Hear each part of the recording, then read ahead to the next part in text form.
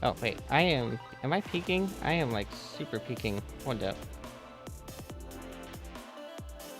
Um, and why is my tracking dead?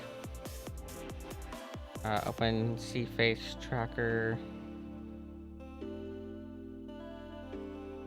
Yay, okay, I am mostly calibrated. Mostly. Okay.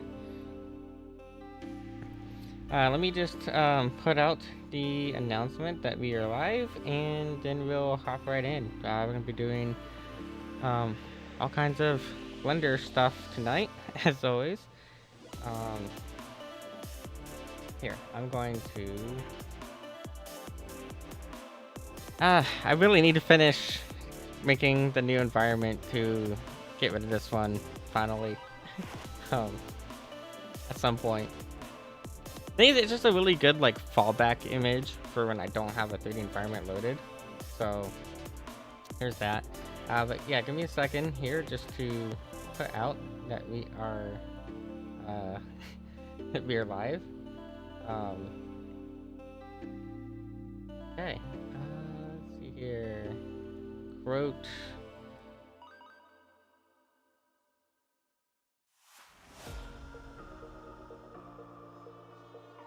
Let's go. We need to finish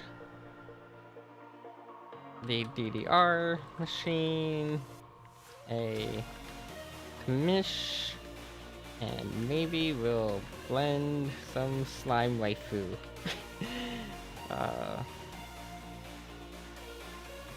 Live at https://twitch.tv/TU because I'm too lazy and it's too much of a pain to change my username across all the different websites.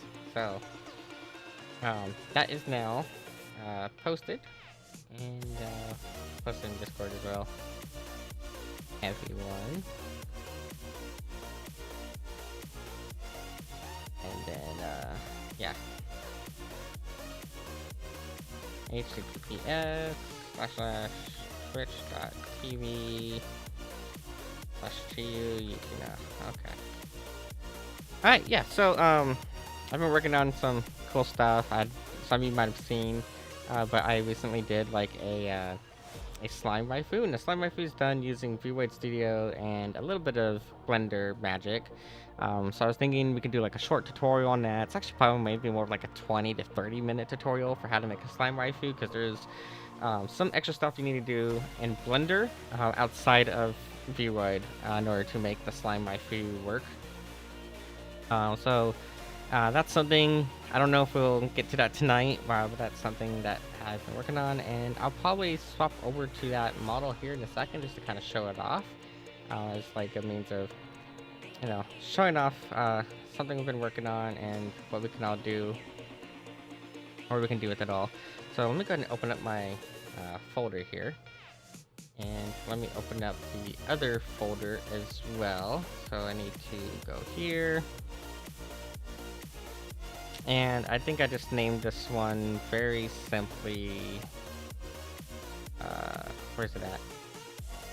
Slime test is very, very simple of a file name for this one, just slime test. I do have another one in the works that I was trying to like prepare a tutorial, and I was hoping to have it all prepared before now. But unfortunately, I am a little bit slow because I've been busy with work and other stuff. But, whoa, we are like really transparent. Hold up. So I knew it was going to be transparent. I didn't realize it was going to be this transparent. So give me a second here. I'm pretty sure there's some things we can do to fix this transparency here. So first things first, we have like our light here. I think our light intensity is a little bit low. We can bring our light intensity up, make it lower. Affects characters. Yes, we want to affect characters. Can we reset that to value 1? Shadows. No need for shadows. I think it'll probably look better if we add like something else behind us, maybe. Well, here's what we can do. I want to go click on my character real quick. See, this is a good test to make sure things are working right. That's why we test things live here, because I don't know, I'm fucking lazy or whatever, and I don't really have enough time to test things on my own outside of stuff. So we tend to just test things live while we're doing it. So I'm gonna go, I think it's body underscore skin underscore color. We also gonna have to change our other values as well here. And okay, so there we go. Now we are too transparent, or too opaque. So I think actually probably, you know, value like here, right here is probably a better like value in terms of the opaqueness. So I think what happened was, I think in Blender I had probably not done enough transparency, or I did too much transparency and not enough yeah. So really easy to fix. We can actually fix this super easily and really quickly. hello, welcome. And there's also a few other problems here too. Like you can see the mouth is not like, you know, keeping the way it's supposed to. If I were to swap this over to a solid color background, it'd be different. So if I go to my camera setting, and if I turn off the transparent background, so if I did this, woo, and now you can see like everything properly, but we're a little bit too glowy. Yeah, we're a little too glowy. And of course we can chroma key stuff. If we really want to chroma key, we can set different chroma key values here. We can kind of like, you know, get some insight into how it might look. You can maybe try to color match it to us. It might not be a good idea for color keying it, but yeah. So if we turn off the background, then you can see that it's working there. But what I need to do real quick is I need to go into Blender, and I need to open slime test.blend. We'll just switch over to gaming mode real quick, and we'll open up slime test.blend. So here is slime test. I'm gonna hide this window here and hide that one. Like I said, there was another one. I was trying to prepare a full tutorial, so we might do a full tutorial later. But this one is a test. This one's a test for an even more advanced version that's gonna have some like bubbles moving, because you could do animated textures as well. So I had to do a whole new test that is better prepared for stuff like that. So you can't see it on here, but this one actually has like an invisible outline, an invisible mesh going around her. And that's what we're going to use for the bubble effect, is that invisible mesh. We're going to texture it and whatnot to make it bubble and animated. I'm going to be doing some like bubbles on the inside that are going to be rigged with bones, that way they jiggle. Basically doing like boob physics or jiggle physics for boobs, but on the inside of the body is what I want to do with that. And there's some different properties we can apply for the physics to get some cool, neat little extra effects in there. So that's something I want to work on. Yeah, and interior jiggle as well. And also in making the first one, and making what's it called? Making slime test, the current one. Sorry, it has me right over here. Let me make my background transparent again. And making slime test over here, I had learned that there was some issues with the hair, and I had to learn how to fix those hair issues. So this one also shouldn't have the same issues with the hair. It should have an easier time getting the effect of the hair to work better. So what I'm going to do is I'm just going to re-export this one with a few quick tweaks. So right here, I think just the problem is we had 0.45 opacity, which looks perfectly fine in Blender. I think the problem is once you get it out of Blender is when it becomes too transparent. So I'm just going to fix that real quick and put to 0.85 instead of 0.45.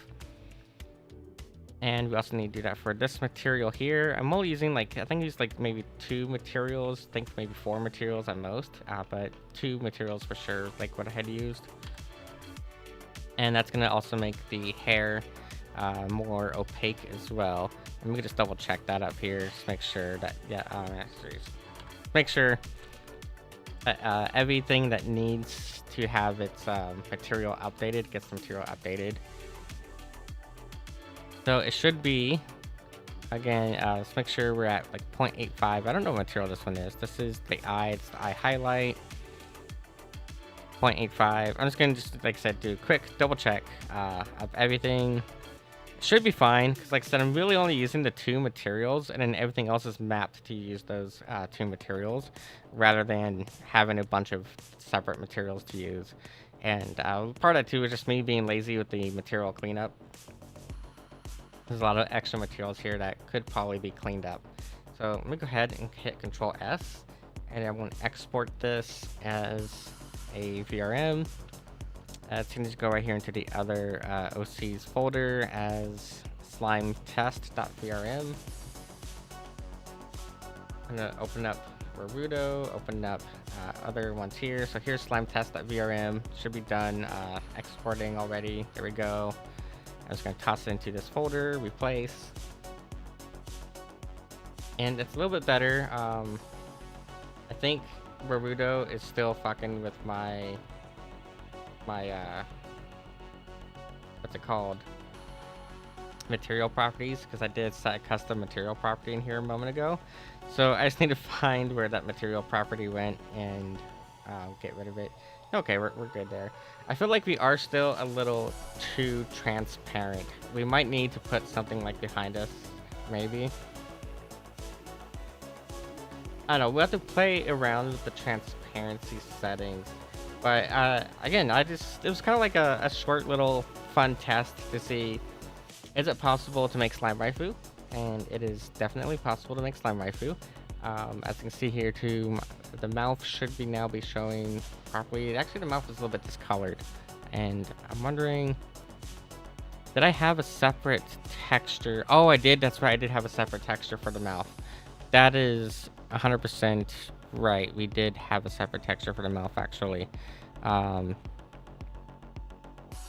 need to open up our mouth here. No, it should be getting the same texture. Looks like it is. Let's try one more thing here. We're gonna try again real quick to update this. We're currently at a value of 0.85. Let's try 0.95 for our transparency. So I was going to copy 0.95 to everything else here real quick, and we'll give that a try.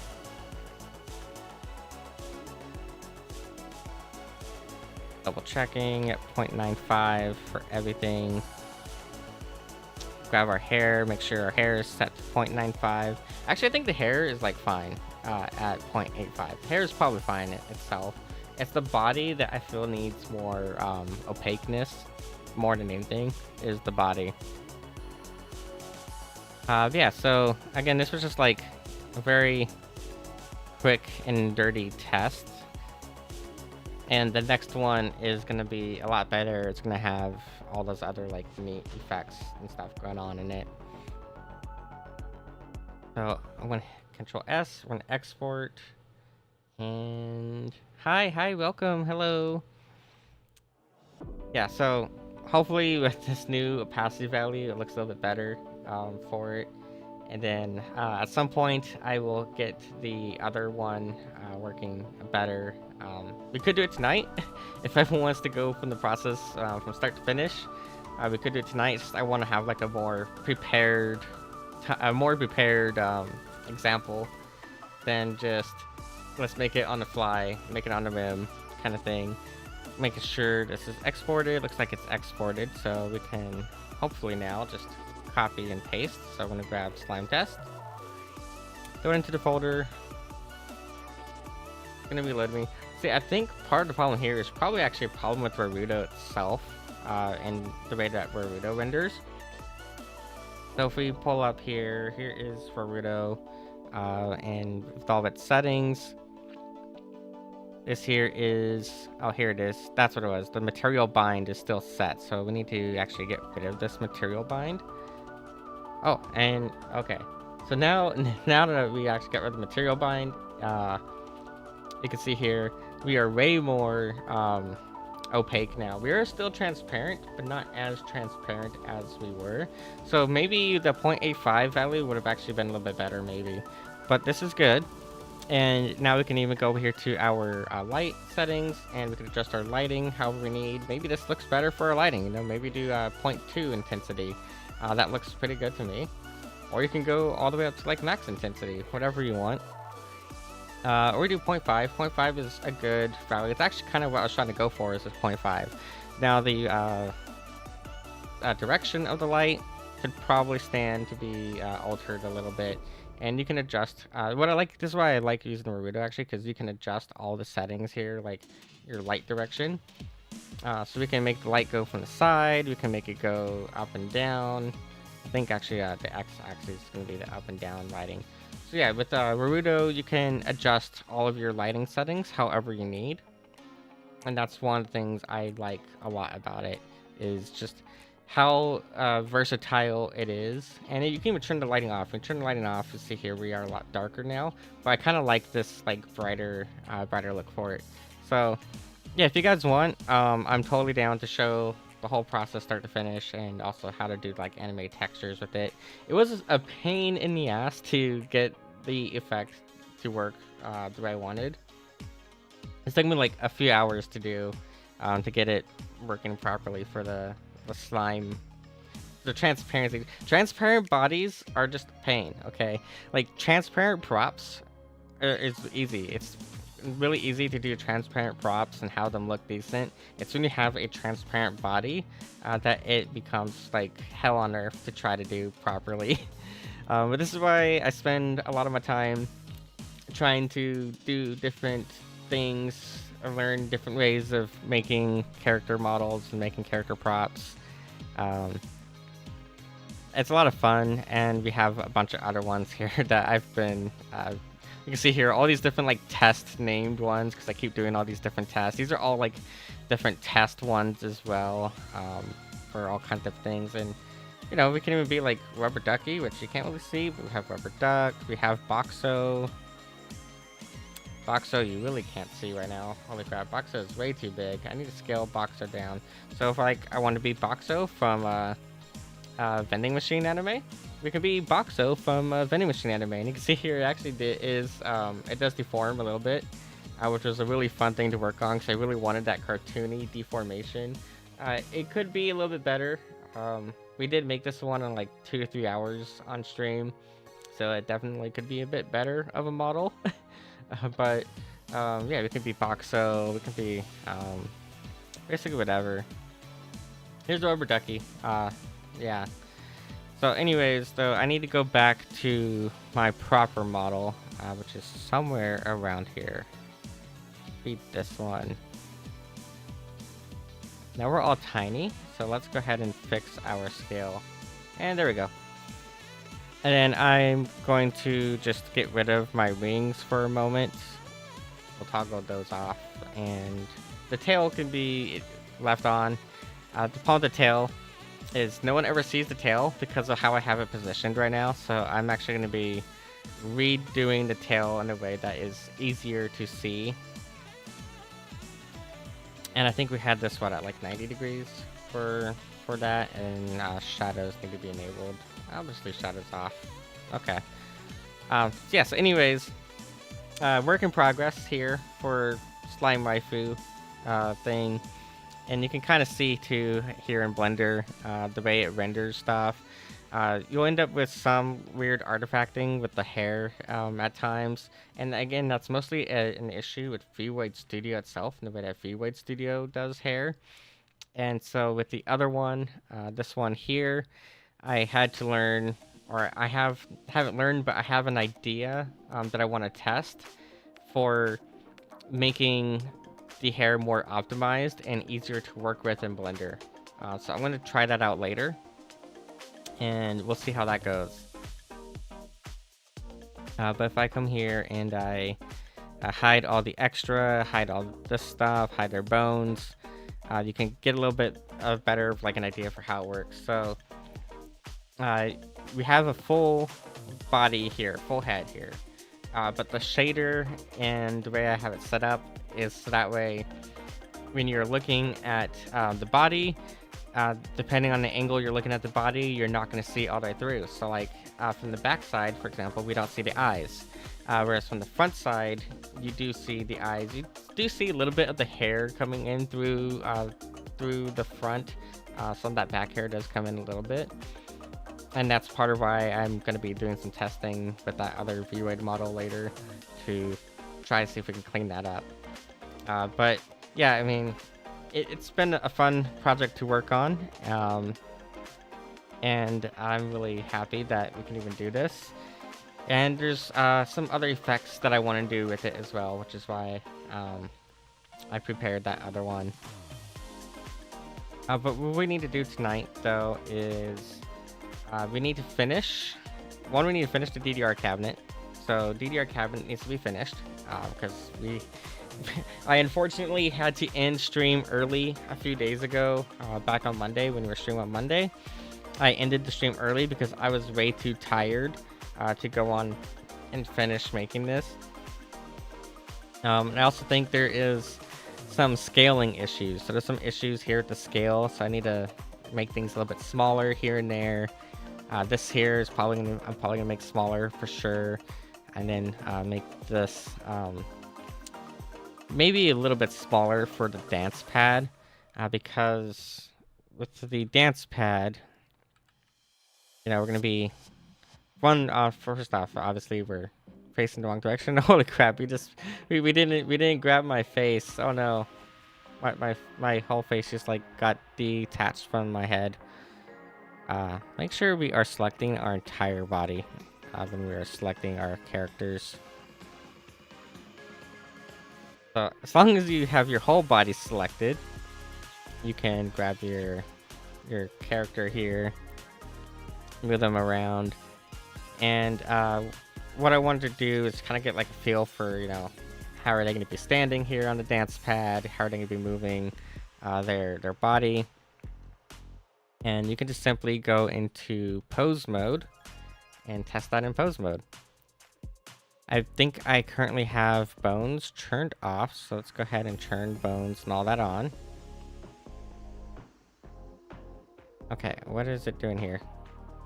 Why did it just bork? It just borked on me. Oh no. I think it's because the way I had stuff selected. Yeah, it's like totally borked on me. I might have to restart Blender.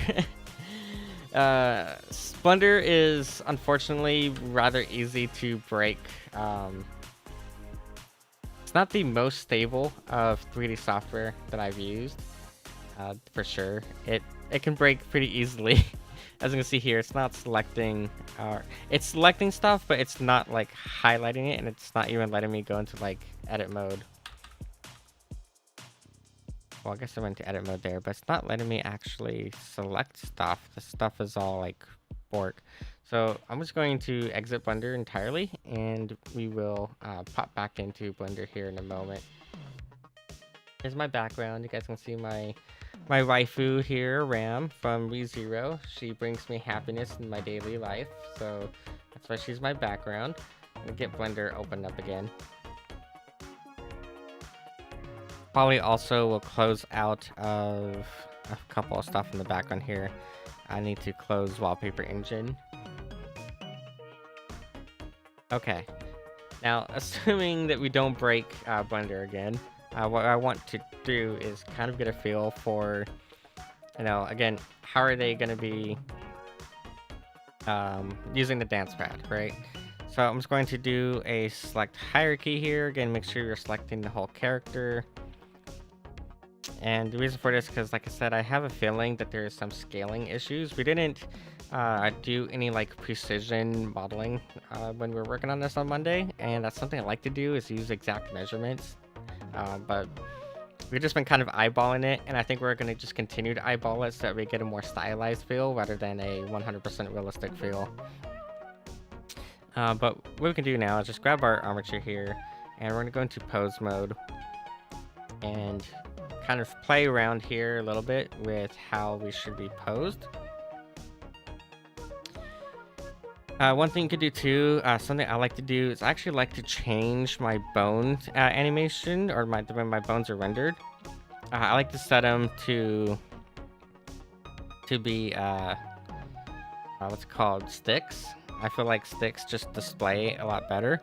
So you can come over here and you can change this from octahedral to stick, or to bounding boxes, to envelopes. If you want to, work with these little spheres, you can do that too. It's kind of when you have it set to like spheres, it's kind of more of like you're playing like one of those wooden dolls for like drawing. I can do like just wire frames, but I like to use the sticks personally. Sticks to me, they just work the best. And depending on what I'm doing, I might also enable the names. So right now, okay, if I'm grabbing here, I'm grabbing like the hips or something.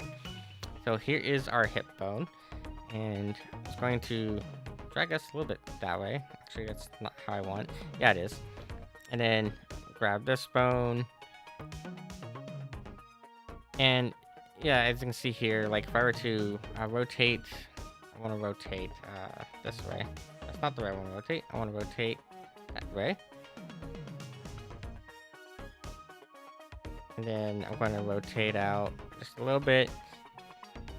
And yeah, so what I'm thinking here is, or actually, for moving to hit the left, our hips are going to be shifted to the left for stepping on the left arrow. Right? Yeah. I'm trying to remember, like, based on my own memory of when I used to play DDR, like, how did my body move? I probably should actually, here, I have on my desk here. I needed to set up the second camera on a fucking, well, it is on a tripod, actually.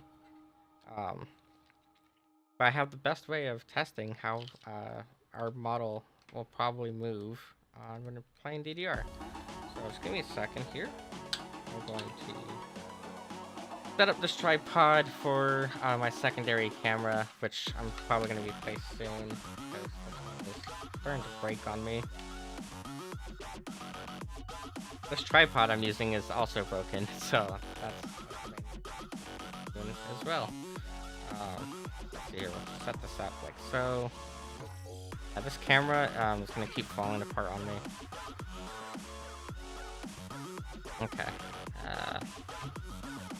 I said stay, don't fall. Okay, let me go over here, studio mode real quick, and make sure our camera is set up. Make sure it even works, because half the time this camera doesn't even like turn on anymore, which has really been like bugging the crap out of me lately, because I would like it to work and it just don't work sometimes. So I need to go to properties, live camera, activate, turn off that light. Speaking of lights, I do have lights right here. Well, you can't see them yet, but excuse me. But anyways, what I want to do is position this a little better. Okay, good enough, I think. I mean, more ideal ways of setting this up. Okay, so let me come back over here to our gaming view, and we'll turn on the camera and we'll position it however we need to position so you guys can see what's going on. Okay.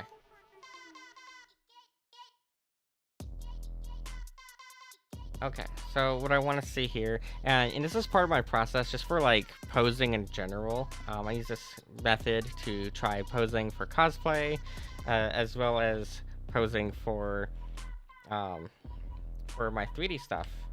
So I like to use figures here. So we have here a little camera view, and this is one of my figures. I like to use these posable figures because you can pose them and figure out different ways of how you want your character to be standing, or other like poses. And they're really versatile, especially if you buy these custom stands. This is, I think, like one of my Gundam stands or something, but it's a really versatile stand. And I was kind of looking at it just now, and I was like, this kind of looks like a DDR dance mat.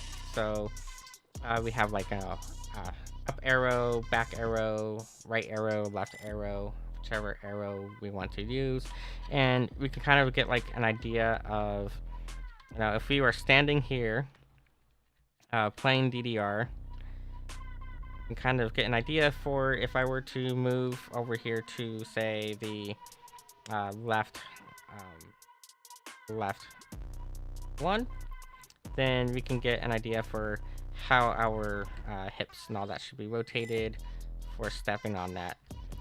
And this model's been a little bit of uncooperative with me, but yeah, we can kind of see here if we're going to be stepping on the left arrow or left arrow, then our hips should be rotated towards that arrow, so that way we can step over there. So that's kind of what I want to do here in Blender, is I want to mimic that kind of hip movement, just to get a feel of, is this scaled properly? Because again, I have a feeling that when we were eyeballing this, we didn't scale it properly.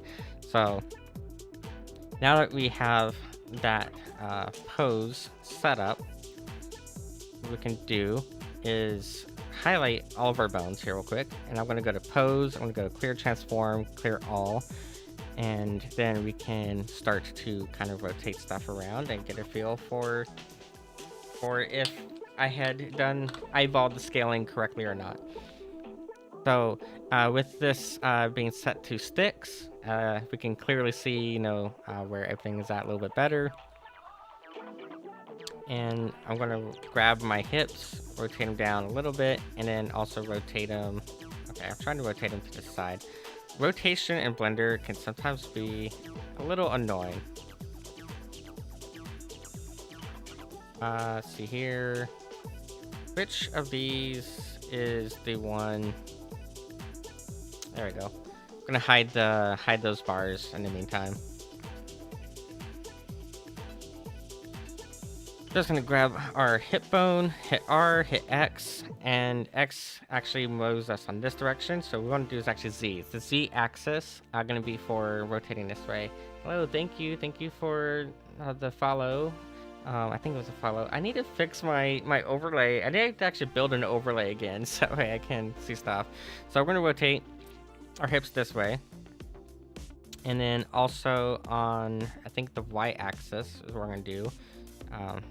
Not that much of a degree, but just a very slight incline on the Y axis. And then we'll grab this bone here. It's actually, well, not a follow. I can't see what it is, unfortunately.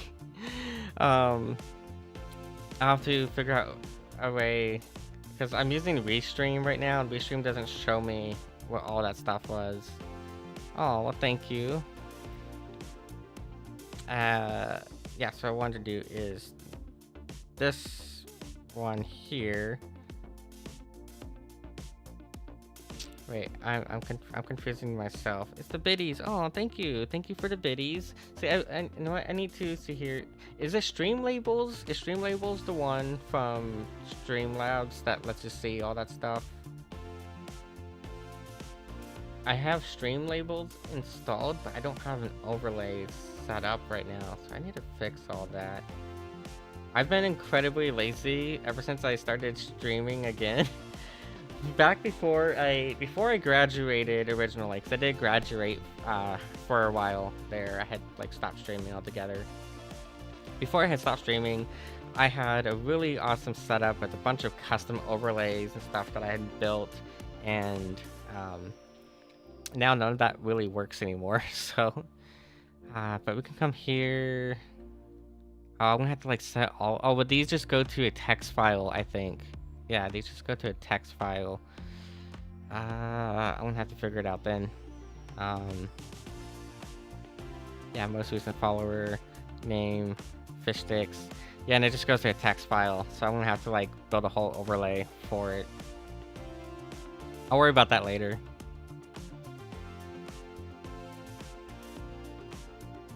Okay, I really should. Yeah, it works via the read file in OBS. Yeah, so. It's really easy to use that. It's how my music overlay works if the music thing was on. This also works in that same way. Basically, I just write the currently playing track to a text file, And then any media player that allows you to write the currently playing track to a text file will write to it, and then OBS will then know what song is playing. So I love using that feature. It's such a helpful feature, and you can do all kinds of cool little counters and other stuff using it. But here is the Llama Ripper 9000 is what we're going to be calling this a little overlay here.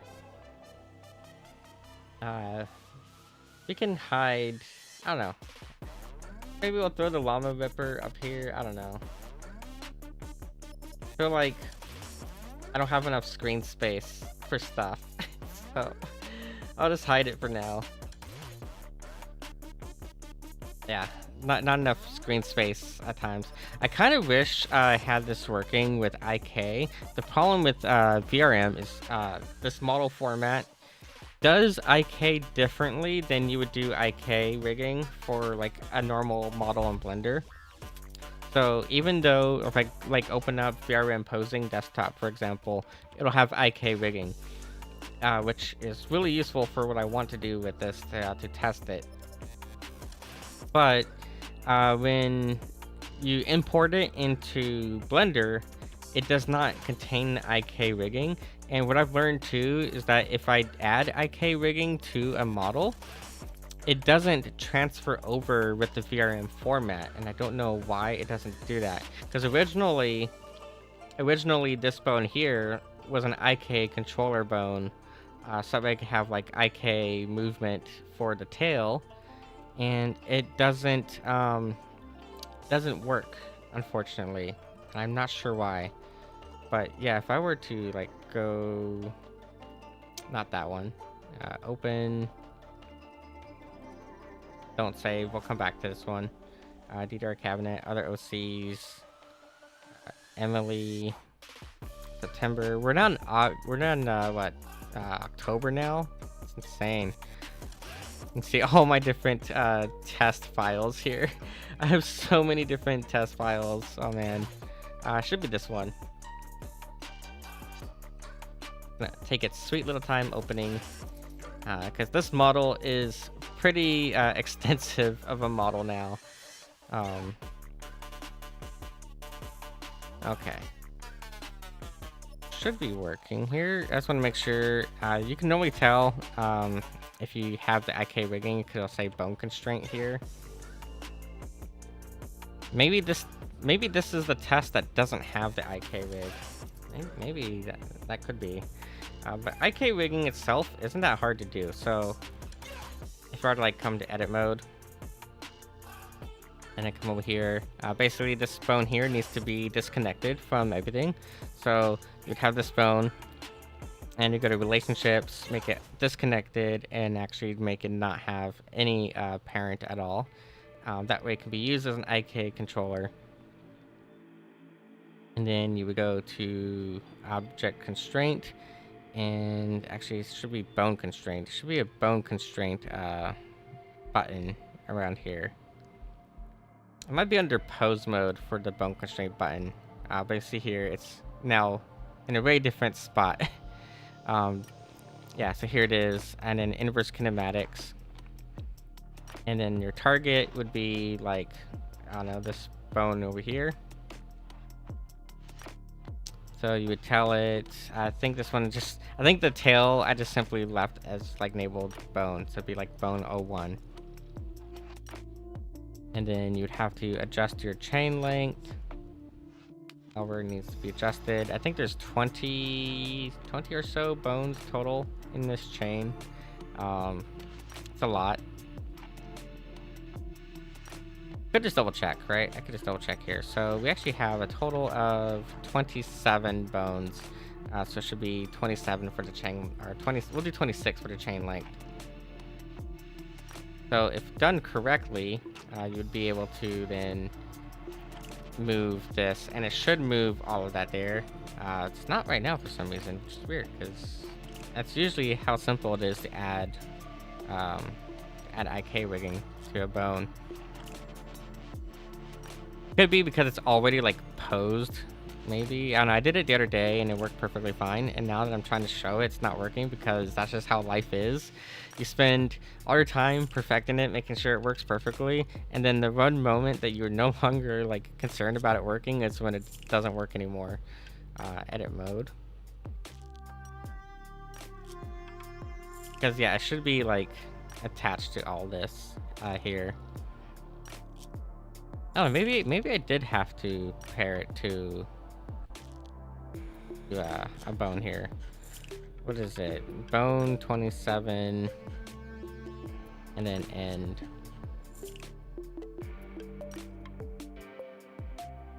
But see, I don't want it to be. Oh wait, why is it applying right there? Hold up. Now see what I want is. Can I just use the dropper? It's not letting me use the dropper. That's not letting me use the dropper. That's lame.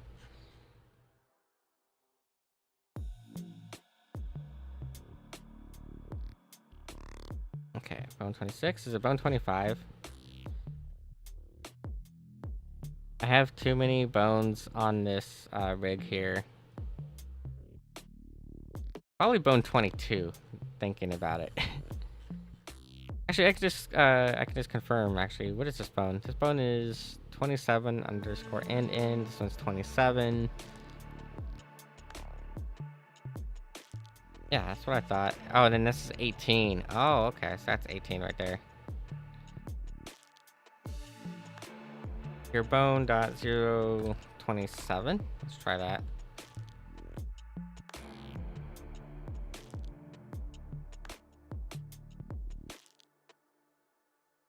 Okay. So it's going to draw a little relationship line between her now. And then if I go back over here to pose mode.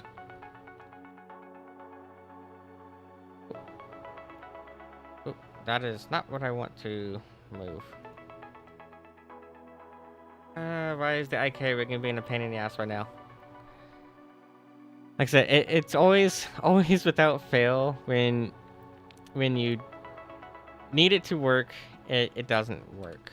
But when you're not trying to show stuff off, it works perfectly fine. Okay. No, it's still trying to like rotate the whole thing. I don't want it to rotate everything down there. I want it only to move this one. Bone dot 001. No, I said bone.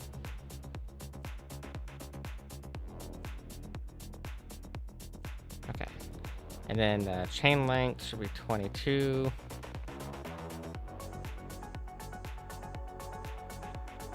And it's been a pain in the ass. Because of course it is. But anyways, if you do your IK rigging right, you should be able to just use your IK controller bone, and that'll move everything. I might be doing this in reverse, and that could be part of the problem too, possibly. Trying to remember like the proper order for doing everything. This is bone 27.end. Actually, that one's not even like connected. I'm gonna try that. Add bone constraint. Inverse kinematics. Target should be that one. Bone dot 027 underscore end. And chain length of 22. See, that's not working either. I don't know. I'm trying to remember how I did it. I did it the other day. But anyways, I would like to use the IK rigging for the legs. But it's not... when IK rigging and the VRM format, they just don't really play well together when you're trying to like work with them. But anyways, what we were doing though is we're going to hide this cylinder. Also make sure the cylinder is like not in the wrong spot up here. So I'm gonna hide that cylinder. And I don't know, like I said, just from eyeballing it, I have a feeling that this is off on the scale. So I might just like rescale it anyways. What I'm gonna do for that is, it doesn't necessarily need to be smaller on the height. I think the height is fine. So I'm gonna select this, I'm gonna hit scale, I'm gonna hit X, and we're gonna bring it in on the X axis. And you'll see here, down here at the resize, we'll be able to finely tune it. So maybe do 0.8, okay? And then we also want to apply that 0.8 on the Y axis as well. And that's gonna make it, I think that there is much more accurate size for it. So that's fine. Now just do Control A and apply that scale, and then just hit enter. Oh, not mean to go into local mode. Okay. I want to go back to view and then local view. Remove from local view. I don't have numpad. How did the numpad get hit when I don't have a numpad on my computer? I'm one of those weird people that I just don't have a numpad. I have one of those tiny little keyboards that is only like a 70% keyboard. So there's no numpad on my keyboard. There's no like extra keys. It's super tiny, and I love how small it is. But somehow, and most of the Blender hotkeys are on the numpad. So when stuff gets hit, and I'm like, how did I get hit? Because there's no possible way to hit the numpad. It just kind of weirds me out a little bit. I'm just gonna grab this, and now we have it, and we can move it back here. And yeah, I feel like that looks way better scale-wise. I'm just looking at that already. We'll probably do the same thing for this.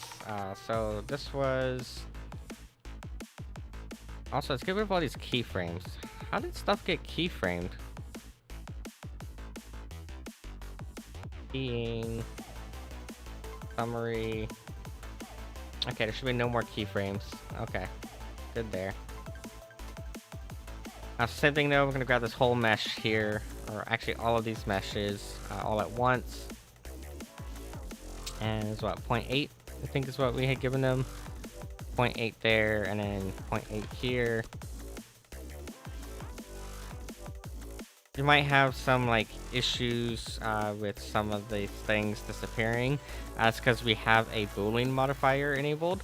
So we can actually turn that modifier off here. We can just go there and to turn that Boolean modifier off and get it like a sense for, you know, did it work or not. And I'm actually probably going to get rid of these here. We're just going to move them out of the way for now. And same for these. We'll move those out of the way because those have additional modifiers applied to them, which is going to affect how they line up with everything. So I'm just going to select all of these now and then move it into place. And this tells me we need to go into edit mode. So we're going to go to edit mode. Select our faces down here. Just hit G and then Z and bring it up as best we can to kind of match that. And then hit everything because everything is a little bit clipped in. So it's going to be G and then Y, and then just bring it back ever so slightly so that way it's not clipping through. It's fine if they touch, I just don't want it to be clipping through. Okay, so this here is going to be where they're going to come up. They're going to hit, select their song. They're going to put in their coins. So we need to add a little coin thing here. We also need to add these buttons over here to this other side and reposition those buttons probably. And then we'll put a big old screen here. I'm thinking this is probably a little bit too tall still. It's also an issue too though that my characters are just super short. So most of VTubers that are going to be using this prop, they're probably going to have a much taller model than mine. My models are short. The one on the left is 4'8", 142 centimeters. The one on the right is 5 foot even, or 153 centimeters, because my characters tend to be a little bit on the short side. So, but I feel like this is still way too big, way too tall. I actually kind of want to scale it in a little bit more this way too. Let's try 0.85. I feel like that may be a little bit better. Yeah, that might be just a little bit better for that. Because again, this is where we're going to come up, put your money in, and play your games. And also, these here are too high up as well. It's going to be, I can hit G, and you'll see here we got all this like extra movement here. We don't want that. Also make sure we are selecting these undersides of the faces as well if we need to. And it's going to be G and then Z, and then we're just going to bring it down. I don't know, maybe about there. But then I feel like that's too short, right? Like it's going to be too short for most people. So it's a matter of playing around with it to make sure we're getting a decent height. I don't know, it might have been fine how it was, thinking about it. Yeah, it might have been fine. Okay. But then we also need to add our TV screen here. So I think actually this is probably what it is that is not scaled right. Bring this down. There we go. And then we'll have our TV screen up here. So for the TV screen, I'm thinking I want to kind of do another stack of speakers. Like here, stack of speakers here. And then we'll have our like monitor in the middle. Also, because it is going to be like kind of a big monitor, these probably should be extended out this way just a bit. There we go. So that way, yeah, we can put our monitor here and extra speakers. Okay. So let's first grab these buttons here. Got these nice, wonderful looking buttons right here. Going to slide them over. I'm gonna try my best to kind of put them in the center of this. So we just use our movement tools for a camera, drag it around, and I'm just trying to eyeball it as best I can for it. Looks good enough to me. If we need to tweak it later, we can tweak it later, but that seems good enough. I'm actually going to put these into their own little hierarchy here. So just gonna make a new collection, drag all them into it, and we'll go left buttons. We should have been labeling stuff the whole time we were going through when we were doing this earlier this week on Monday, but I was just super tired, so I didn't bother labeling crap when we were modeling on Monday. But now that we have this, we can create a whole duplicate of this. So we can duplicate the collection and rename it to right buttons. And then we can select all of these. And actually, if we go here, all we need to do really is just take this value on the X and get rid of the minus, and that'll move it all the way over here. So I was going to do that for all three of these real quick. Just minus, or get rid of the minus on the X. That one will probably just flip backwards. And then this one here. So our buttons are a little bit misaligned here. Clearly we have the buttons facing the wrong direction. But that's as simple as just going to mirror. And then mirroring X local. And then on this one too, it's going to be mirror and then mirror X local.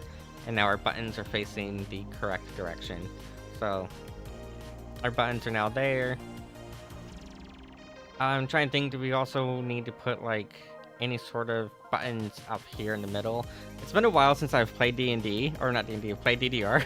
Sorry, shows where my mind is at. My boyfriend just bought a very expensive D&D item this earlier today, right before he left for work, and I scolded him for it, but my mind is still stuck on the price that he paid for said D&D item. It was a lot. He spent...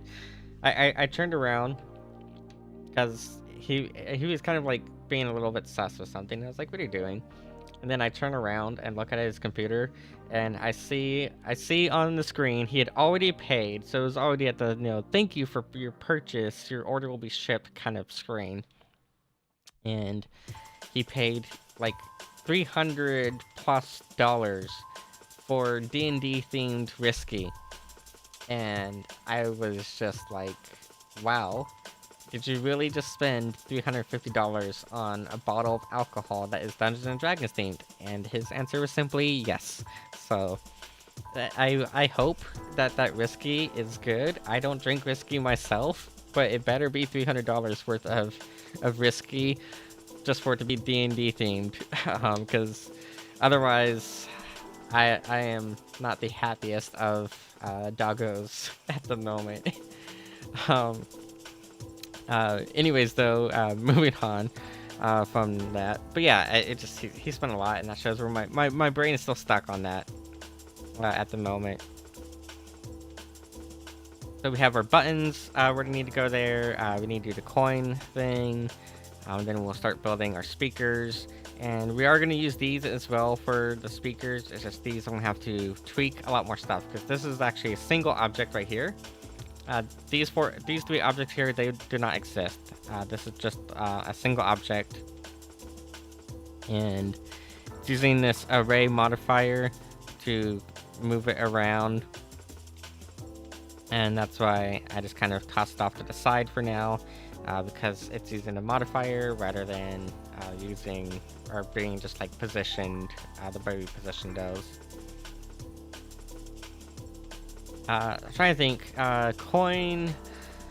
Well, it's not. No one even uses coins anymore, right? Like nowadays, it's all done through like a little box with like a slide card. I think yeah. Nowadays, it's all using like that little slide card. So, or magic stripe card, whatever you want to call it, magic stripe or metallic stripe card, I think is like the proper term. But anyways, to go to arcades these days, they're all going to be using cards rather than coins and dollars. So we'll just add a cube to get that started. We're going to scale it down a lot. It needs to be scaled, I don't know, probably, maybe about there is probably about right. I'm going to drag it all the way over here and start to position it where I want it to go. And I'm just going to drag it in here as well. We'll go ahead and clean that up in a bit. And let's get started on our editing of this. So first thing I want to do is I'm going to hit Control R, and I'm going to add a loop this direction. And you can bring it however we want, maybe, I don't know, probably about here. Then we're going to add another loop going the opposite direction. So again, Control R. Once it's highlighted right here, you can do this here where you just hold down these buttons, or not buttons, but you just use your scroll wheel for it. And we're gonna drag it down here. We're gonna have to probably make this smaller overall, because I feel like this is actually way too big. So I'm actually gonna grab this whole loop and grab, I was trying to grab the whole loop. Grab this whole loop. Control Z, or G and Z, bring it up. Bring it up maybe about here. And then down here, I'm gonna select the whole bottom and bring it up. And then what we have here, this here is where we're going to have our card like sliding, where your card's gonna slide right through it. We're gonna make it a little bit oversized just because of how I want to do this, and because when you're trying to like show it off as like a prop, having it be too thin, too realistically thin, might be a problem for like people trying to make it as a screenshot of their character sliding a card. So that's why we did that there. And you didn't want to go over here to vertex selection and just select these two vertices, hit F. Going to select these top two now, hit F. And then if you select all four of those, you can hit F there. That's going to fill that in. And then down here, just select all four of these bottom vertices, right? So hit F and fill that in again. And then repeat the process for the top. And so now we have that there for where people can slide the card in. Now I do want this to be kind of, more stylized and more, look, so it looks a little bit better. What I might do there is I might just add a little bit of a bevel. Well, first let's bring it down. I'll bring it down just a little bit. and then maybe back a little bit too. And then we'll just put like a little label here. So we'll do the texture for this in a little bit, where we'll label it like, card reader here. I feel like the whole thing though is still maybe too big. Oh, I'm gonna hit A, select everything, hit S, and then I only want to scale it on the Y. So maybe, I don't know. Actually, let's just bring it back in. I don't know, about there maybe. And that honestly should be fine. What we could do is actually do like a bit of a bevel here. So we select both of these, or we can just select the edge, more ideally, just select that whole edge. And then Control B, we can add a bevel to it if it'll let me. Let's see here, I have to do it by hand. But you can add a little bit of a bevel. This is just a chamfer bevel, or we can do more rounded bevel. I do want to try to keep the vertex count of this a little bit low though, so I don't think we really need to do that. And even this one here is maybe a little bit much for it. And there's different things you can do with that menu too. So like, let's say we want to bring it out, I don't know, bring it out like about here.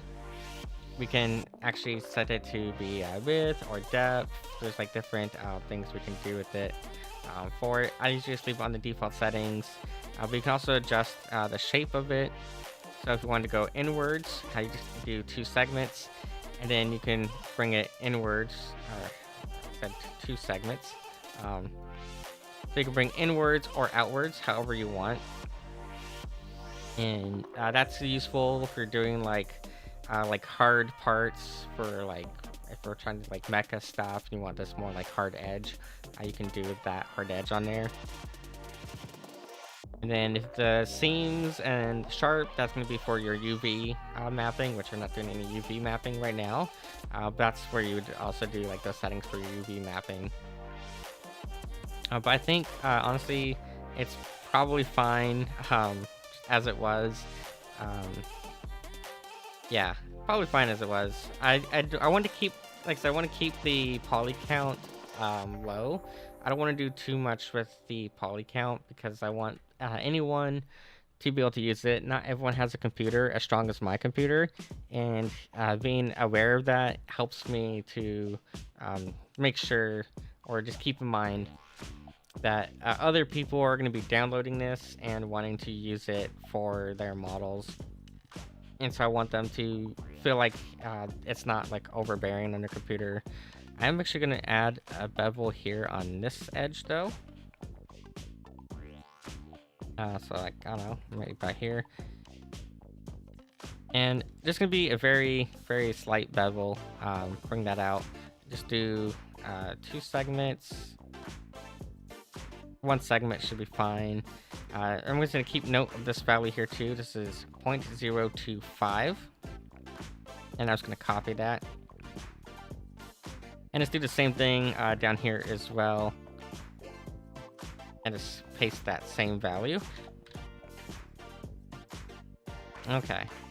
So that way, you know, it's a little bit better, a little bit nicer of an edge down there. Because again, you know, we're gonna have people just be sliding in their game cards. You can also do that on like these edges here as well. Actually, probably should have done that on all of it. I don't want it to do what it's doing there. Yeah.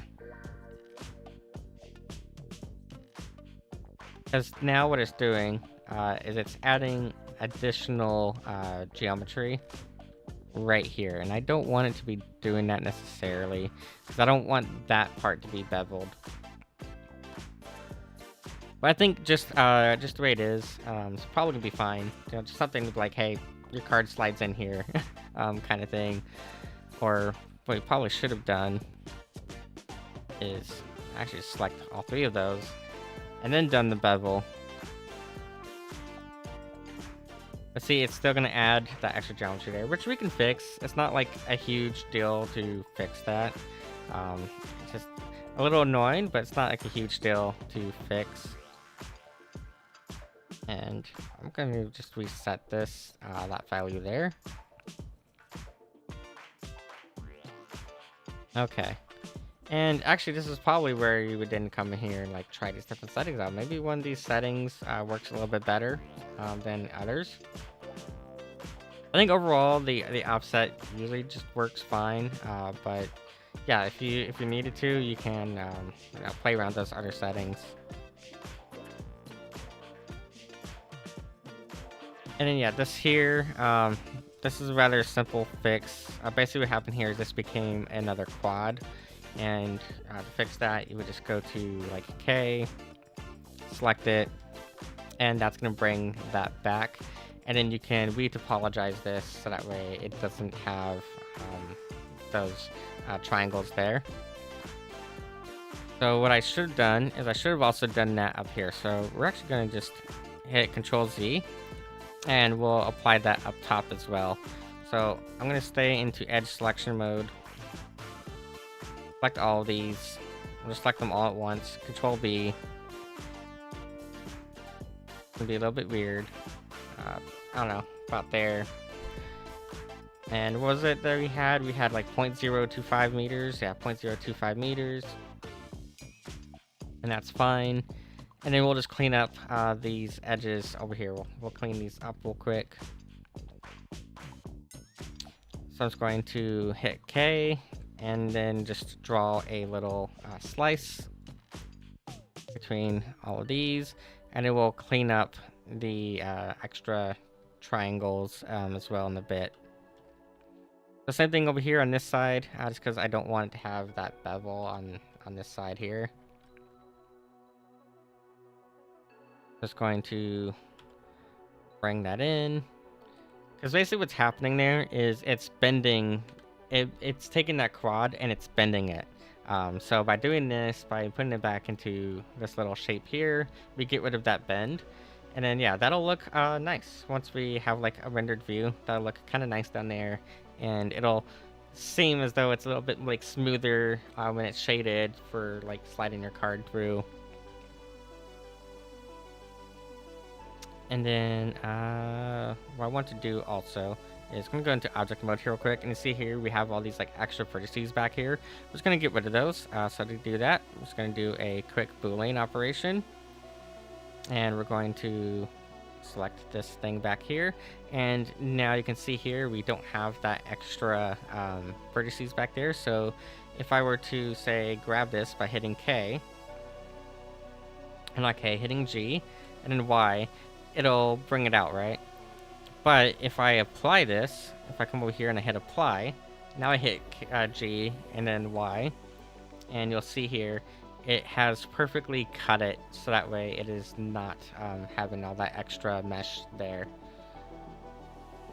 So there's card reader 1, and we can now add an array modifier here. So add an array modifier, and we're going to just push it off to the side a little bit. Okay, not that far off to the side. And then we're just going to drag it over to where we feel it needs to go. I'm thinking right about there. That looks about good. Now that might be a little bit low, so if we need to, we can just simply move it up however we need.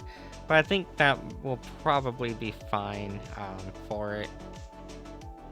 I don't know. Well, I guess before we apply that boolean, since we might move that, let's do that here now. So we're going to go to constant offset, and there's like what, 4.5 I think is where we had it. Yeah, that looks about accurate. Let's drag it up and then back. Let's kind of see. Yeah, that might be a little bit better of positioning. So when we're ready, we can apply that. I'll leave it as it is for now in case we decide to move these around a bit more. But that's going to be our little coin reader or card reader. We're sliding a card into a little game card. Technically, I think there should also be a second card reader actually on both of these, because it's a Konami game, and Konami has their own little like card system that can save your profile data to a card. Actually, a bunch of the arcade manufacturers have it. They have Bandai has Banda Pass. Konami has their own like Konami card thing. I don't remember the name off the top of my head, but Konami has one. Namco has one. They all have like these different cards that can save your quote unquote save your profile data to like their online database. It's really helpful if you go to arcades constantly and you have like a certain game that you like to play a lot and you want to save your progress on that game. So for example, I used to play like Initial D, 8 Infinity, and Long Gone Midnight, and both of those are Bandai games. So you would have a Banda Pass card, and you would when you would sit down at the Initial D or Long Gone Midnight machine, you would swipe the card for your arcade, so that way you put in a credit. And then if you go to, I think it was like if you go to like multiplayer on both those games, but you would then be prompted to slide an additional card, and when you slide that additional card, it'll load up like your ranking, your stats, your username, and you'd be able to save like the parts that you unlocked for your car to that card. And so then you would go and you would play multiplayer, and it would be completely imbalanced multiplayer because now you have a card that has all of these like unlocked parts for your car, and the player sitting on the machine to your right or left is a generic newbie, someone who doesn't have that card. They just simply went to the arcade. Maybe it's even their first time at the arcade, who knows, but they simply went to the arcade and they paid the like $2 for the game, not knowing that you even have this whole card system, and they would get totally wrecked by you because they're limited to whatever is freely available and not to all the fancy stuff. So I think Dance Dance Revolution, I think, also has one of those cards because there is certain songs that you can only unlock with like a subscription. So I think there's also one of those like card slots for DDR as well. Well, just in case, we'll add one. I don't know if there is or not, but we'll add one just in case. So what I'm gonna do for that is we'll just add another box. See, this is the kind of thing with 3D modeling is it's a lot of just basically stacking and reshaping cubes. If not cubes, it'll be like a cylinder or a sphere, but for the most part, a lot of 3D modeling is just taking the cube and manipulating that cube into the shape you want. So here I'm going to scale it down a lot more, maybe about there. Bring it all the way over here, and then we can get to reshaping this one here. This one is much bigger than I want it to be. Oh, that's the wrong selection. Make sure we are only moving the one cube. Thinking, I don't know. I'm trying to think, probably about there. Should be kind of like in the middle. I'm gonna hit tab, and I'm gonna select this face back here. I want to select the face and not just the edge. And then we're going to bring that in probably about there, and then same for this one. I'm gonna hit a G and then Z, bring it down about here. Now I kind of want this angle to match. Well, actually, no, I guess the angle is fine, but I think it'd be better if the angle matched this. So I'm gonna come back out here. I want to see here. Did we apply? Oh, we already applied. Oh no, we got our rotation right here. So I'm just gonna add that same rotation. That way it matches a little bit better. It's actually not angled properly still, but I think it'll be fine as it is. So now I'm going to tab back into edit mode. We're going to select this face up here, this top face. I'm going to hit I and drag it in about there, and then hit E and drag it down to, I don't know, maybe we'll drag it down a little bit further. Actually, what we should do before we do that, as we can, I'm going to add the Boolean modifier here. So I want to come over here. We're going to add another Boolean. Actually, we'll just repurpose this one. and select that. So now what it should do when I hit extrude on here by hitting E, it's not going to work there for whatever reason. Is it not working? Did I do this wrong? Maybe I did. I don't know. I tend to do things wrong a lot. Where did... Yeah, this is what I want. I want this here selected. Okay. And I want it to be cut out from here. And it's not cutting it out.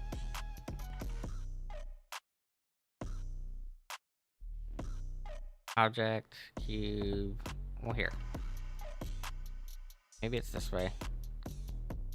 Boolean. I'm always bad at like remembering the order of operations for the boolean because booleans are very like specific to how you do them.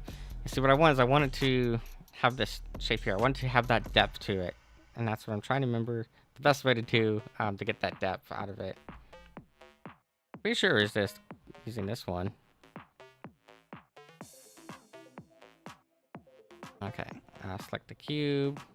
There we go. So now you can see here, it is cutting it out, but it's not cutting it out the way I want it to cut it out.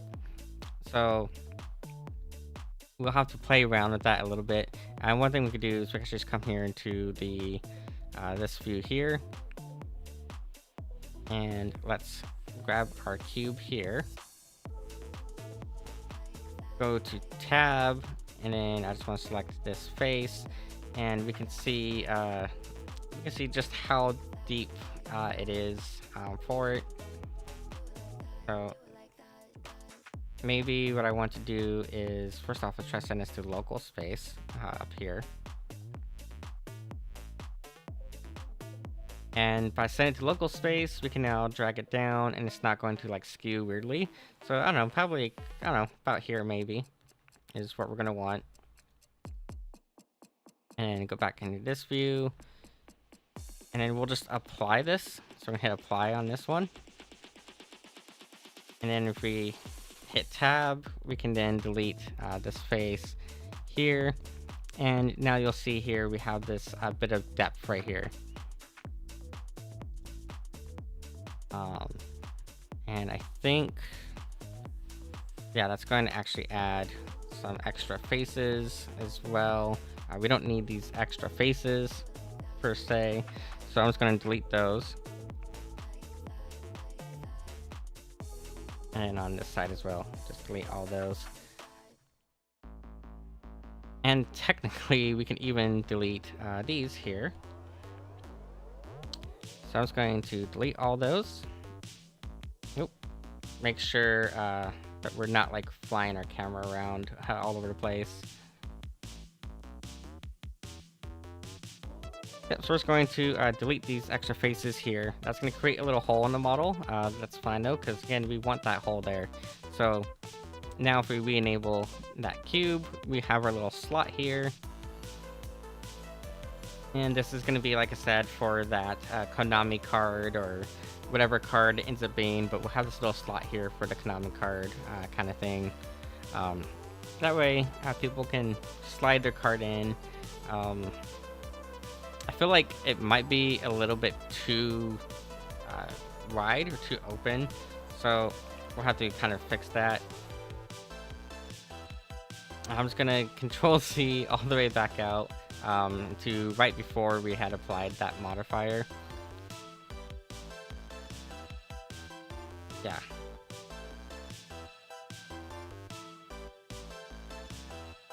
This is one I want selected here. So this is before that modifier is applied. We can move this around however we want. I don't know, maybe we want it to be closer here. I think, like, I don't know, probably about there is fine. It's just a matter of, I think this is a little bit too wide. So I'm gonna hit S and then Y, and then kind of shrink it up a little bit, and now that to me looks a lot more like how it should. And I'm also going to raise it up a little bit more, so I'm going to make sure I'm on local space, hit G and then Z, and just raise it up a bit, and that should be fine there. I think too, what we could actually do is apply the boolean modifier to both.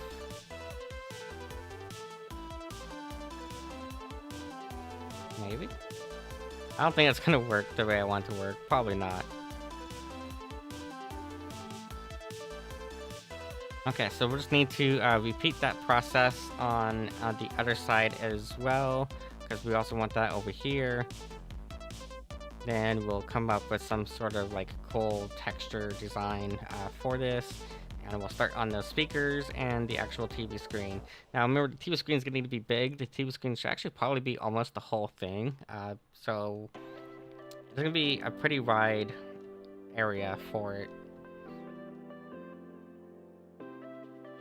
Okay, so I'm just going to select this, and we're just going to do the simple thing of using that array modifier here. So I'm going to go to array, and you can see it's going to get rid of the whole big old mesh behind it because it's intersecting itself. Once we move things out of the way, it will stop doing that. Also, we're in the wrong movement space. Set this to global. Why is it moving? Okay, whatever. It's moving the wrong direction, but it's whatever. Okay, so we have this here, kind of over by where we want it. Let's make sure we get it more properly lined up. Actually, I think just -30 is probably going to be fine. It's a little bit off of -30, so maybe -31. That's a little bit too much. So then we do -30. I don't know, maybe -30.2. A little bit better. Try -30.15. And I think that's, no, still not quite. -30.1. Yeah, that looks a lot better. Okay, so those are now placed where we want those. We have card readers. We have your overpowered VS card reader. We have our song select. We have right arrow, left arrow for navigation. We have this down here. We have our dance pads. We need to start adding speakers and other stuff to this, so we'll go ahead and get started there. I want to plan out first how this is going to look here. So I'm going to again make another cube. I know it's a lot of cubes, but that's just how 3D modeling is. The cube is what you're going to use the most when you're modeling in 3D, plain and simple. You could use maybe these UV spheres or the icosphere. Or if you want to do some more like advanced stuff, there is like these diamond generators or like beam factory and stuff. The gears, even then, the gears are cool, but you can do a lot of the same things by using a torus or using a cylinder. Probably more better off using the cylinder. So overall, you are definitely going to be mostly using cubes and just reshaping them, and you can get any shape you need out of the cube. So if we wanted to, we could scale this down a little bit, and we'll bring it all the way over here, and then bring it up, and yeah, so you could basically make any shape you needed out of the cube.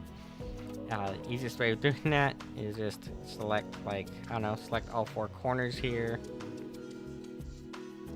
And then hit Control B to add a bevel.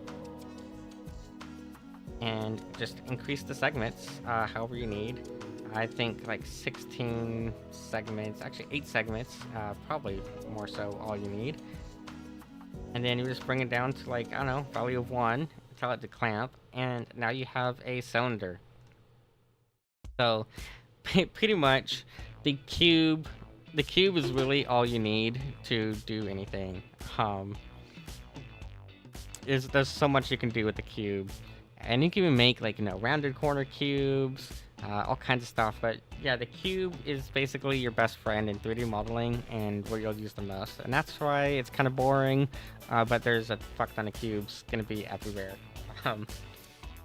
You can also turn the cube into a sphere rather easily as well, by using that same method. So that's one method of turning the cube into a sphere. Is just grab your cube, hit Control B, drag it all the way in. So you can do that, or you can use like your modifiers as well. See here, subdivision surface is a great one for it, because first off, when you first do it, you're going to end up getting this like kind of shape here, but you can control how much of a sphere it is. So this is like an example of what I would do for like, maybe I'm doing like a soccer ball, or like a football or something, and I don't really need a whole lot of detail. If you need a ton of detail, you can start going to like levels of 3 or 4, 5, all the way up to 6. And you can see here at 6, you end up with like a perfectly rounded sphere. It's a little bit too much. 3, honestly, 3 would be good if you wanted to do a golf ball. Want to do like a golf ball or a wiffle ball, you can do 3 here. Now, the thing with this modifier here, though, is what's kind of neat about it is that it'll let us reshape things however we need. So we can like drag this up here, and let's say we want to, make sure this stays kind of square-ish. We can hit Control R and add. Actually, I want to add 2 loop cuts to this. So let's see here. Now we have kind of like this like capsule looking shape, and then what you might want to do is just hold down Alt and select this little loop, and then you can bring it down. And let's say this is still too circular for us. Like, we're actually starting to get kind of like the looks of a trash can. It's kind of funny. Or a trash can, or if we were to scale these inwards, you would get like a bullet shape. If you wanted to have like a bullet kind of shape going, you could do that as well. Yeah, again, the cube is your best friend, because you're just going to end up basically reshaping the cube into whatever you need for it. So now we have a different kind of trash can here. And if you really, really want to make it into a trash can even further, what we could do is just apply this. Actually, it's not going to apply it until I exit this mode. But oh, that's a little bit too much. So you see here, now it's a little bit too much for it. Which you can simplify it if you need to. It's not that hard to simplify. Why did it completely... Did it break again? I think it broke again. Oh no, we're good. It's just for a reason the modifier disappeared. But yeah, you would basically, like I said, it's all about just reshaping these cubes. So what I'm thinking here first, let's start off with these. Start off with the speakers on the side. So for the speakers on the side, what I'm thinking is grab this face here, and we're going to bring it all the way in down here. I want it to be kind of small, kind of skinny. So we're going to make sure we're getting that shape that we want. And I kind of want to be a little bit skinny. And I think we're actually going to skew these off to the side a little bit. Hit the wrong button there. Trying to hit A. Drag it down right on top of this. And then we can bring it off to the side. I don't know, maybe by here. I don't want it like perfectly on the edge. I want it to be just a little bit off the edge there. And then, yeah, what we could do is we can kind of skew these up. So maybe even just like grab just up here at the top. Or I didn't realize I had it in face selection mode. But maybe go over here. And now we can like give it this kind of you know, oblong shape if we want to do that. That way it ends up being just a little bit distorted, but like not totally distorted. You can also turn on proportional editing as well. Now, proportional editing has some little weird ticks to it. There's a whole like method of proportional editing, but you can do really cool stuff with that too. But yeah, so let's say we wanted to now skew it forward just a little bit, like so. And then we'll put like little things, little embellishments going up. Actually, it should probably be a little bit taller, maybe a little bit taller. Select all of it. I don't know, maybe we'll scoot up a little bit more that way. And then we can grab these and then scale them like so. And then that way it's kind of, you know, a little bit more stylized and a little bit more like a little distorted shape to it. And then we can also just grab these actually, and if we really want to, we can do this. We can skew it this direction now. And that way it goes off to the side, and then we put like a little Konami sign up here up top. And we'll do the same thing over here on this side. And we'll start putting little like little tiny speakers, not big speakers, but like little tiny speakers here. If you want to do that for it. But I want to make sure we're using basically all the space up here for this. Also, something that's been bugging me. I keep seeing this little gap over here, and that just keeps bugging me. I don't know if it's bugging anyone else, but it's bugging me, and I'll totally apologize for this random ass tangent about that little gap.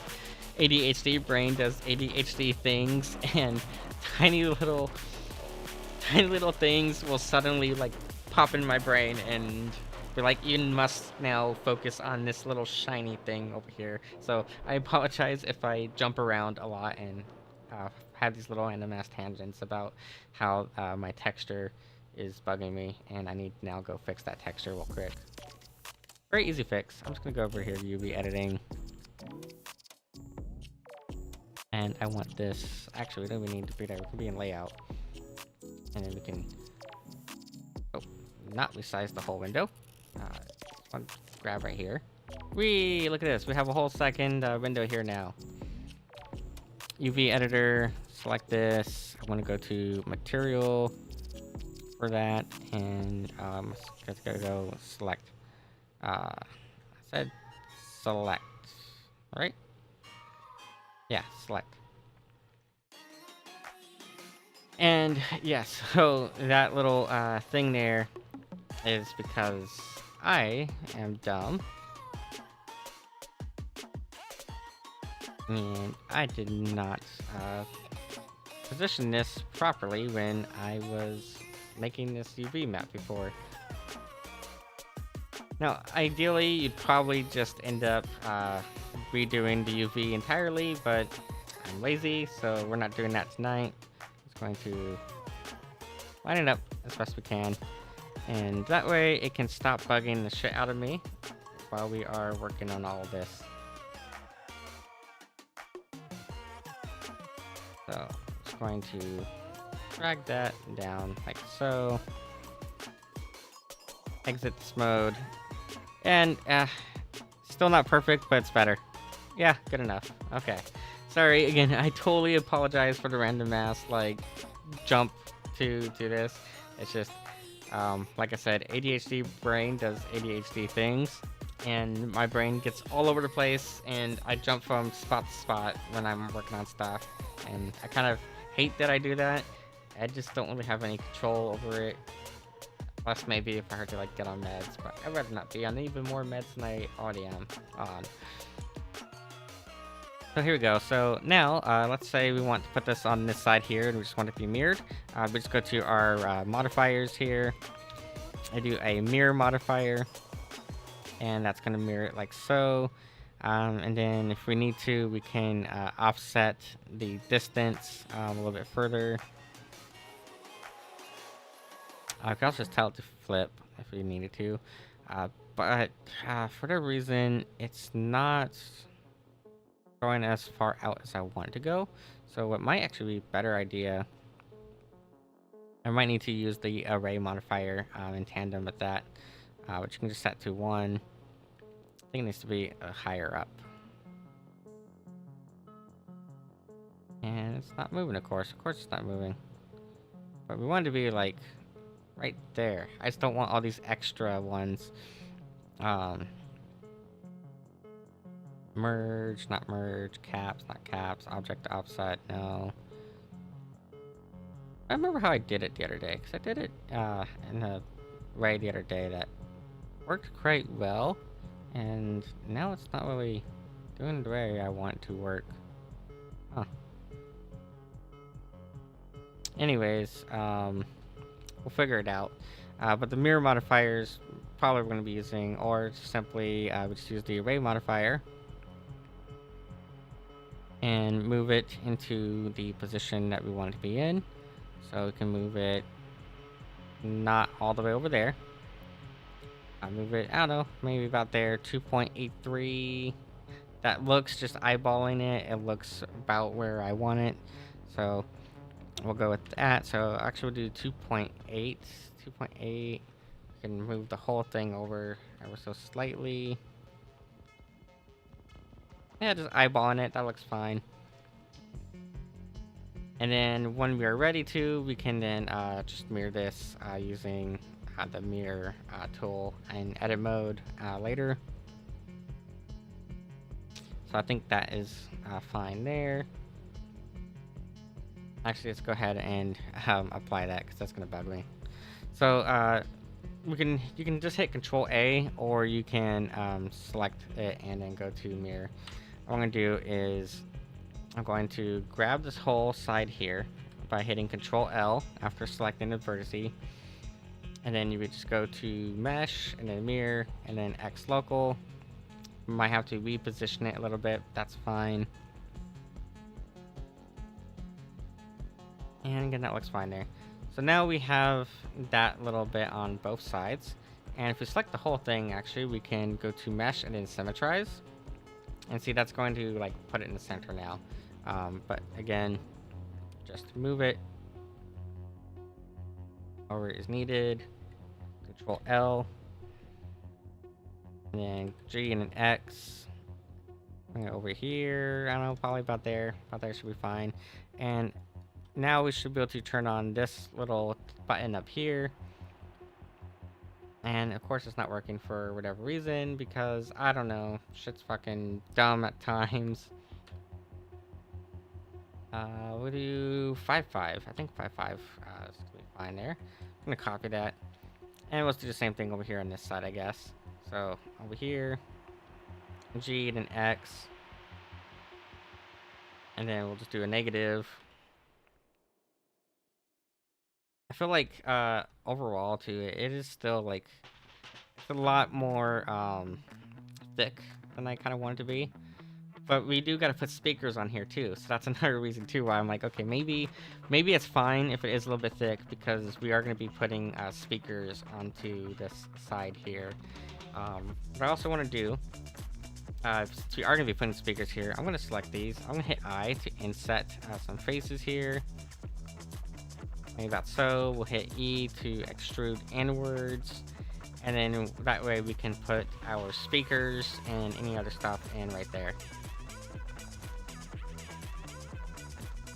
We might want to do something up here at the top to kind of bridge it all together.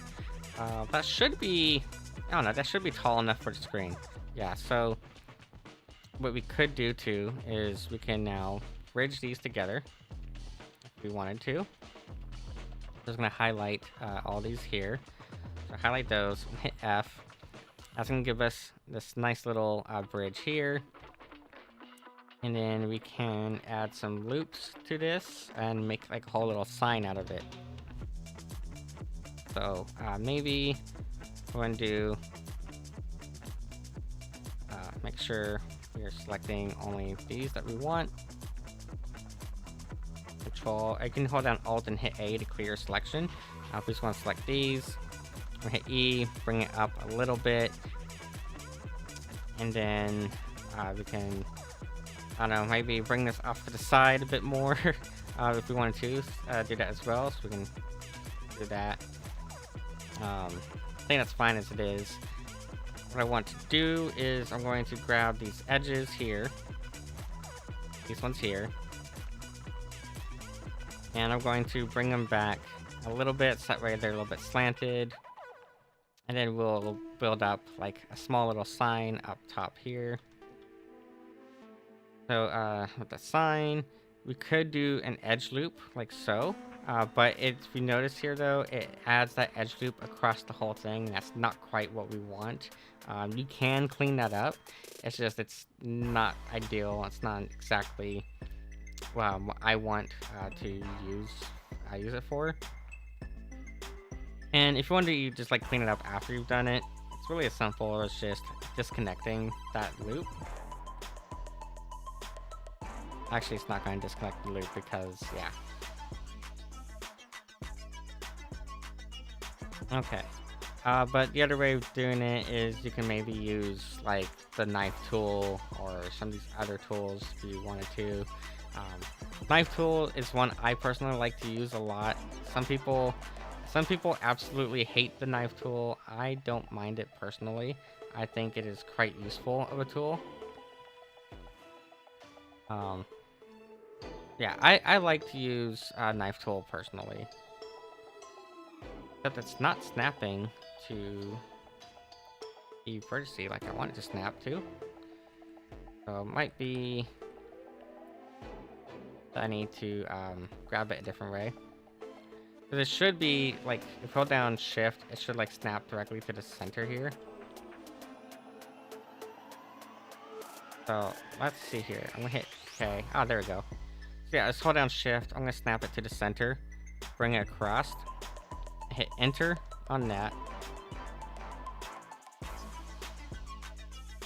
And then that will allow us to then move that. So, if we wanted to move that there, what we could do is you would use the edge slide tool.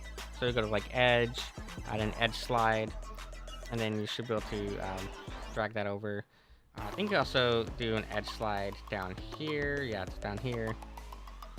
And then you would just slide this edge over however you need. Maybe right here. And then we can select our face now. Oh, I want to only select that one face.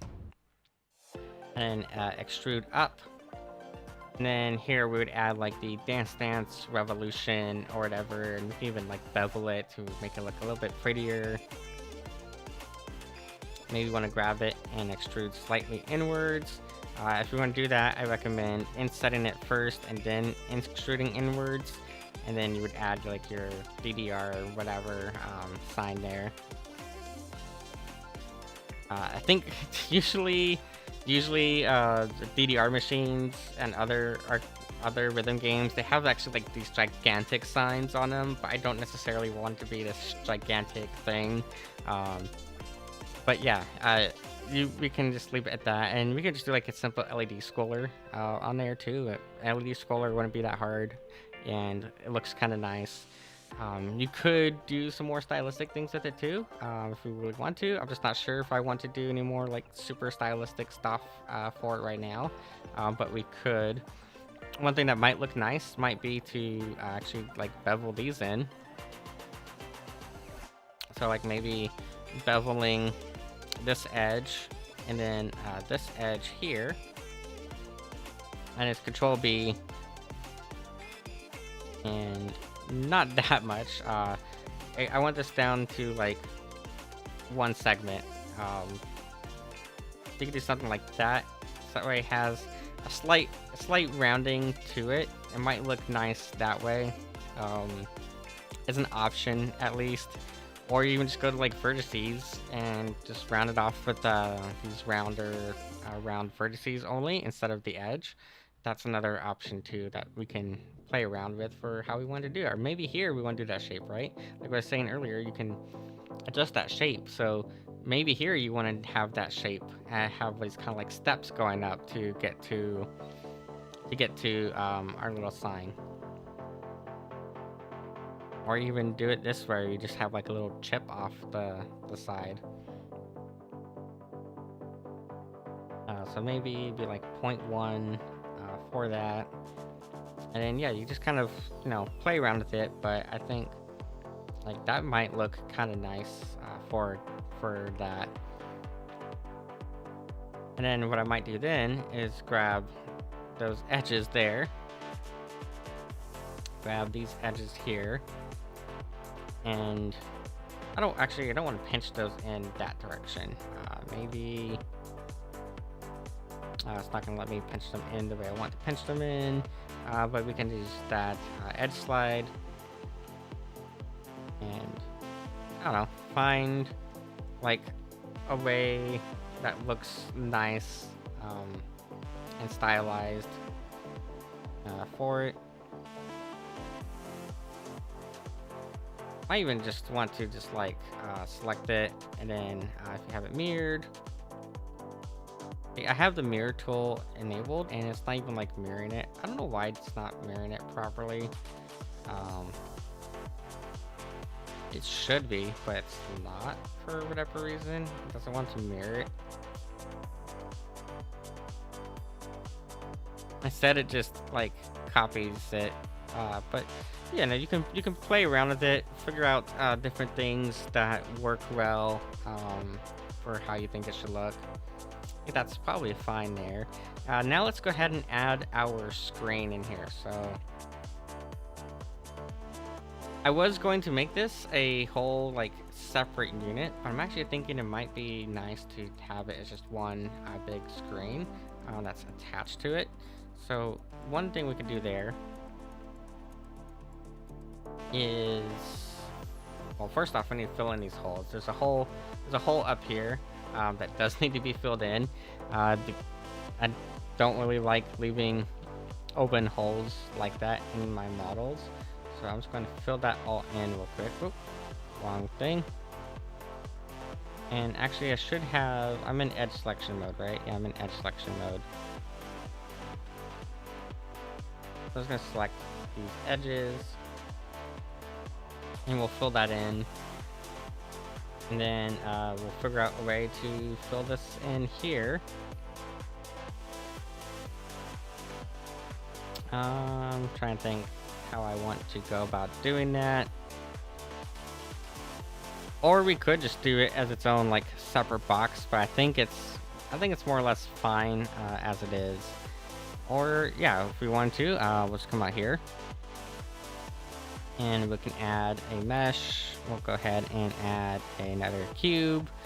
Our good old friend, the cube. It really makes me want to. We should do one day. Actually, do I want to do it now? No, not. I need to not get distracted. We use cubes in Blender so much that sometimes my brain is like, just recreate the movie Cube. I've done it before, and Cube is one of my favorite movies, specifically Cube 2 Hypercube. I would love to do a watch party of it one day because, again, it's one of my favorite movies, but it's one of those movie series that is so bad it's good. It's extremely cheesy of a movie series, and once you watch it, you'll be like, why the fuck did I waste all my time watching this movie? But again, it's one of those movies that is so bad, it's greatness. And so I highly recommend giving it a watch at some point if you have not seen it yet. But it's called Cube, or Cube 2 Hypercube was the second movie. There is actually a third movie as well. So there's quite a bit to that movie. Oh, why are we doing it this way? I'm dumb. I'm so dumb sometimes. Okay, you know what? Hold up. Let's get rid of this cube. See, this again, ADHD brain. I get distracted by thinking other stuff, and then I end up forgetting that there's actually an easier way of doing what I want to do. Which is going to be this way. So I'm going to select this face. Let's select that face. Select this face. We're going to delete those faces. So those faces are now gone. Okay, they're now gone. They're blank, empty space. That's fine. Let's select up here. Select up here. Right here too, and right here. We're just going to fill that in. And then same back here, we're going to do the same thing. Just select, and up here, up top, back here, back here. Okay, go ahead and select that. Now what I want to do is I want to select this face here, and we're just going to extrude the face itself back. I don't know, maybe about here. Though, because it is going to be, what's it called? I think the word. It has to be a square, right? Like, it has to be a square because it's gonna be a screen, a game screen. So we are gonna need to cut some extra material in here. Could do is inset the faces. I'm trying to remember what the stupid button was. There is a button to inset the face, but only, but not moving the top. So try to remember what that button actually was. And I don't remember what it was. It was something. Edge rail. It's not edge rail. I don't remember what the button was. I do not remember what the button was. Huh. But anyways, we can do that, and then we can just have a nice little bevel here. So what we might want to do is just, grab this one here, and we can bring these in until they look more square. You can even, snap them, and I think that is snapped into place a little bit good, a little bit perfect there. So that'll give us this nice little square shape. We might be totally off on aspect ratio. Because again, we were not using the precision tools for this because we're just doing it as a stylized prop, and it's kind of done by eyeballing it. But one thing I'd like to use a lot personally is I like to go to my view settings, if I can find it. View. Right here, and I go like measure it, go show, and then you can give a whole little segment here, and that's gonna tell me it's like 1.16 meters wide. And then maybe I want to measure this way, add another segment, and that tells us that it is 0.92 meters in height. And so if we really wanted to, we could try to make it like a perfect aspect ratio. For example, it should be like 4:3, because it's a squared, quote-unquote squared screen. So technically, you would want your screen to be like maybe a 4:3 ratio for the size. But clearly, we're not doing that here. It just needs to look close enough. In all honesty, it doesn't need to be 100% perfect. But that's something that you might want to utilize, is just having it be an even aspect ratio, if you will. I'm going to delete both of these segments here, and I actually kind of want to play with making this a little bit bigger. So what I might do is I'm going to select these vertices here, and I'm going to dissolve those vertices. We're just going to leave these top ones, and you could then, grab down here, hit F, and then that's going to make our screen just a small bit bigger as well. So there we go, we have that there. And now we can measure that again. So, maybe measure down here. And if you have like an L shape selected, when you add segment, it'll actually add both segments. So you can see here, we now are a little bit taller. We're down to 0.95.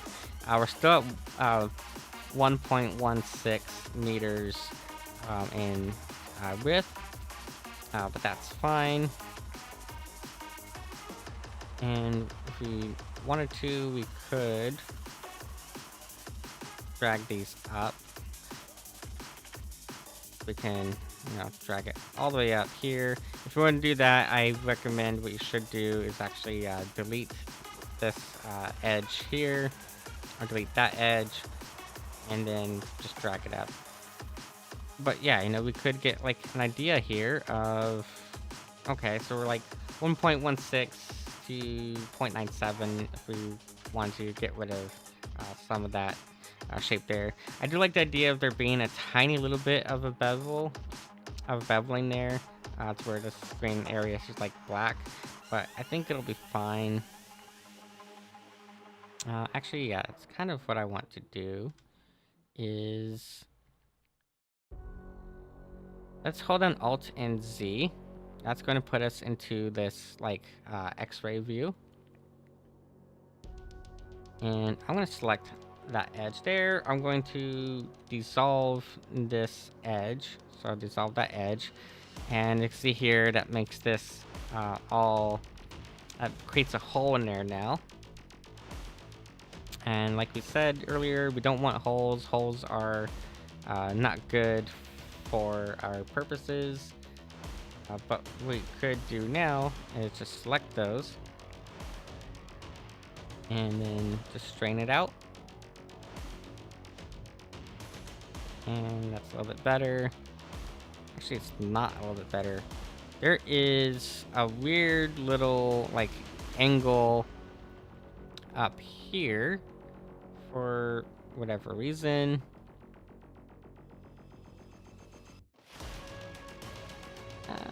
It looks like there's a little angle up there. Maybe there is, maybe there isn't.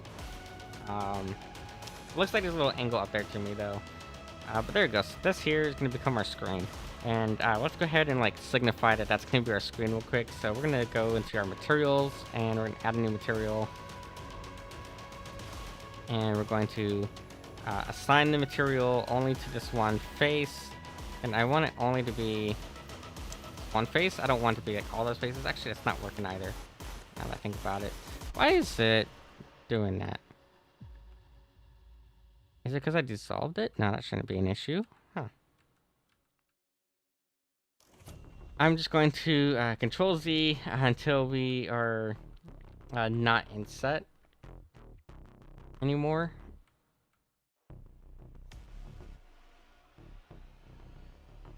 Okay. Nice. Now let's create that material. We'll create the material first. We're going to assign it, and we're going to make this a very simple 0 here, 0 here, 100% there. I only want it to apply only to the one thing though. So we're actually going to make a second material, and we'll make that there. This one here, for now, we're just going to make it, I don't know, kind of dark, kind of like that. Select this other one, hit assign here, and then here we can go to 100% green. And yeah, I don't know, just it bugs me personally that it's not like a hard edge screen. But that's something we'll just have to like tackle and deal with. And it's not that hard of a fix. Now maybe all we need to do is just come down here. Okay, make sure we're in edit mode. I hit K down here, and then just drag it all the way up, like so. If we want to bring that there, probably closer to about here, and then we can stick around with it and figure out the best way to make sure it's aligned properly. Same thing, I don't know. We'll figure out that better in a bit. But we could then come here, select our face, select this face, hit assign on this material.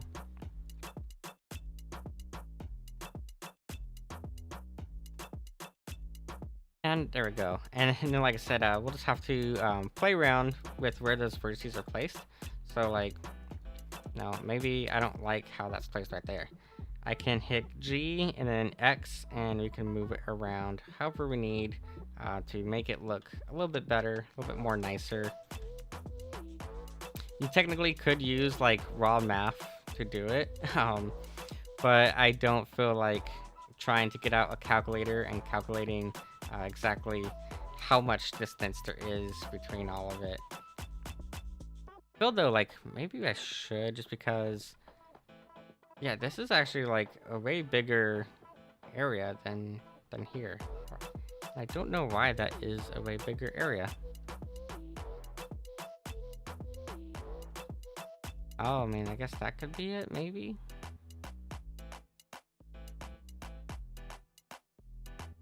It's definitely gonna bug me because it's not, like, perfect. I can tell that's not perfect, and I can just see it bugging the shit out of me. Yeah, 'cause there's way more space on this side than there is on this side. Control R, maybe do it this way. Oh, that's not even like, oh, here we go. Do not do this at home. I'm adding way too many of these loop cuts, but I kind of just want to use this as a really cheap way of making it squared evenly.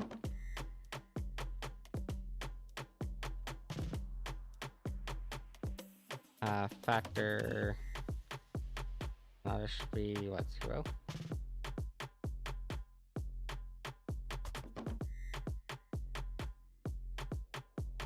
It is being annoying because I added so many damn loop cuts.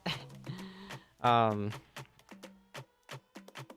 I don't know. I mean, I guess like insetting it's probably the best way to get it, but insetting it doesn't give you that proper edge that I was looking for.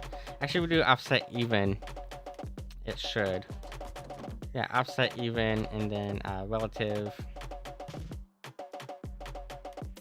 And just make the thickness, I don't know, like right there. I mean, that's still not doing what I want it to do though. Like I said, I want it to be square, and it's not making it square. I mean, we could just cut it out using a cube, if we really wanted to do it that way too. You know, cubes are life, cubes are love, but yeah, it does kind of bug me that it's not like properly, what's the term? I want to select this edge. 1.34. Okay, and if I select up here and add a segment, that should both be 1.34, right? Okay. And then down here, add another segment. That's 1.04 m. And so that could be part of the problem, maybe. We just need to structure it in a way that ends up getting us that exact measurement. And I'm putting like way too much effort into this, and yeah. But that's just how it be sometimes, is you gotta put in all this extra effort to make it look the way you want it to look. So what I could do now that I have those is I can go to like my vertex selection. We'll add that segment there. We'll go ahead and hide these other segments. And I don't know, we just have to kind of play around with it until we get these to do the same. 1.04. But I just feel like that is still way off. That's whatever. It's fine. It's fine. Don't need to be perfect. Okay. And then with that, I would select these faces here, and I would just make these have that darker material for now. Because I really only want the screen to be this like inner bit. So there we have it. We're starting to have our DDR machine coming into fruition here. We should add back in our cylinders. So our cylinders went, I don't know, they went right here. These are going to need to be rescaled because we did move some stuff around. So I'm going to grab these, And first thing we're gonna do is just gonna grab them and move them over to here. And then hit S and then X, and we're just going to, I don't know, drag them in. Actually, that's not gonna work how I wanted either. Simple fix for that is with the go into edit mode, and I will just select with Alt Z. Now, make sure when you're in edit mode, make sure to get in edit mode that you're selecting the correct mesh in the first place. Right now I have the wrong mesh selected. Select these. These are what we want selected, and only these here. Did my whole scene get flipped? Is that what it is? I feel like the whole scene itself got flipped. So weird that it did that to me. Yeah, I kind of feel like the whole scene itself got flipped at some point, and not really sure what to do about that. But anyways, no, we'll drag this in. I don't know, maybe like that. And then we can reposition it however is needed. We'll have to adjust the array, so that way it brings it closer together to where we want for that. I'm also thinking maybe this edge here might be a little too much of a bevel.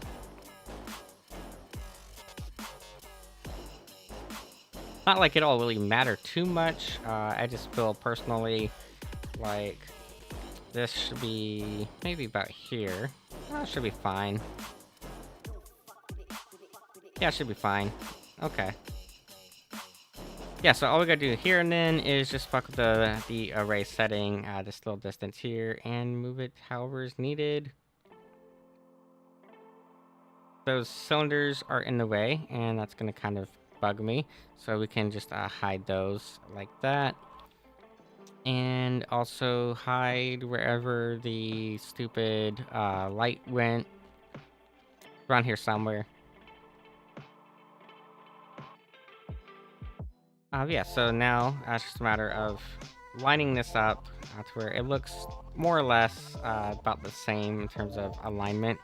I think it's actually about there. Yeah, it's about there. Okay.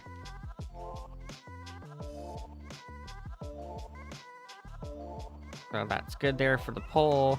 And again, the pole might seem a little bit tall. It's not that the pole is tall. It is that my characters are just fucking short. So this should be fine for like a normal height character. It's just I'm tiny, and so I decided to make my characters tiny. And because my characters are tiny, everything seems a lot bigger in scale than it really is. But that's roughly how it should be, I feel, for most normal sized characters. Maybe a little bit too tall still, but we can just drag it down a little bit here. So maybe I'll go ahead and select these again. And I was going to select the whole top here. And then just hit G and then Z. And just, I don't know, maybe, I don't know, about there. That might be a little bit better. We can even just check here. I'm gonna go a little bit taller. I think, I don't know, probably about there. About there is probably better, actually, overall. So, there we go. We have our little safety bars. We have this here. We are almost ready to start doing the UV mapping and texturing process for this. I do want to still add some speakers properly to here. So we should have speakers down here, and we should have speakers all the way up here. And then, yeah, we'll come with like a little LED sign for up here.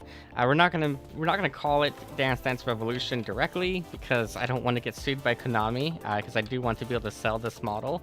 So we're not going to directly name it DDR. We'll come up with some other name for it that kind of like a pun.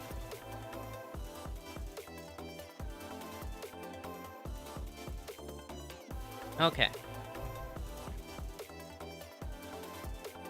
So, texturing time, or actually before texture, let's figure out what we're gonna do with these. These here are little light rings that I wanted to use. They're very awesome little things, and we can see what those look like here by going over here to our shader editor, going to our world setting, and just dragging this value down to like 0.1. I don't like to do pure black. I like to do, I don't know, 0.1 should be fine, or 0.002 maybe. I'll go 0.1 or 0.001. And then if we get rid of the wireframe render, and I'm also going to get rid of the bones and the extras. And then if we allow it to have bloom, turn on bloom there, we have these little neon rings, and these are going to be for the little speakers, and we can also add neon lights to other parts of it as well. Sometimes what I like to do is, instead of adding like a full neon light to it, is I'll just add a little light ring on the inside. Which I can show how to do with the whole like texturing bit. We can do that. Hi, welcome, hello. So yeah, we have these little light rings here. I originally did them as part of the speakers here. So they are supposed to be, we're the same size, but we're actually probably gonna resizing these. So I'm going to, oh, that's way too bright. Let's turn that bloom back off. So I'm gonna turn off the bloom real quick. Around here somewhere. Here it is. Let's turn that off, so that way we can drag our stuff over and get a feel for how much we need to scale them in, scale them up, whatever we need to do, so that way we can add them onto here. And what I'm thinking of doing is we're gonna have probably 4 big speakers down here, and then we'll have maybe like just 2 small speakers here, or maybe not even do small speakers here. We can even just do like an inset, like a little graphical inset here. So do like a little graphic, and maybe a speaker here, a speaker here. I don't know, we'll have to figure out how we want to do the speakers. But that was kind of the plan for these little rings here, was that these rings would go around those speakers. So that way the speakers have lights, because arcade games are bright as hell. There's flashing lights everywhere, there's loud music everywhere, and there's loud noises from people everywhere, to the point where you can't even really hear the rhythm game that you're playing, but you're just in the mood, you're in the zone, and you are getting all of your exercise out of you at the arcade. Yeah, it's always like a ton of like flashing lights and stuff. So let's kind of grab our little speakers here, and we can start to figure out how we're going to position them again. So what I was thinking originally is I wanted them to be kind of like over here. And then we can bring them this direction. And honestly, that's probably like a good positioning for them right out the bat right there, for at least for this one here. Let me turn off, I'm gonna turn off these character models here. We do need to adjust this little array modifier. So let's go over here to our modifiers, and we can adjust this offset here. This should be, I don't know, 1.28. I think 1.28 probably looks fine. Actually, I don't really like that looking at it, because it's not like directly even. I'm gonna hide the cylinder for now, and we'll hide these other little light rings. Wherever these are located, they're up here. Okay. And I want to turn on the wireframe again, so that way we can see what we're working with. And yeah, so I'm going to hit G and X, kind of try to center it up a little bit better. I think right there is probably fine for this one on the left. The one on the right, we need to drag inwards a little bit more. So here is at 1.25, and I think 1.25 looks good. So that's fine there. Now we just need to have it cut out from our little box here. So we're just going to grab our boolean. We're going to do another boolean here. So just going to add another boolean to it. And select our cylinders. And now we have our speakers there, and we can make this animated if we wanted to. I kind of do want to make them animated. I just haven't like settled on exactly how I want to do that yet. But we can animate these little inner circles, the diaphragms of them, and that'll apply nicely to our little box here. What I was thinking too, though, is like we really don't need those light rings, as we can actually make these be light rings here. So I'm not really sure how I want to go about that just yet. Do I want to do the lights just like internally or have them externally? I do like the idea of having the lights be an external thing.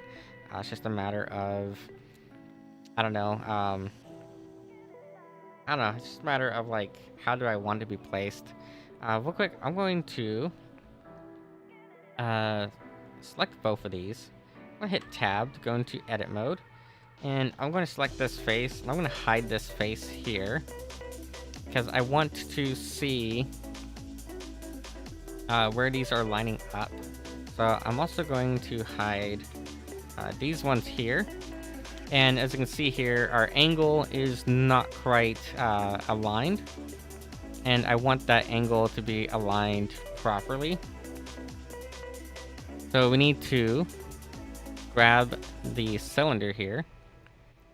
And what we can do is just using your selection tool, just select something on there. We're gonna hit Control L, it's gonna select the whole thing. And then we can hit R, and then it should be Z. Nope, that's the wrong axis. Y, wrong axis. X. It's the X axis that we want. Make sure that we are selecting our entire speaker here. So yes, make sure your whole speaker is selected when doing that. You might have to like move your camera around and do whatever you need to do. But I'm going to just play around with this angle a little bit to try to get it a little bit more accurate to how it should be. And then once we have that there, I'm also noticing that it's clearly not like flat up against it. So all we want to do there is just hit G and then Y and bring it down like so, so that way it lays flat right up against that surface where we want. Now this bottom one down here, that's because of a modifier. So that modifier, I believe, is this one here. And what we need to do is move that backwards. So I think right here on the Z-axis, and double check our angle on that one. It's slightly off, or actually the angle itself is fine. Where it's off is it's off on the distance. So we do need to get maybe a little tiny bit more precise with it. So there we go. 0.011. That has that now lined up with that surface a lot better.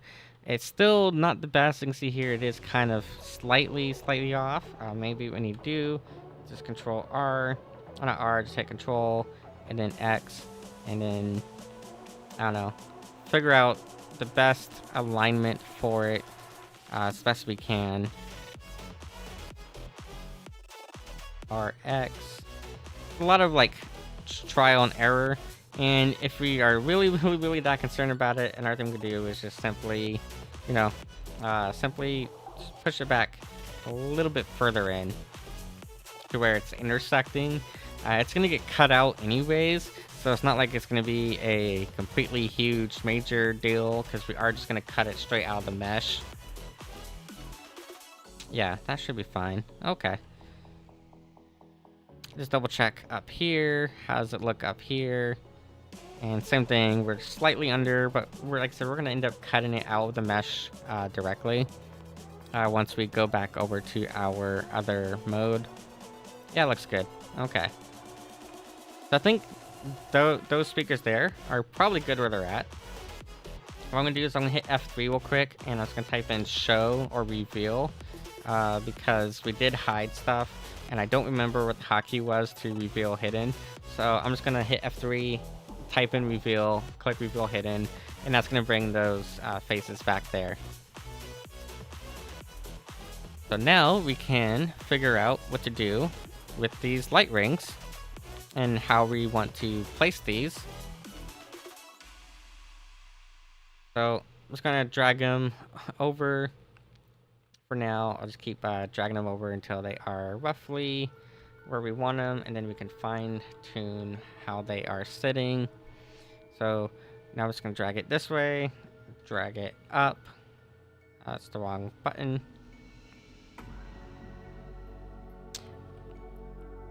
So go up here,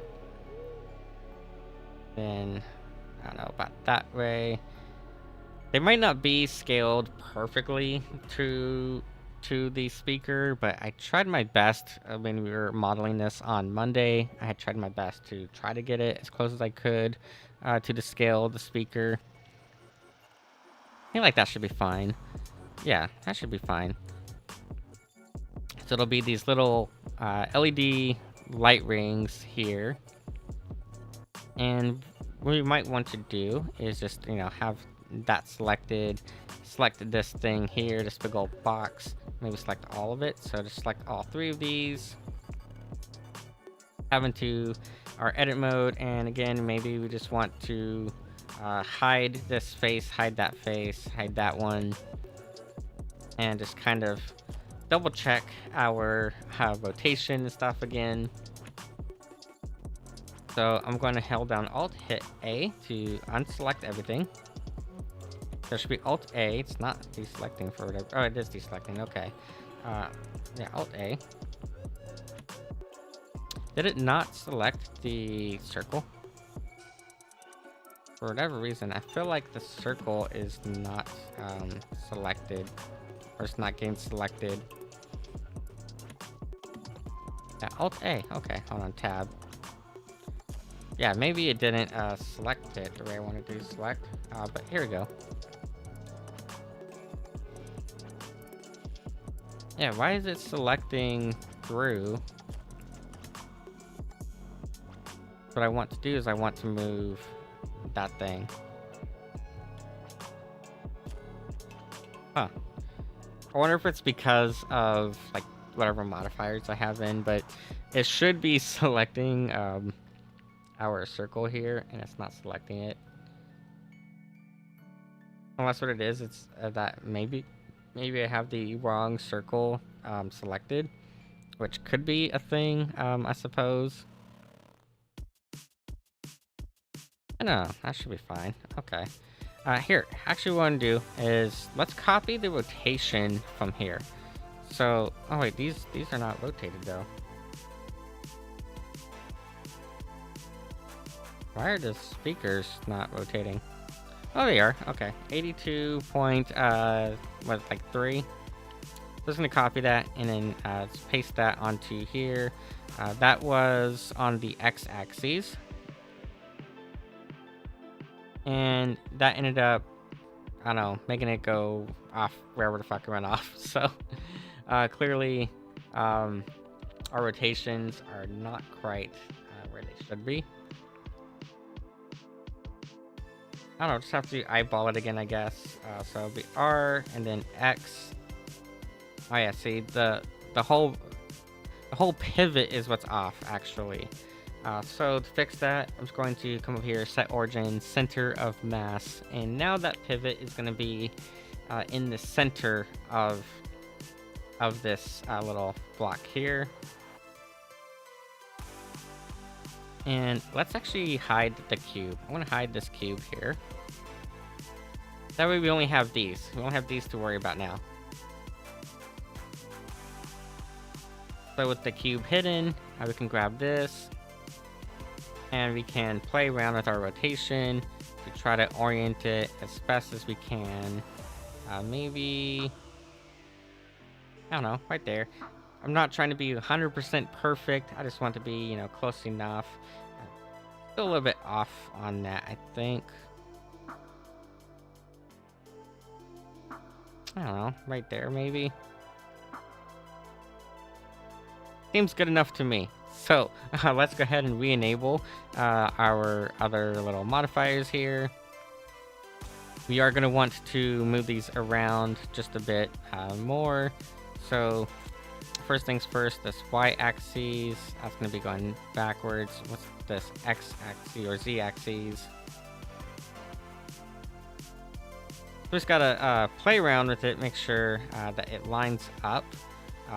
You see here, when we did that, we got kind of close to our alignment, but not quite exact, because I want to not be digging into the wall there. So maybe it needs to be, I don't know, maybe it needs to be negative 3.4 or whatever. Enter. Oh, that ended up going way the fuck somewhere. Not sure where that ended up going, but ended up going way off to where I don't want it to go.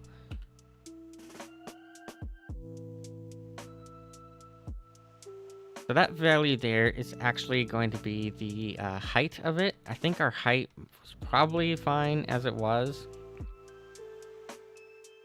Yeah, our height, I think, was fine. It is this value here, actually, that is the one that is off. So that's a little bit too much. We can go maybe 0.45. That's a little bit too much again. Maybe go 0.3. Not enough still. So maybe try 0.2. And we'll just play with it until it looks close enough to matching that.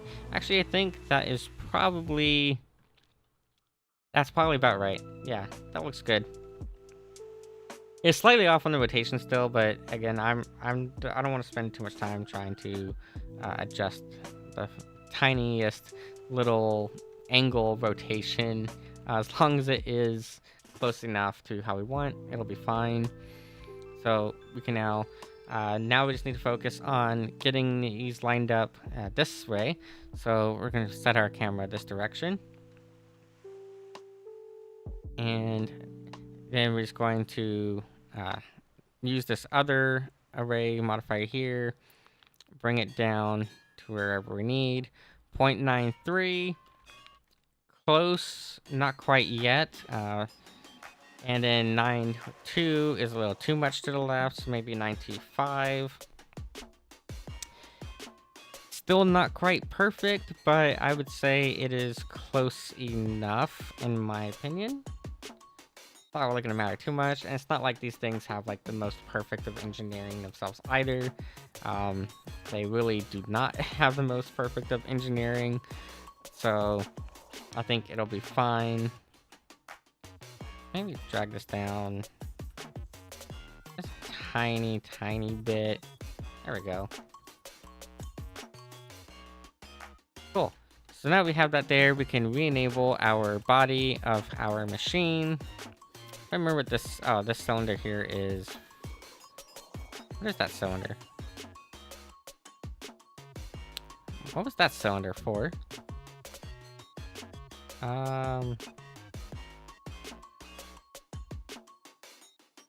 Oh, okay. I'm dumb. Wait, I don't like that.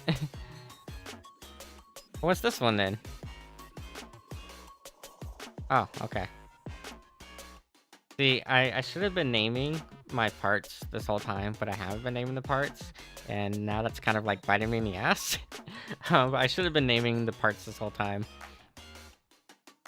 Anyways, yeah, so now we need to decide, do we want to put like LEDs or something here? Because we could, or we could, we're gonna have graphics, obviously we're gonna put graphics all over the side here, have them go all the way up. Actually, what I kind of want to do is I kind of want to rescale this top bit just a little bit and merge it in here with this. So I probably should have done it as one single like block. Yeah, we're just going to scale it up, and we'll just scale and move it until it lines up as close as we can get it to being lined up. It doesn't need to be 100%, just close enough. And then we can merge it using a merge tool. So I'm going to try to get it again. I want to be close enough to it. I think that's probably close enough on that axis, and then I want to scale it on the y-axis as well. That scale, not move.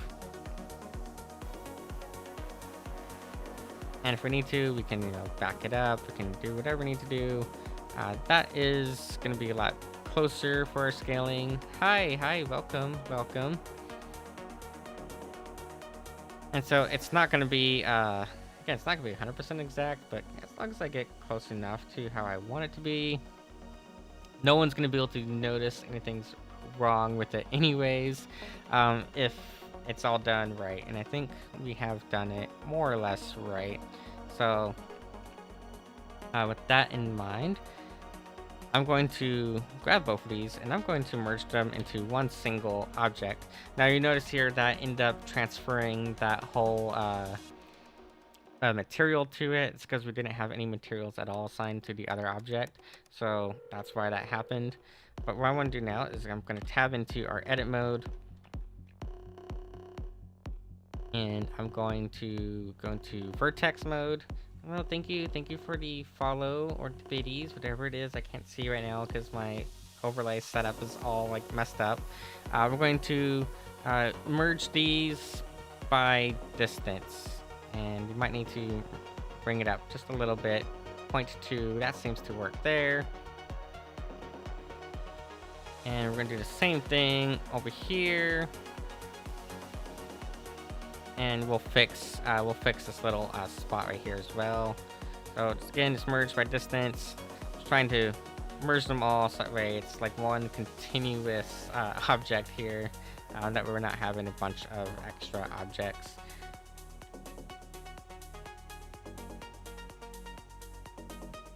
Okay. And right here, just one last one here. Again, merged by distance. And that should be fine. We do have this little bit of an issue back here.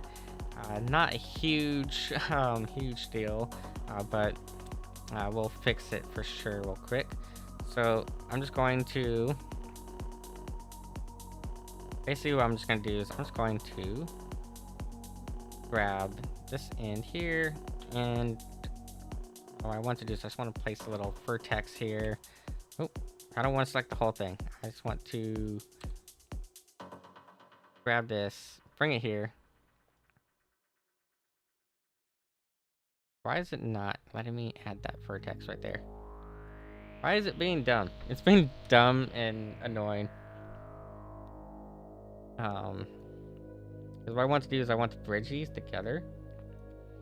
I remember, is there like a prop? Well, there's bridge edge loops. It's not going to bridge those because they are not actually edge loops, I think. Vertex, I don't want to rip the vertex. I just want to new edge / face from vertices, connect vertex path, vertex pairs. It's not what I want. Okay. Try this again. Maybe that's what I need to do. We'll get rid of that.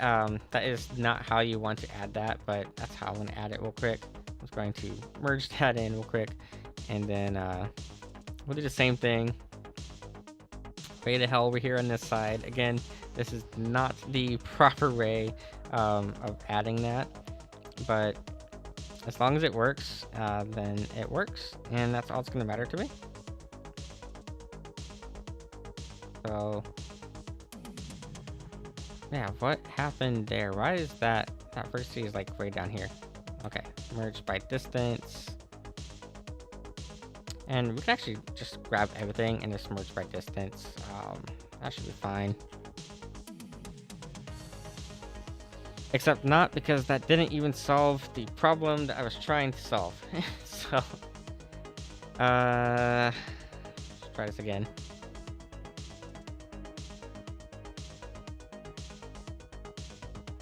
Why is it not allowing me to do that?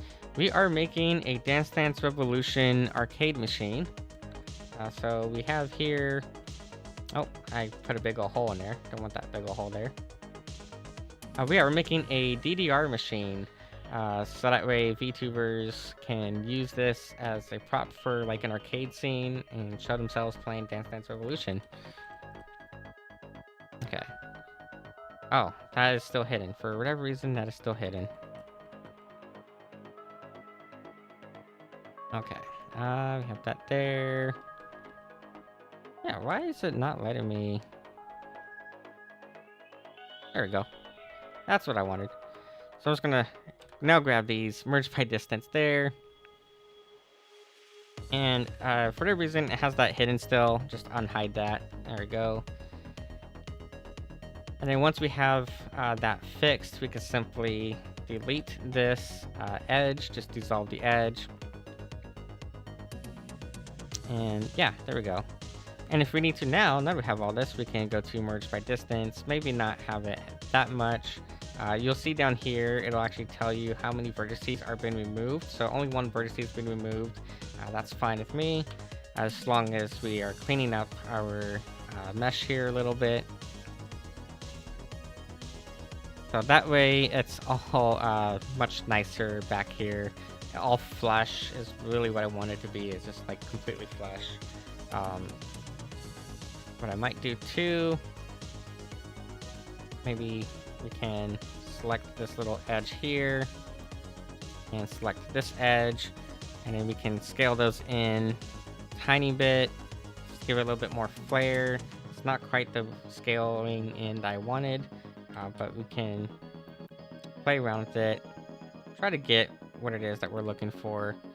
Yeah, it's only gonna let me scale on the one axis for whatever reason, so it's whatever.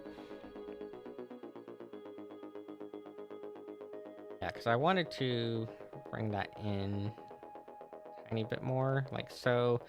What I'll do is I'll just copy this number. So we have 0.15, just going to copy that number. And I'm going to do the same thing over here on this side, except this side we're going to go the opposite direction. So, oh, why is it... Well, it should be just negative 0.05. There. I feel like that ended up being too skinny on that end for whatever reason. That doesn't seem right. I want them to be kind of like even. I guess they are kind of even. Okay, whatever. Good enough. Oh, you know what? That's why. Because I actually have this mirrored. I'm dumb.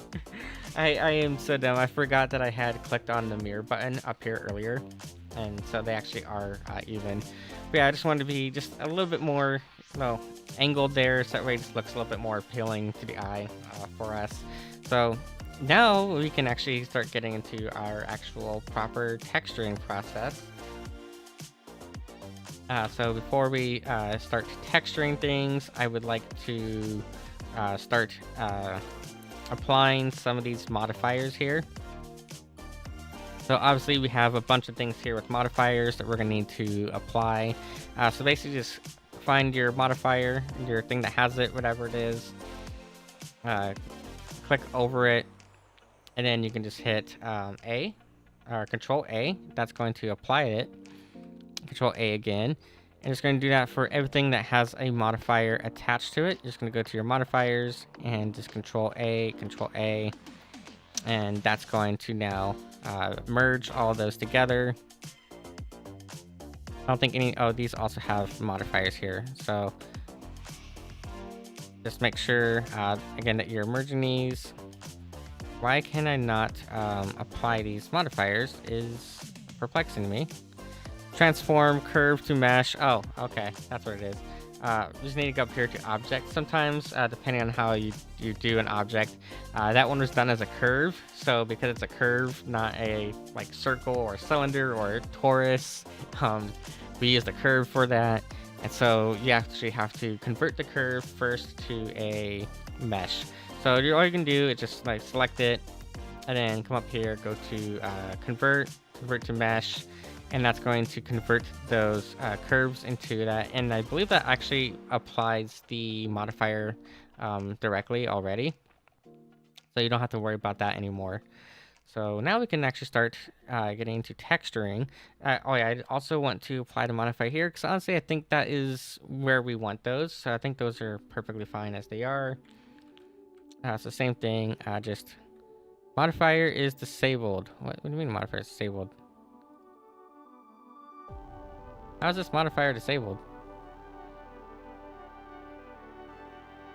Modifier is disabled. Skip and apply. What do you mean modifier is disabled? Oh, you know what it is? Because this changed. There we go.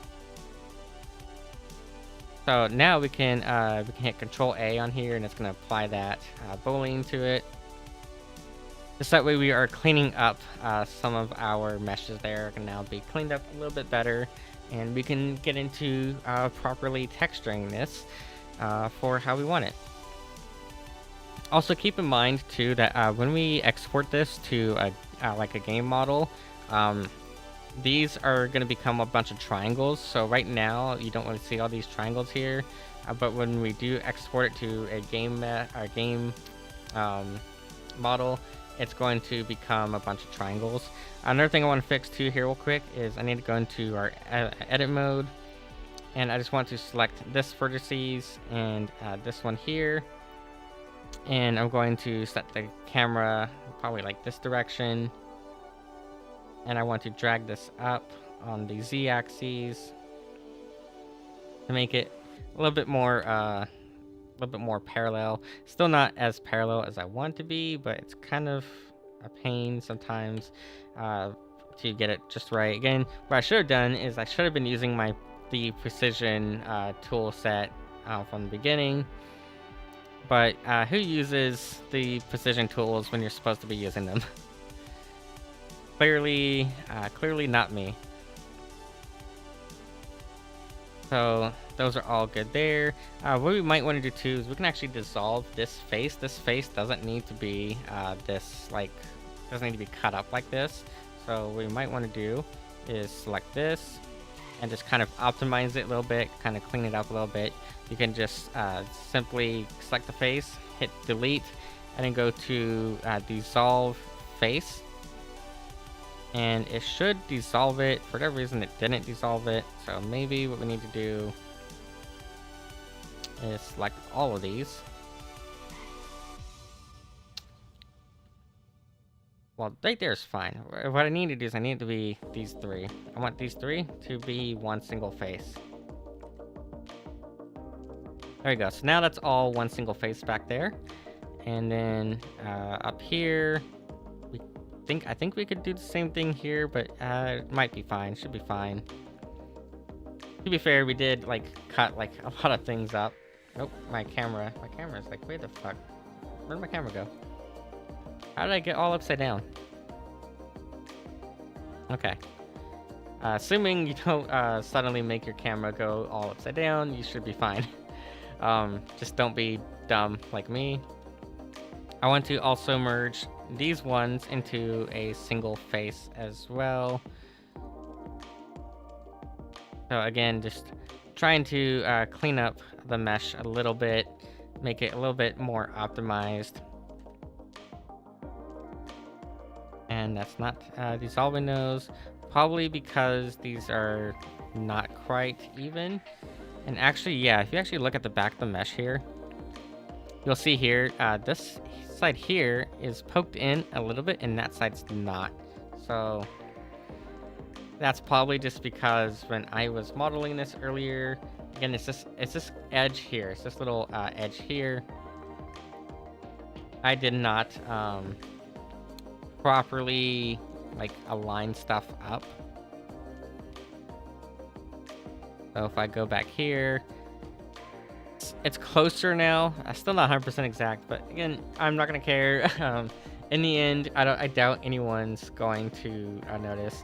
You should make YouTube videos. I have been planning to. The thing is, I edit videos for like a living, and then when I get home and I start doing this stuff, Then after I'm done, I'm like, I should go and record something, and then I just don't feel like editing anymore. So that's kind of like my situation. Unfortunately, when you do something professionally for work, you just don't feel like doing it for yourself after, because you're kind of like burnt out on it.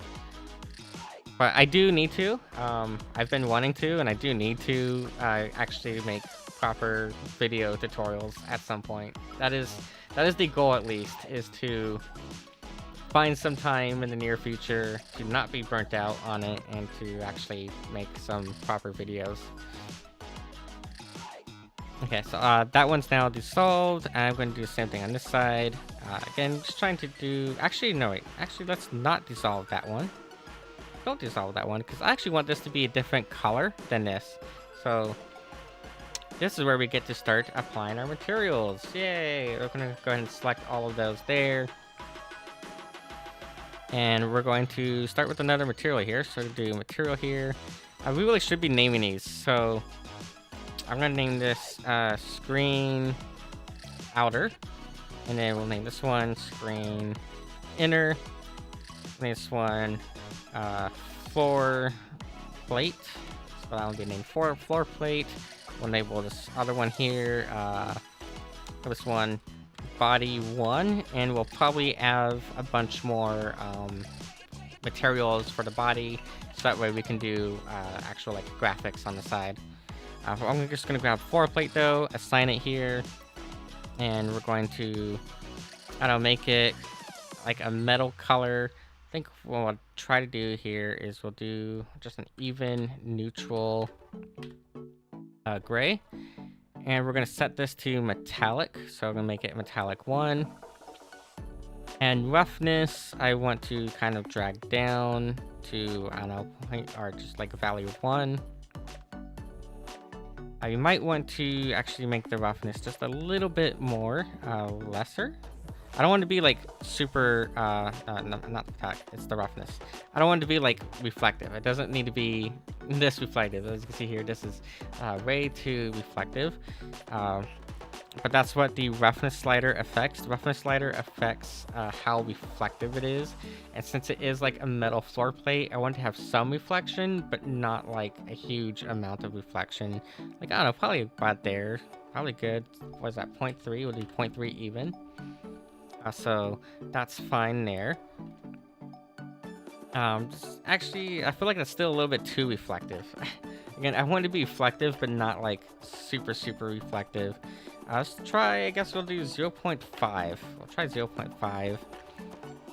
And that is probably a little bit better. Yeah, actually, what were the settings I used for this thing here? I used, what are my settings for this material?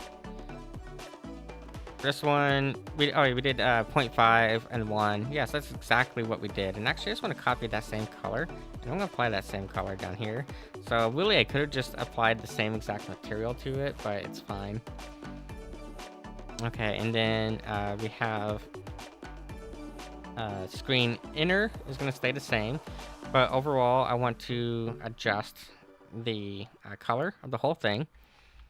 So that's where we have body 1 coming in. And actually, let's make this up here body 1. And you can actually bring that down. We'll bring this one up to the top and then make this one screen outer. So that way, now we can adjust the color of the entire thing here. This little like bluish color, I think looks kind of nice overall. So we'll probably keep that color, and then we'll make some seams here in a moment to start applying graphics to stuff. I'm still deciding if I want to put graphics in here or if I want to put speakers. But up here at the top, we're gonna have an LED like scroller. So let's go ahead and create a material for that. And we'll enable this logo. I guess it'd be logo, what, logo board, logo panel. We'll call it logo panel. Logo panel. And for that one, first off, make sure you're in edit mode when applying your materials.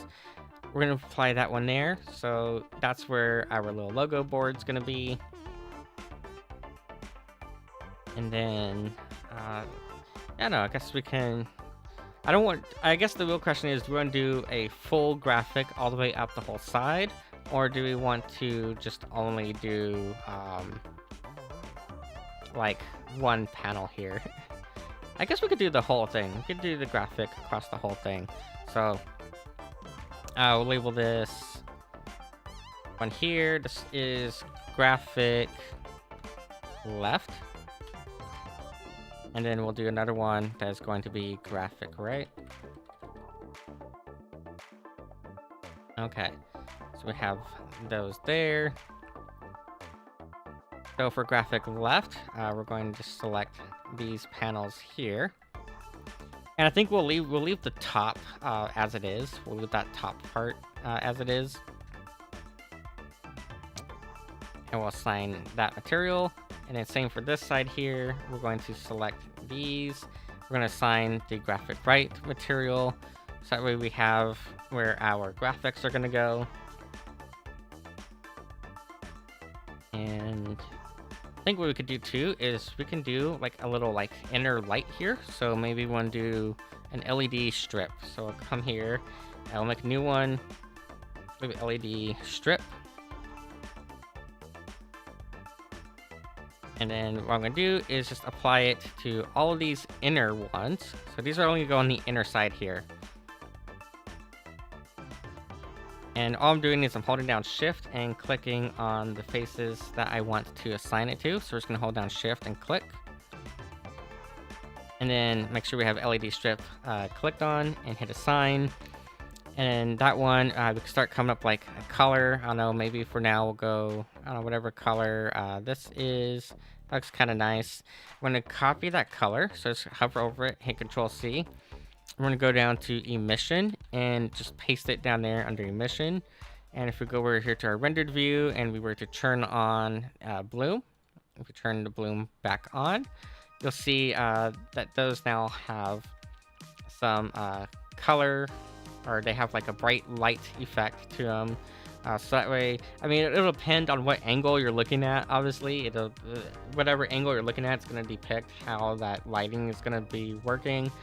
But now you have some lighting there as well.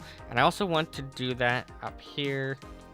I want to apply that up here as well. So I'm going to just select all these.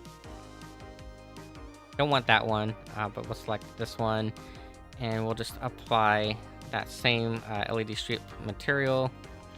And that's going to give us this nice little LED strip effect. Hey Iggy, hi, it's been a while, nice to see you.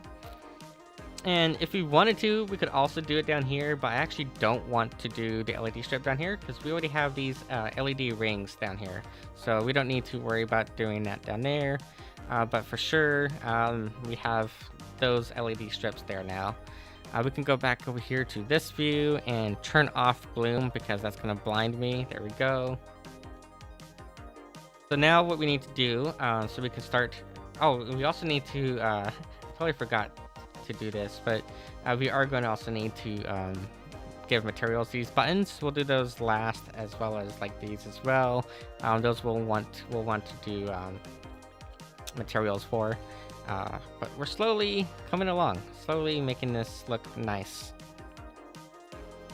So what we need to do now, so we can actually properly make our textures, is I'm going to select this edge and just want to select all the edges going around where we want to paint our graphic. So I'm going to scroll around this whole thing and just select those edges there. And then what we're going to do is hold down Shift and hit E. Actually, that's the wrong button. I'll just hit E. Nope, that's also the wrong button. Control E. And then hit Mark Seam. And you'll notice that this now puts like a little outline around it. That's because that is now a seam where we're going to be able to UV map it and place a graphic there. Same over here, same thing over here. Just want to select all the edges that you're going to want. Hold down Alt, hit A to make sure you're not selecting anything unnecessary. And then just same thing, just scroll around, select all the edges that you want to paint later. Select right here as well, because this is a little edge here. It's not really the best of colors that's behind. You know, I could have probably picked a better color than just leaving it white. But again, just Control E, hit mark seam, and that's going to mark that area there for the UV mapping process. I'm not going to bother really UV mapping this other stuff unless what we want to do is put like little warning labels and stuff, but I honestly don't think we need warning labels. I want to try to keep this simple and usable for anyone who's going to be downloading this model to use with their art. I don't want to put too many textures here and have them complain that it's too much or whatever, you know. So I think just having the 3 graphical spots will be fine, and that way when they download the model, all they have to do is just edit only 3 images, or maybe just edit a single image depending on how we do it, and that will allow them to basically just edit only those images and swap them out to whatever they want and not have to edit the entire model. So same thing here, I was going to mark a seam right here, so Control E, mark that seam in there, and now those are all marked. So now what you could do is you can either go over here to the UV editing tab, this one here. I like to just do it all in my main view. And so over here now, I'm going to set this to be the UV editor.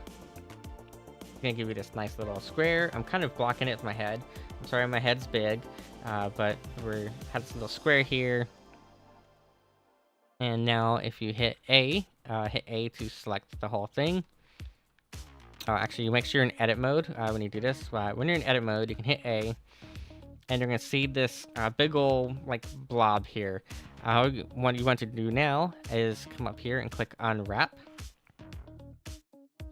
And that's going to try to clean it up. You might have to adjust some stuff here. I like to do conformal. You can adjust the sizing of stuff. Now there is a bunch of little spots that we are getting that we don't want. So what we might want to do actually is just only select those faces that we need. So we can even just do that. Just select only those faces. Okay, so we have these here. And now we can unwrap this. We're going to go up here to unwrap. And that's going to give us this nice little view here. We can adjust how much it is scaling at in that unwrap menu. So maybe we don't want it to be scaled that big. We can maybe bring it down here I like to do an even number, so 0.05. And you can adjust it to be angle based or conformal. Conformal is fine. Now, just real quick. These two here, they need to be flipped in my mind. So I'm going to, just make sure those are all selected. Okay, and then over here, we're gonna want to flip the position of these. So I'm going to just simply select the whole thing. And you can come up here and then you can go to mirror and then X axes. That's going to flip them around. And then also here, I want these to be flipped this way. So I want to just flip them, go to mirror and then Y axes. And now when I select it, it's going to be on the proper side. So here's the left side. Here is the right side. And then here is the top there. Okay. So now we have our UV map for these materials. And actually, technically, what we could do is we could actually just make these all one single material now that I'm thinking about it. So what I might do is I'm just going to come here and it depends. So technically, if we do it as individual materials, then you can offer a higher resolution. I think it'll be fine though as it is. So I think what I'm going to do here is I'm actually just going to merge these all into material slot in edit mode. Okay, whatever. I'll come back to that. But that's going to allow us to have separate texture files, which in theory you could do higher resolution textures.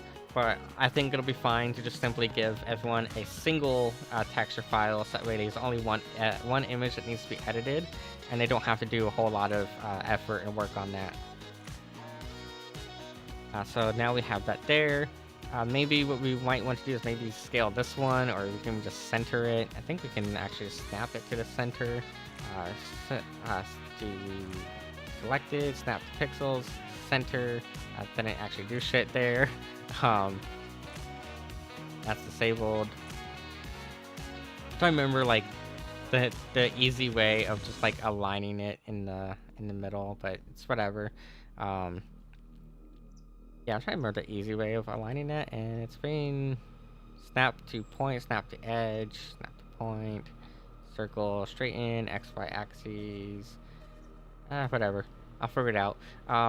It's not like an important thing, really. It's just kind of more of finding to be a nice little courtesy to kind of come over here and, you know, center it up. There we go. Okay, so this is going to be our UV map. And like I said, what I want to do is I'm going to actually delete that material, delete this one, and we're just going to label this graphics. So it's going to be one single material now. Because we did that, we do have to go back into our edit mode and assign them to a single material. So all these should be selected, and we can just confirm that by hitting assign. And we can change the color here, and just to make sure, it is seen to be changing the color of all of those at the same time, which is exactly what we want. So we have those. Now, before we actually get into making this textured, I do want to apply materials to those other parts of the objects here real quick. So one thing I'm going to do here is I'm going to do graphics underscore uv.png for this. And that's going to give us a PNG file for these graphics. And then we can also save this as an image. So we can go image and then new. And like see here, the default is like 1024 by 1024. I think what we'll probably do actually is going to be 4096 by 4096, which is going to be a 4K resolution texture. And that should be plenty of canvas space for us to go and make an image that'll look nice across all of it. And I'm just going to label this graphics underscore albedo. And that's where we're going to title that one. And we can even, you know, bring up this a little bit, maybe. Just hit OK. That's going to give us this whole image here. And we're just going to save that as our image. So I'm just going to go to image and then save. And just make sure that that is saved in that folder. And we'll come back to that in a short bit. So now what we need to do is actually go over here to our other objects, because we did not do any sort of materials yet for these other stuff.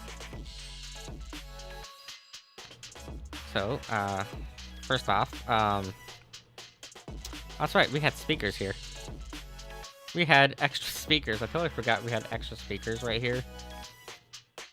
And I do want to keep these speakers because I actually want to make these animated. So what we should do is we need to cut all that out.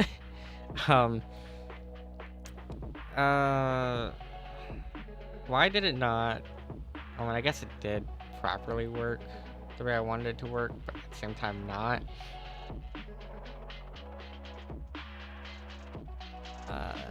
It'll be fine, I suppose.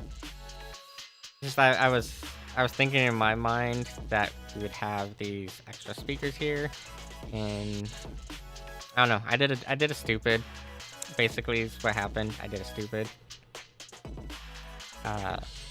Going to go to our modifiers. We're going to go to Boolean, and then we're going to select this cube, and yeah, maybe I'm doing that in the opposite direction. Maybe I'm doing that the wrong way. Select the cube, and go to Boolean, and then select our speaker. That's what I want, is I want that like that, and then just apply. That way then, if I take the cylinder and I hide the cylinder. No, that still didn't work. That just made it, that just didn't work at all for what I was trying to do, damn it. Okay. I was trying to be lazy and do it the lazy way, but it seems that we just gotta do it the manual way. I'm gonna go to edit mode real quick, and I'm going to come right in here. And what I want to do is I'm going to just select all these. So to select them, I'm going to use the select circle tool. Gives us this nice little tool here. I was going to select all of these here. And then we're just going to delete those faces. So just go and hit D or hit the delete. And just delete the faces, and whatever other faces are in the way, you can go ahead and get rid of those. So you can see here, there is a couple of stragglers left. Make sure you're not deleting the entire panel. I just want to only cut a hole right here where that is at. So that's the first hole. We are going to need to cut some additional holes in here real quick. Really easy to do. So I'm just going to just highlight the whole thing again. And then we'll just cut our little hole. Because, yeah, I wanted to animate the speakers, but I also want them to have that little bevel that was sticking out is really what I want in them as well. And that's why we're doing this. So that way we can just really easily animate those and have them set the way I want them to be set. So I'm just going to select our whole thing here. And then again, just hit delete, and then faces. Also, a couple other faces that we want to fix. There's some Z fighting here, which you don't want. You don't want these to be fighting for space here. So you can just select only that one face. So yeah, if you need to just select only the one face. And if you're worried about having multiple faces selected, just hold on Alt and hit A and then select again. So I'm just going to delete that. This bottom one here, again, just if you end up selecting stuff you don't want, just Alt A and just try to select only the thing that you do want. I don't want that, but I do want this one down here. And there we go. Now that Z fighting is gone, and the reason why that happens is because they have two faces that are overlapping with each other. And when they're overlapping with each other, they just cause problems for the rendering engine because they want to be merged together, or not really merged together, but they want to occupy the same space, and they are not allowed to occupy the same space, so it ends up giving you this weird artifacting. So just double check all around any little internal spots. Honestly, the internals are typically spots that you will probably forget even existed. I know I do it all the time where I forget that my models have an internal component to them. And I'm just going to hide this. So that is just something you might run into. Is, yeah, just make sure that you are cleaning up anything that's going to be fighting for space. We have some down here that are fighting for space too, but because they're not yet merged, I'm not able to go and delete those spots yet. Yeah, I think that's got everything. Okay. So now we can Alt A, and then we can come back here and we feel hidden again, and that's going to bring those back up. Now I can go back to trying to mess with my speakers. So I'm going to hit Control S real quick and make sure we're saving, because I have a bad habit of not saving often enough.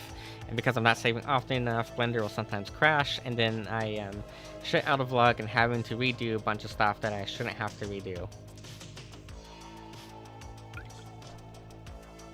Actually, I'm probably going to end up redoing that UV map, maybe. We'll see. We'll see if I end up redoing the UV map or not. but I'm thinking of also adding these to the graphic material. We'll see. I don't know for sure yet, but I'm just kind of playing with that idea in my head. Okay, so now we have our cylinders here. And first off, what I want to do is, what material is this using? This is using neon or light. Okay, so that's going to be using neon or light. So I'm going to have these be the same color. Actually, technically, we can make everything all the same color as these. We don't need to be using this. So we can actually come down here. And we can go to... where's it at? We can go...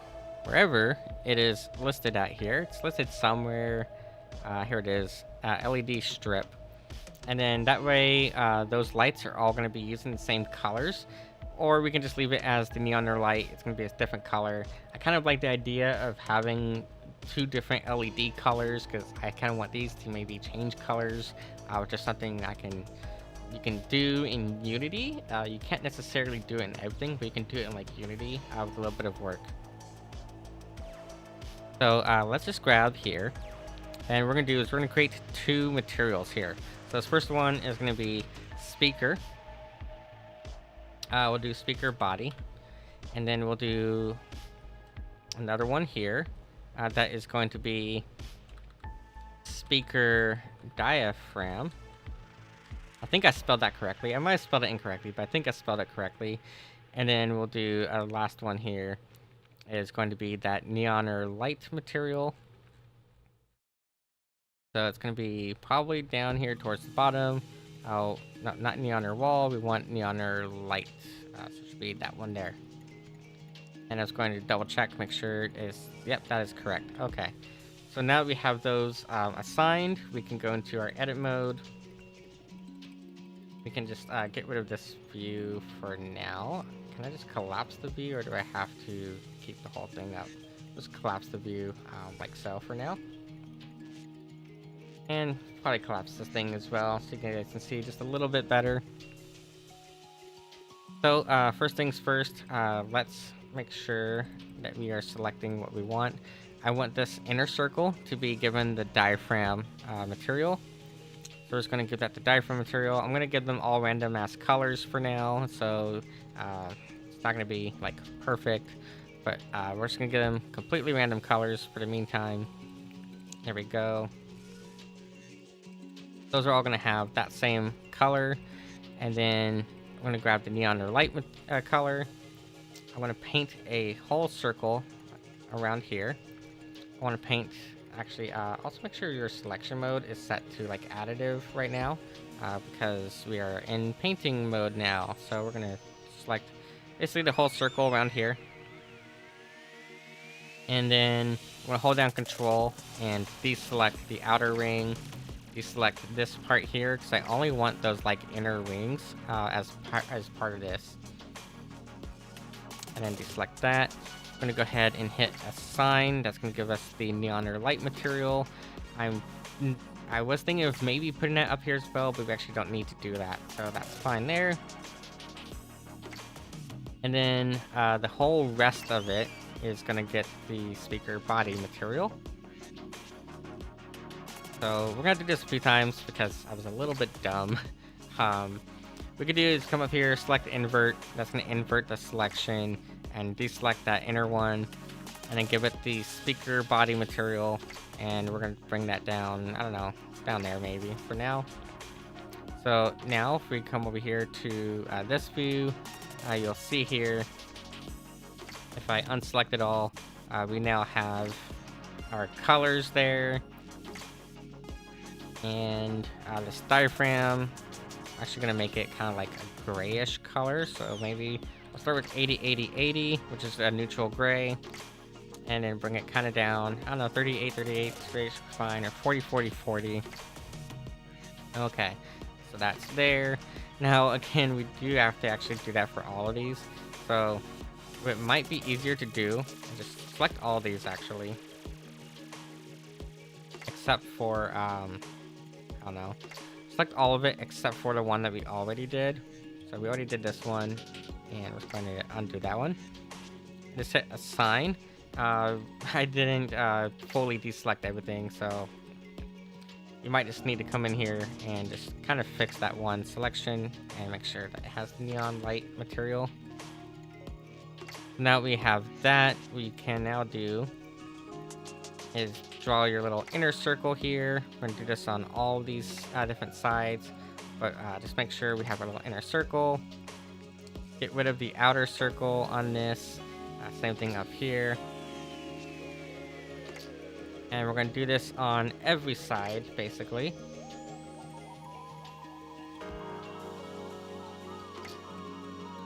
Okay, and then again, just get rid of the inner parts that you don't want as part of that selection. We're gonna just go ahead and yank all that out. Then over here, ideally you want to try your best to like just keep it within the area you want instead of going all the way out like I have been. Just do your best to try to like get it the color you need, or get the selection you need on the first try if you can.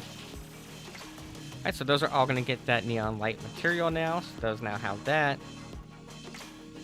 And then yeah, now all you do is hold down Alt and hit A, and then just select all of these inner parts, and then just assign them the diaphragm material. Now back into object mode, you can now see that those all have that neon color, and if we get rid of the wireframe, it looks a little bit better. We clearly missed a spot here. That's a pretty easy fix, not like a huge deal for that. So we can easily fix this here by just going back into our edit mode and deselecting this, and then applying that neon light material again. So there we go. Oh, and if you're paying attention to your selections, which you should be, I clearly am not. If you're paying attention to your selections, you shouldn't have anything there. I just find it a much quicker when I'm trying to select a bunch of things at once to use the additive mode. It's just how I personally do it. But you could hold down Alt and then also like Shift as well to do that. But there we go. So now we have that. So the speaker lights are going to be independent of these lights up here. And we can already start to like get an idea for how we want to do these. I'm going to be making some blend shapes where we can move the diaphragm in and out, but one things I want to do first is just a quick little fun little thing I like to do. First off, we're going to hit Control S and save. And we're going to come over here. We're going to create a blend shape for this outer ring. Do shape keys. It doesn't really need to be anything specific. I'm probably going to end up deleting the shape key later, but it's just something I wanted to do for fun. What I'm going to do is bring this up here. I'm going to go to Object, and we have all these like color settings here. These are going to be our colors for that light. And all I'm going to do is I'm going to we're going to do a mix RGB node. So I'm going to grab this, drag it out here, and we're going to add a node here. Oh, thank you, whoever that was. I apologize that I cannot see the names and stuff right now. My OBS setup is extremely basic at the moment, and I deeply apologize for that. What I'm going to do is come down here to color, go to mix RGB, put it right here in the middle, and we're going to drag this to color 1. And oh, you know what it is? That actually counts as what? A shader? I think that counts as a shader, huh? Yeah, it does. We put that in the wrong spot. Make sure your nodes are going in the right spot. I sometimes mess up my colors on my nodes because I am colorblind, and sometimes things get kind of in the way. So that's going to go right there. We're going to make this, I guess we'll make this color 1. And let's see here, multiply value. Do we even need all this? We don't need all this stuff here, really. We don't need all these. All we really need is just a principled BSDF shader. So what I'm thinking is we're just going to do that. We're just going to make it a simple principled BSDF shader. I don't know why my material, whatever like material I had done last week or earlier this week, why I went through all that trouble, because when we export it as an FBX, only like 3 or 4 values get translated to the FBX file format. So all you need if you're going to be exporting it as an FBX file is principled BSDF, which is going to be right down here. So that's going to go right there. That's going to go to our surface output. And then we're going to have our base color and our emission color. Those are actually both going to become the same color. What I'm first going to do is a mix RGB here. And we'll drag that right there to base color and down to emission. And then we have 2 colors here. So we can apply that blue color to the first one. The second one we could do, I don't know, do like a green color for now. And you notice that this kind of like changes color now when you drag this little slider here. And then just for funsies, we're going to come over here and copy this shape key as a new driver. And then right click on the factor and paste the driver. So now when you have your shape key here and you move the shape key up and down, it's going to change the color of that material. And then for funsies, because we do have music playing in the background here, we can right click on our thing here. We're going to add a driver, and we're using a plugin called Audio Viz. So all you do is just type in odd viz, and then you're going to do whatever. It's going to be parentheses, and you have to specify the frequency range. So we do maybe like 30 to 300, or actually 20 to 300. And then you might need to do some math. So I'm going to start off with division, do like divided by 2. And I might need to make sure that this is actually set to get my audio driver. So if you need to, you can come over here to real-time sequencer, real-time analyzers. Make sure real-time analyzers on. And I have a ton of audio devices here. I apologize for how many audio devices I have. I know I have a ton of them, but it should be this aux output, I believe. Where's voice meter? I'm gonna double check voice meter real quick. Okay, it's actually going to be voice meter output for that one. And then you can tell it reconnect. I might have done the driver value incorrectly. So if I did, it's not a huge deal. I could just need to double check everything I did. Actually, make sure you hit spacebar to turn it on. I don't think you need to be in rendered view for it, but it is entirely possible that I had put in the wrong expression right here. So edit driver. Oh no, it already has the expression right here. Yes, what did I do incorrectly? Odd viz 20 300 times 3. Invalid expression. How's that an invalid expression? That should be 100% valid. Audio viz. Documentation reading time. Woo! Oh, I know what it was. I'm so stupid. It's all lowercase. It's all lowercase for the expression. See, as a programmer myself, I like to make things have capital letters when there needs to be like multiple words and a variable name. And so that's what I typed, is I typed capital letters. Apparently, whoever programmed this plugin, they used lowercase letters. But now, you can see here, it's now starting to get values from the music that's playing. And we might want to maybe even multiply it. There we go. And now, based on the music that I'm playing, you can kind of see here, it's already starting to animate that. I'm also going to come up here and set the origin of this to center mass. It just bugs me when it's not. But now we can kind of start to play around with the idea of how do we want this to look in Unity, because later on we will be throwing it into Unity and getting it into a prop format that can be used for like Rudo or VC face or VRM posing, whichever posing tool you want to use.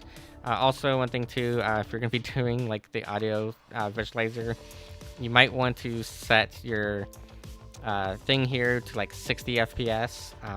That way it runs just a little bit smoother when you are having that going. So yeah, there we go. Now we have our first bit of animation, and we can also use this to animate the diaphragms moving in and out, which is something we will probably do as well. And that's also really easy to do. So first off, we have to exit our animation, and we need to select these again, select our speakers. So make sure the speakers are what we have selected. Actually, real quick, I'm going to select everything, and I'm going to set everything to have a center origin, otherwise it's going to bug me. There we go. Okay, so make sure our speakers are selected, and we can now come down here to shape keys. We're going to start a shape key, and then we're going to go with base, base value, base volume, I don't know. I'm going to label it base, okay? We're just going to label it base for now. We're going to drag the value to 100, and we're going to hit this little button here to make it show up in edit mode. Hit tab, and so we're in edit mode now. First thing I want to do is I want to grab the outer circles here. So I'm going to select these outer circles. You might want to make your selection a little bit easier to see by going into this mode here. So I'm going to select all of these here. And just have that go all the way around.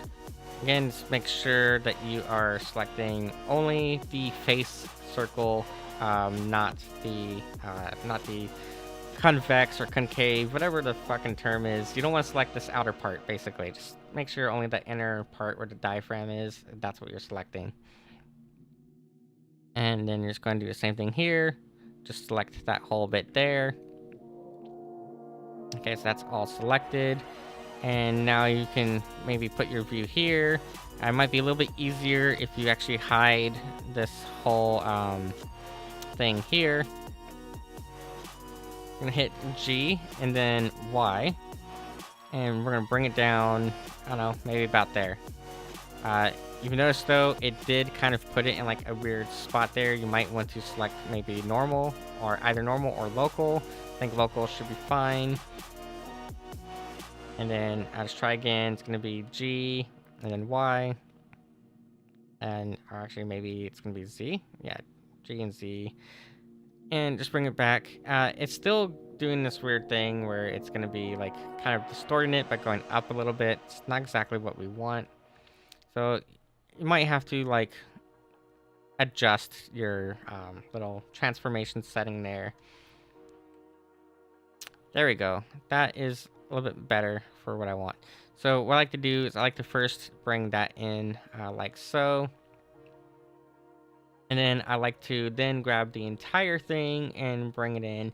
And it is a little bit exaggerated, but it's exaggerated for a reason, because when you're looking at it on a small screen, especially if you have like this little simple toon shading and stuff that I like to do, it just looks a lot better when it is overly exaggerated. So now we're going to Alt-A. And now we can select this whole bit here. We're going to select only that bit there. And then same thing, I'm just holding down Shift and just selecting everything that I need selected. Just hold down Shift, select this whole outer bit here. Scroll over and select all this. And then up here. Okay, so that's now all selected. And then same thing, just hold down or hit G and a Z, and not a whole bunch, like right there should be fine. You don't want to like, be like super over the top of it, just enough. There we go, and like that. And if you notice too, because we did that, this little bit here does stay like a little bit out. So that's also going to also kind of help sell the effect as well. So now if you have this little thing here, you can see here, it's going to be moving in and out. Again, it's very over exaggerated compared to how an actual speaker would be working. But I find that over exaggerating it just really helps to sell the effect when you are working with like tune shading and other simple shading methods.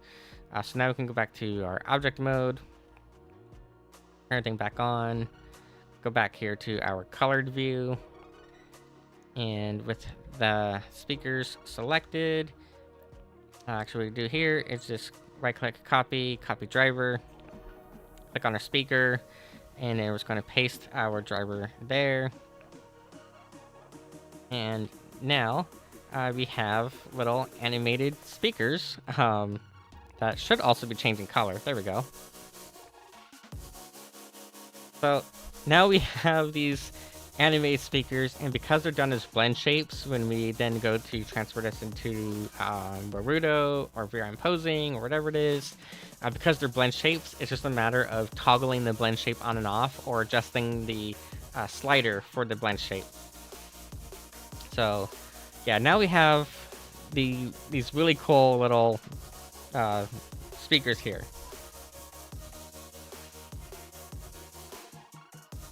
And we can also do the same thing to change like the color of these LED strips if we wanted to. I don't think we need to, but definitely down here, I feel like it just is a cool little effect that you can do. And it's just kind of a fun little thing. I like to make music reactive stuff because music is a huge part of my life. And as a musician and a DJ, I just like to also do VJ stuff as well, where I have just like, my own custom visualizers is what I like to make sometimes. So all kinds of cool little things that you can do with Blender for VJing stuff, and it's really fun. You do all kinds of really cool stuff. And it works pretty well, as you can see. At least I think it works pretty well to sell this whole effect of you got music playing. What I did for the driver is I'm using the values of 20 and 300. That's going to be your bass frequencies. And then if you want to switch it to like the treble, you would do like 300 to 5,000 for it. So maybe we want to do that for these LED strips up here. We can actually go ahead and do that. So we can grab these LED strips wherever those rent. They should be right here, LED strip.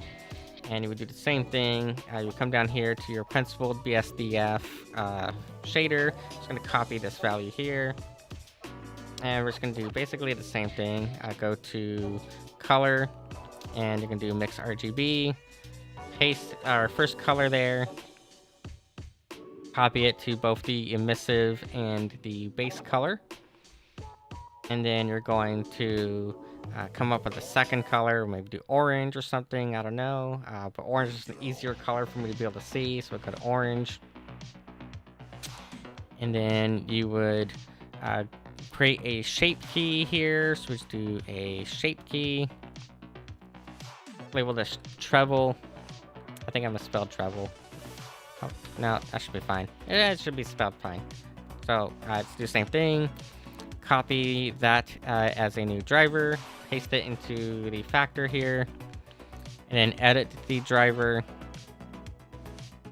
It's going to be edit driver or add driver, and then you're going to set the variable to be odd viz, and then 300, 5,000, and then you might need to do some extra like little math here and there. I'm going to just hit Control S real quick, make sure we're saving often. And you might need to, like I said, you might need to play around with these values a bit, a little bit low on our treble value. Granted, we are listening to stuff that's more bass heavy, but we could always adjust that. Maybe just come here and find something a little bit more, I don't know, a little bit more dancey or whatever. I don't know, we'll find something that works for it. You can kind of see it here. Not that well though, because these colors that we chose kind of suck. So maybe what we're gonna do is bring this color down in value, and I don't know, we can find some sort of color for it. Maybe go yellow. So it'll be from yellow to orange, and go like yellow to orange, maybe. And yeah, let's find something that has more of a punch to it.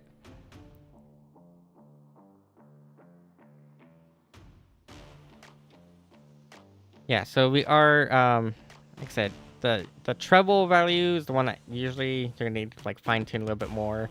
When you get into Unity, it's a lot easier to do it. But then we can come here, and you can see here we have like our little colors changing.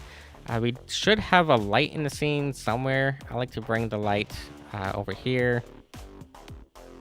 So I was gonna move the light however we need, and make sure our light is selected. Bring the light over, and I'm going to actually just bring this to global. We have a little light here that we can, place somewhere in the scene and get kind of an idea for lighting. And yeah, so now if we were to turn on that bloom, so come over here, we go to, bloom, turn bloom on. One that is like way too fucking bright. You might want to adjust your threshold a bit. And it's also, maybe we'll take this light here. We'll bring it down to like 250 watts. So that way it's bright, but like not overly bright. And if you need to, you can then go back over here to your bloom settings and bring that threshold down. I don't know, just a bit. And yeah, now we have our first little hint of animation here in the scene, where we have our little speakers, and these lights are changing colors. They're just too close to each other in color. So maybe you want to, I don't know, bring this one to blue or something. That could work. So that's going to change those colors there. And then we'll start now. I think now we can be confident. Oh, actually, we still need to apply materials to these. I almost forgot to apply materials to these things. I'm dumb. But there we go. So we have that there.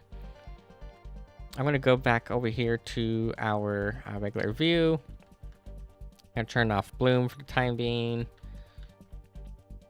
And let's go ahead and apply material to these. So I'm just going to go new, and we'll go enable this as card reader. Card reader, not some whatever English that was. But it was card reader, and we can start messing with our colors here. Honestly, 40 40 40 is probably good enough. And maybe make it metallic. No, it doesn't need to be metallic. Roughness, yeah, roughness is fine. I like things to be slightly shiny, but and reflective, but not overly shiny and reflective, if that makes sense. Because in all reality, everything does reflect light a little bit. I mean, it's what we call in the gaming world, we call ambient occlusion, where it's or global illumination, and ambient occlusion is basically what I'm referring to. But in reality, every object does reflect a little bit of light. So I don't like to go to a hard value of roughness 1 where there's no reflection. So usually just leaving it as this little thing here of 50% is going to be fine enough. With our buttons here, I'm actually going to give this the same material as the card reader. So we're just going to scroll down here to wherever card reader got saved to. Here it is. So it's going to be the same material. It's something that you probably won't like pay too much attention to, but it is going to be there.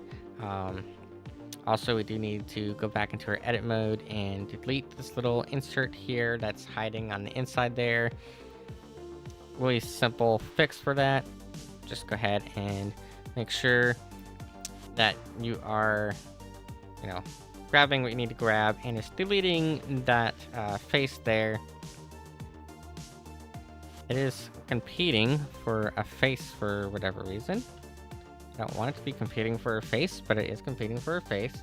So just delete that face. And, notice all these interfaces here.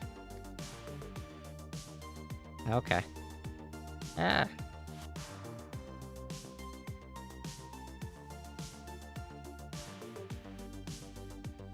Just double check, make sure there's no extra faces that are hiding down there. We did check earlier to make sure there wasn't anything hiding, but we checked on the inside. We didn't necessarily check from this side. But there we go. So that's going to have that same material. I'm just going to do the same thing over here. Just do a really quick check real quick. Make sure we don't have any hidden faces that are going to be a pain in the ass for us. Looks like we're good there. Let's just go ahead and delete those extra faces. There we go. Oh, and then F3, reveal hidden. Oh, wait. Did that accidentally delete those? Did that delete those sides? Oh, shit, that did delete the sides. Why did the sides get deleted?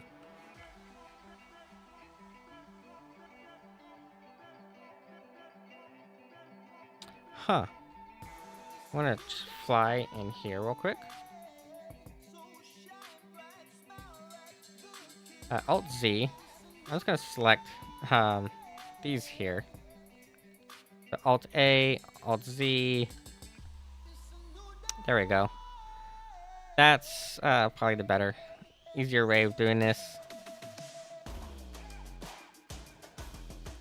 Okay, and just delete those faces. That way we're not accidentally deleting a huge chunk of our mesh here, like we just accidentally did. So yeah, now we can see inside there, inside those little card readers, and that's all fine and dandy there. Okay. Now we have these our little buttons here.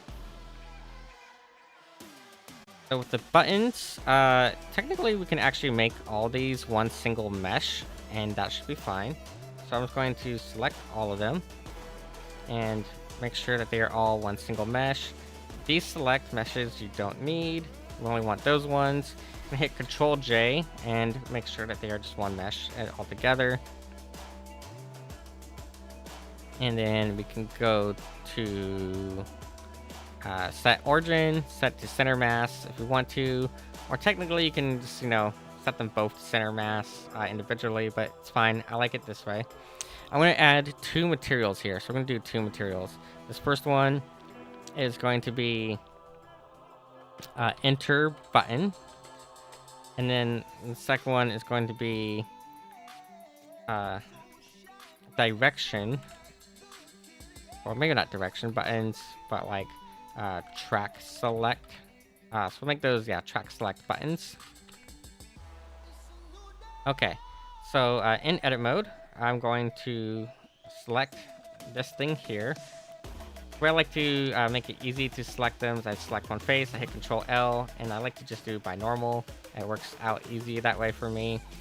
And then same on this side over here. I'm just gonna hold down Shift and then Control L, hit assign, and then we can assign whatever color to that. Now that's gonna assign it to all of them. That's fine, because now all we need to do is Alt A, select all of these triangle buttons here. Control L to select everything that's connected to them, and then assign them the track button, or track select buttons. And now we can adjust the colors of those however we want or need. I think usually these are typically going to be like green in the middle, like a dark green color. and then they will probably have a um, like a blue or some other color here on the side. So maybe we'll do like green here, and then for these ones we can do like a blue color. Like that should be fine. There we go. So yeah, we have tracks. We have like the enter key, and then select left, select right. So I think we're starting to look pretty good on our materials here. At some point, I'm going to completely redraw the arrows here. We'll get to work on that in a bit. And then the screen here, I'm leaving it green right now, so that way you can chroma key it. But I think we actually should also UV map this as well, so we can apply a, like a, I don't know, any image we want. So here's what I'm thinking. Now we're at this stage. I think we are more than ready to work on these graphics. And to first work on that, I'm actually going to come back here. I think I am going to add these to that UV map. So I'm going to add these to the graphics material. And let's add some seams around here. So Control E, mark seams. That's going to add those seams around there. And then let's select this face here. It might be easier to select it right here in this view. Just make sure only this face is selected. We're going to go Control E and mark seam. And then we're going to add this to, or it's already part of the screen inner thing here. So with these all selected, I'm going to first off deselect this. I'm going to select our graphics. So it's going to be those 4 spots right there. And actually what I might do is, before we even do that, let's deselect everything. Select these, select this one. I only want this inner selection here. So I just want that one, and I just want this one here. And I'm just going to hit G and then Y and just bring them out a little bit more, like so. Yeah, there we go. That way, it's gonna have like that light on the side, but it's not gonna be like a huge, overly big thing. And we'll have our little graphics here. They're gonna be getting lit up by that light. Okay. So, make sure you select. There's graphics. Whoop, wrong button. Alt-A to deselect everything and just select those. And now we can come back over here. We're going to actually redo this UV map again. So I want to go to UV. And we're going to unwrap it. And we're going to have to figure out our wrapping situation here. We'll click under image. I want to maybe invert the colors. No, I don't want to invert the colors. I want to just actually, I don't know, get rid of the image altogether for now. So what I might do is, actually we can just like deselect an image. We don't need to have an image selected. I don't know, we've got shader none black. Okay, there we go. It's fine enough for now. So we do need to redo our UV map here to make it nice and pretty. So let's go ahead and play around with it. There's a few different ways you can do it. You can do like the smart UV project. I don't really like the way that sets that out there though. So you might end up like finding yourself adjusting how things are laid out. Again, I don't really like the way that this is laid out. So you might just have to play around with it and find like the way that like best fits your needs. Sometimes what I do is I'll just end up going and just doing it all by hand myself. It's a little bit easier that way. So we could do maybe is just only select, you know, what we had before. Just select only these right now. And we're going to unwrap these. So I'm going to go to unwrap. And I like to have a margin of like 0.1. You might want to use a lesser margin, possibly, but we can play around here and try to figure out what's going to work best for us. Again, I'm not really liking the way that it's lined them up down here, so I'm just going to keep playing with it. Maybe I need to have this one selected. Maybe we could probably go with the way that we had it done before. And it's a little bit better, but still not quite there. Even though that's exactly what we had selected previously, so I don't know why that's becoming a problem now. Let's see here.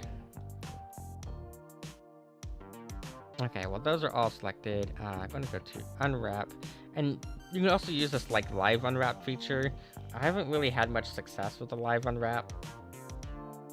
It's just something that you'll have to probably like play around with, try to get it right. Like here we go, it's a little bit better. I still don't like how this is like over here, but that's fine. What I could do is just simply grab it, bring it up here, and then rotate it. So I'll just hit rotate and rotate it this way. And maybe we want to scale it up actually, so we can scale that up like so. And then maybe extract these down. It is doing this weird like snapping, so you might just need to come over here, go to snap, and then just kind of disable the snapping here. Yeah, so it's disable snapping if you need to, and you can move these around however is needed. I probably am going to do something with that, so I'm going to bring this up right here. Really what I should do is, let's select the whole thing again. I want to go back over here to the smart unwrap. Did not mean to do that. I'm going to come back over here and go back to unwrap and then smart UV project. And I want these islands to have a 0.1 boundary. That seems to not be enough, so I'm going to have to increase our island margin here. Except it is still not... how'd it go? That's what it was. It was scaling to bounce, and I don't want to scale to bounce. I like it to have a little bit of freedom here. So we have this here now. And again, I was going to grab this, bring it up here. Bring it down somewhere right here. Hit R and hold down shift or control, whatever you need to do. Just make sure it's at 90 degrees. And then you can scale it up if you want to. We probably will scale it up just because that's going to be our banner up top. This one here is which? This one is left side. So I'm going to flip this that way. And then upside down. Except it's still kind of like not quite the way I want it. Should be fine though. Actually, what I might do is I'm going to grab this vertice here. So I want only the one vertice. So I'm just going to grab this vertice, hit G, and then Y. And then we can bring it up. Try to make it as parallel as we can. As perpendicular as we can.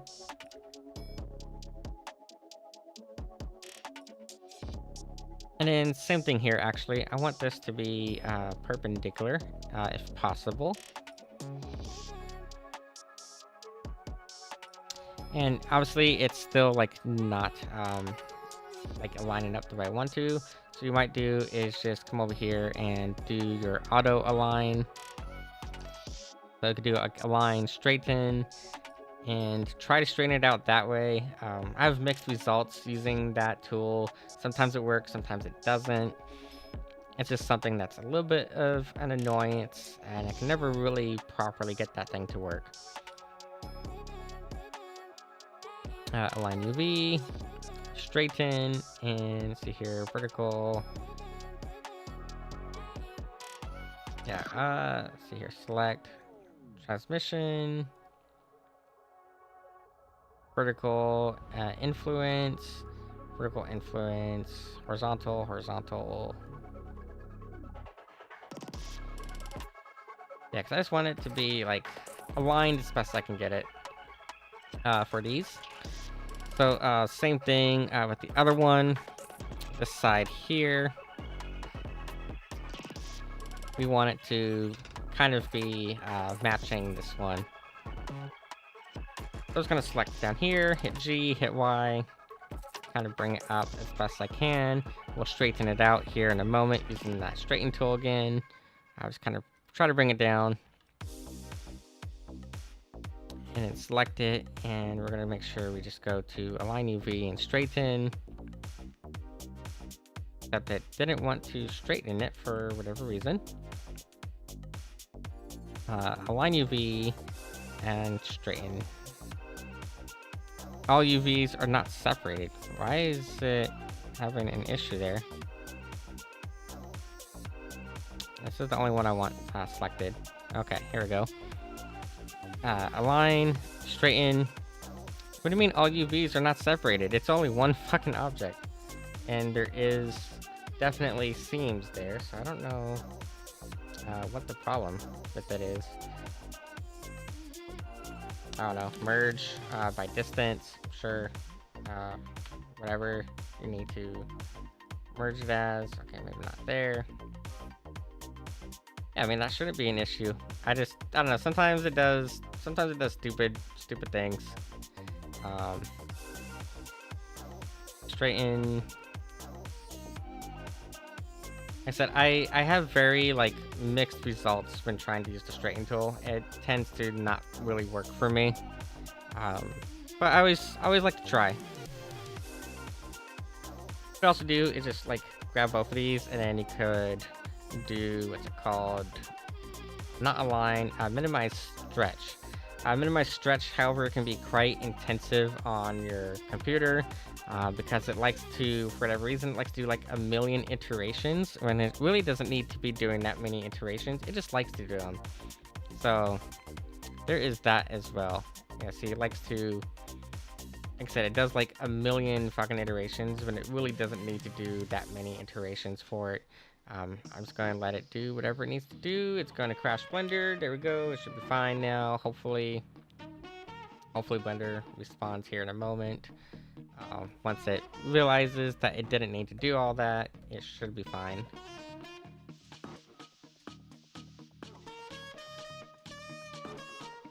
I don't know. Sometimes it's just annoying when you have like things here, because yeah. I mean, technically, this is not like a rectangle. It is kind of like skewed, but for sake of making the texture easy to edit, I just want them to be properly aligned and just kind of squared off for these ones. I don't know. I always have like I said, I have mixed results with these all the time, where they just don't want to line up. Line straight into Y. And again, it's not like straightening it out. I don't know why. I mean, I've thought about maybe getting some plugins for UV unwrapping, but luckily it's not the worst software I've used for UV wrapping, because I've definitely used a lot worse back in the day when I was doing like Quake and other stuff. Here, auto align. Whoop. Maybe not like that. Align X, align Y, straighten Y, straighten X, whatever. Fuck it. It's good enough. It doesn't need to be like, I don't know, perfect or whatever. Just I myself would just really prefer it to be is more the thing. Reminder that I love you. Aw, thank you so much. Glad you do. Copy paste, select, smooth. Yeah, these don't fucking like work.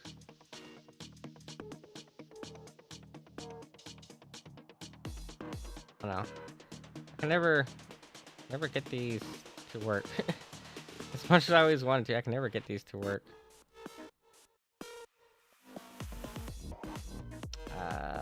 See here, UV, I'm gonna try that thing again. I don't even know what button that was I clicked to do that. I have no clue what button that was that I clicked. I was like down here, but it's not down here, I think. I have no clue where it is. Split, merge, I don't want to do any of that. Smooth. Yeah, it should be here. Oh, here it is. Oh no, it's whatever. As long as we can go into Figma here in a moment and start editing, then that's really all that matters. Okay, let's go ahead and close this window out. I'm gonna select that, select all these. Now, again, here is the issue we had with this earlier. These are both flipped. So I want these all here. I want all these ones here. I want these to be opposite. So I want to go here and I want to go to mirror at an x-axis. And then now it's going to put this one on this side. So just select that there. And we're going to do the same thing. Just flip it around like so. Come over here this side and we're going to do the same thing and just flip it. Okay. So now if we select everything with that material, this is what we're going to get. So we're going to get left cabinet, right cabinet, a little LED sign up here at the top, and we're going to get these two side panels here. Should probably pay attention to which side panel is which. Okay, so we got those there.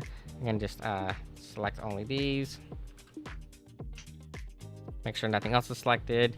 So this looks like a pretty decent UV map to me. Obviously, it could be better. There's better ways of UV mapping this. In fact, what I might actually do is bring this down here, like so. Bring this one, however, bring it over. I don't like how it's not like aligning these the way I want them to be aligned. I want them to be like directly on top of each other, and for whatever reason, it is not allowing me to like do that. So that's always a problem, because I do want these both to be kind of like on top of each other. Straighten, straighten X, straighten Y, auto align. Nope, I want them to be parallel, damn it. I want to make sure they're going to be parallel, is the thing. It's whatever. It's fine, I guess. Okay, so, maybe what we want to do, grab both of these, scale them both up. Maybe not that much. Maybe just do like, what, 1.25 or something. Okay. And let's see about that there. So bring this one up. Bring this one down.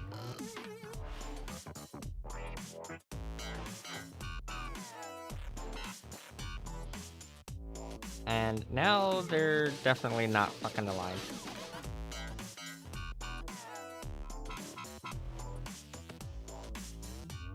Whatever, like that.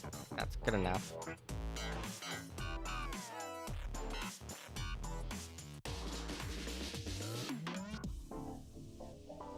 I was trying to like make sure it's all like, you know, lined up properly, but it's gonna be whatever at this point. I'm done trying to like fuck with it.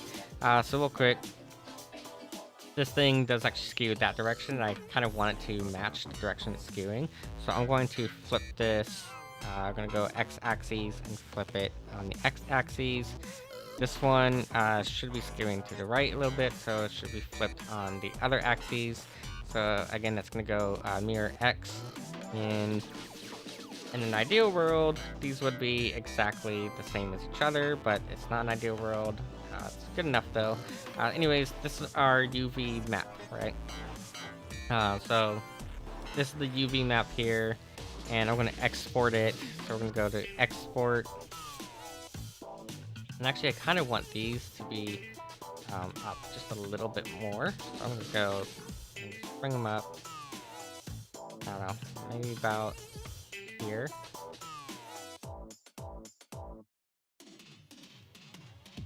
I just don't want them to have like too much, like too close to the border, in case someone like, you know, draws over and they spill over just a tiny little bit. But this will be fine here. So now I'm going to go to export UV layout and export a dimension size. It should be 4096 by 4096. And we're gonna label this graphics underscore UV. Okay. So now we get to have fun doing the texturing portion. Woo! And also we need to actually make probably a UV map for this thing here, this screen here. Why is the screen way the fuck down there for the UV? I don't know. We're gonna unwrap it, and voila, there we go. We got this big old thing here for our screen. It is probably rotated a weird direction, but it's fine. What I actually like to do for like this one is I like to go to here, and I like to just bring it all the way over to the corner. As close to the corner as I can get. It should allow us to snap it like directly to the corner, but sometimes, again, Blender can be dumb sometimes, and I don't know. Blender has problems, okay? Not saying it's good, not saying it's bad, it's just that Blender does have its problems every now and then.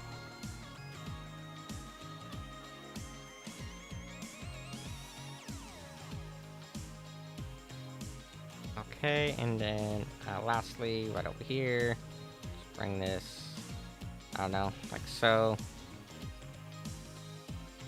Would like these to be snapped to place, but the snapping is being dumb, and it's not snapping where I want it to snap, which is going to be at that corner. And I guess here we go to like what, snap cursor to snap the corner.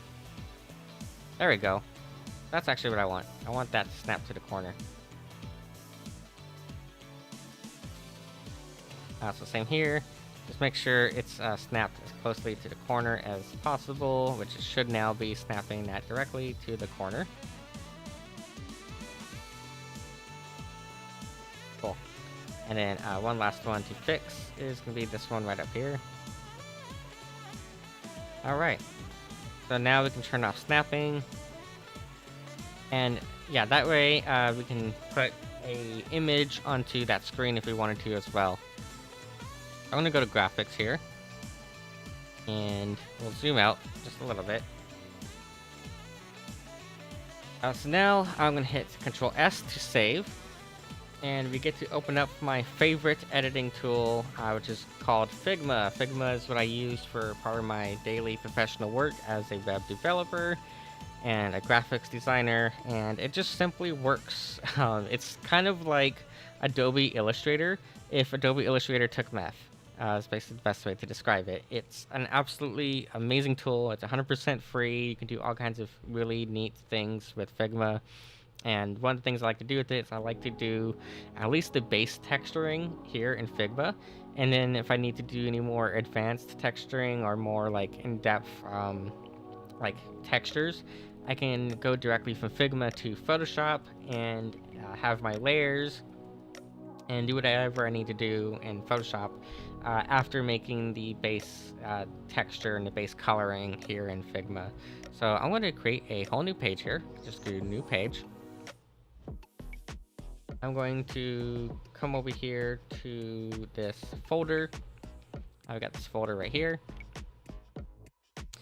I'm going to go to my Chiyu folder, and I'm going to go down to props. And here under props, which I have DDR cabinet, we're going to have DDR cabinet UV. I'm going to just drag and drop that right in here. And you can see here, it gives us this wonderfully big image here. And just make sure this is aligned properly. And we're going to right click up here. We're going to go to frame selection. That's going to create a frame around this.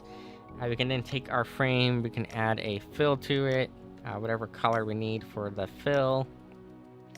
I think I'm going to just do a simple, whatever color this is down here, something nice and dark, but that we can still see our background with.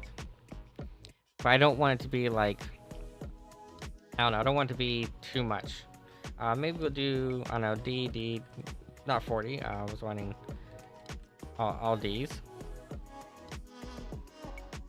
And that might be good enough, okay? So here is now our UV map. We can start to create a mask out of this and start adding some really cool, colorful imagery to it. Let's get started with copying these polygons. Now, obviously, if we're using Photoshop, with Photoshop, you can just use the magic select tool and then select this box directly using the magic select tool. Unfortunately, Figma does not have any nice selection like that. There is no magic select. That's something I think would be really useful to have in the future if we ever get it. We're never going to, though. So instead, what I'm going to do is I'm just going to come here with the pen tool. And to be fair, the reason why Figma does not have that tool is because Figma is meant for graphics design. It is not meant for like editing photos. It is strictly meant for like doing vector graphics. And so what we're going to do right now is we're going to create a vector. I'm going to hold down Shift, make sure it comes right over here. Go ahead and grab that point and then bring it down all the way over here. Hold down spacebar and just kind of, move it however we need to move it. Bring it right here to that point there. Same thing over here. And we're just going to create this vector real quick. And we're going to use this as like a mask for some really neat stuff that we can do with it. So, again, just bring this all the way down here. I'm just holding down spacebar and dragging the screen all the way over, and then hold down Shift and just click exactly where you need it to go by holding down Shift. And all the way back up here. We're gonna have to do this for every single island. Again, it's a little bit of a pain because you have to do it for every island, but it's just something you need to get used to, and it's really not like a huge deal. So come all the way up here, back up to the very, very top, and just make sure that gets connected. That's now connected. We can now add a fill, and we can start to now adjust some settings on here. So you can see here we now have our vector shape. We can adjust this here, which is going to be our little like outline. We'll deal with that later. Right now, I just want it to solely be an outline for what we're going to be doing. We can also set this now to be a mask. So what I'm going to do first is just kind of group it. And I'm going to label it as graphic left. Okay, so that's going to be graphic left. We now need to do the same thing for graphic right. And we need to do banner. So we'll do graphic left, graphic right, banner. And then insert and insert, okay? So same thing, and actually technically we could do is just copy this one. Just Control D, it's gonna copy it. And then we can right click on this and go to flip horizontal, okay? And then just kind of drag it along the X axis right over here. Might want to zoom in and just kind of make sure that when you zoom in, that you are getting it exactly where you need it. So I don't know, probably about there is fine. Okay, so we now have that one, and just make sure you relabel this one to graphic right.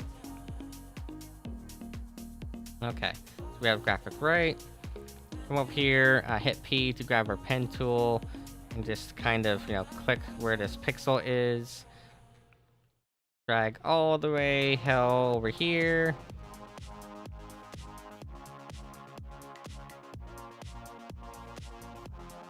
Bring the fuck over here. Come on. It's pretty far, unfortunately. Maybe a little bit further than I was thinking initially. Yeah, this is a pretty long rectangle here. I didn't realize just how much I'd be scrolling to the right. I thought I'd be scrolling to the right a lot less. I thought it'd be a lot quicker. Anyways, we're now here. I'll just go ahead and grab that there. And then same thing, scroll all the way down here, hold down Shift, click where you need to click it. Maybe zoom out a bit to make it a little bit faster. Yeah, way faster this way. Zoom back in, click right here, and then lastly bring it all the way back up and connect the dots. There we go. I go ahead and add a fill to it. And voila. So we now have here, I'm going to make a group here as well. So hit done and then make a group. Enable this banner. So we have our banner now. We have banner, graphic 1, or graphic left, graphic right. And now we just need to do these inserts. So it's going to be insert left, insert right. Same thing, just zoom in and just plop it down wherever it needs to be plopped down. That's going to kind of speed through this little process here of adding these graphics real quick.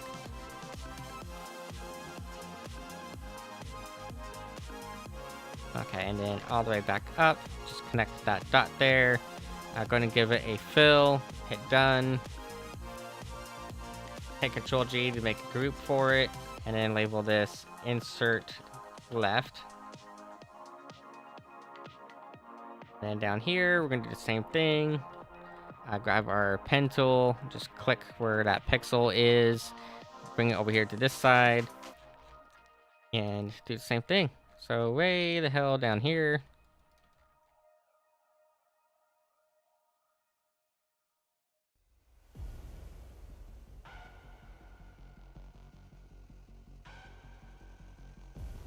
Okay, and then connect the dots, and then give that fill, and there we go. Hit done, and we're gonna enable that one as insert right. Now, I like to kind of reorder these in a way that makes a lot more sense. So I'm going to bring banner up to the top, graphic left, graphic right, and then like that there. Oh, wrong way. Make sure that these are like that. And then we can actually now get rid of this UV map. But we'll probably will get rid of it. But we can leave it in the meantime. I'll label this UV map raster. That's UV map raster. So yeah, now we have our UV map now as vector graphics. Now the nice thing about having it being vector graphics is we can scale it to any resolution we need. So if we want to, say, make a 512 by 512 texture, we can scale the whole thing down to 512 by 512 without losing any quality. If we want to make this texture like 10,000 by 10,000, we can scale the whole thing up by 10,000 by 10,000, and we're not going to lose anything. So that's one of the reasons why I like to use vectors, because there's just a lot more versatility when you are trying to scale in and out of things. But now we have these, we can go ahead and start making some nice little things here. So let's say we have graphic left. Let's see here. Do I have any images we can use of my model here? I probably do. I actually probably should hide this off screen because I have a feeling that in the folder that I'm about to click in, there's probably some NSFW stuff there. So I'm just going to flag that off to the side and see what I have here in this folder. Might not necessarily be anything using my model. We can use pretty much any model we want to. But yeah, I definitely have some NSFW artwork in there, so I'm going to just kind of scroll through this here real quick and see if I find anything that looks like it'd be a neat little thing to use. Maybe not, so we might want to just make something here real quick. Not hard to make a whole new image here. Really easy to do. Surprised I don't actually have any other like folders here of stuff. I could have sworn I did. Oh wait, under my memes folder. There we go. So if I go to my memes folder, I should have some cool stuff we can maybe use for it.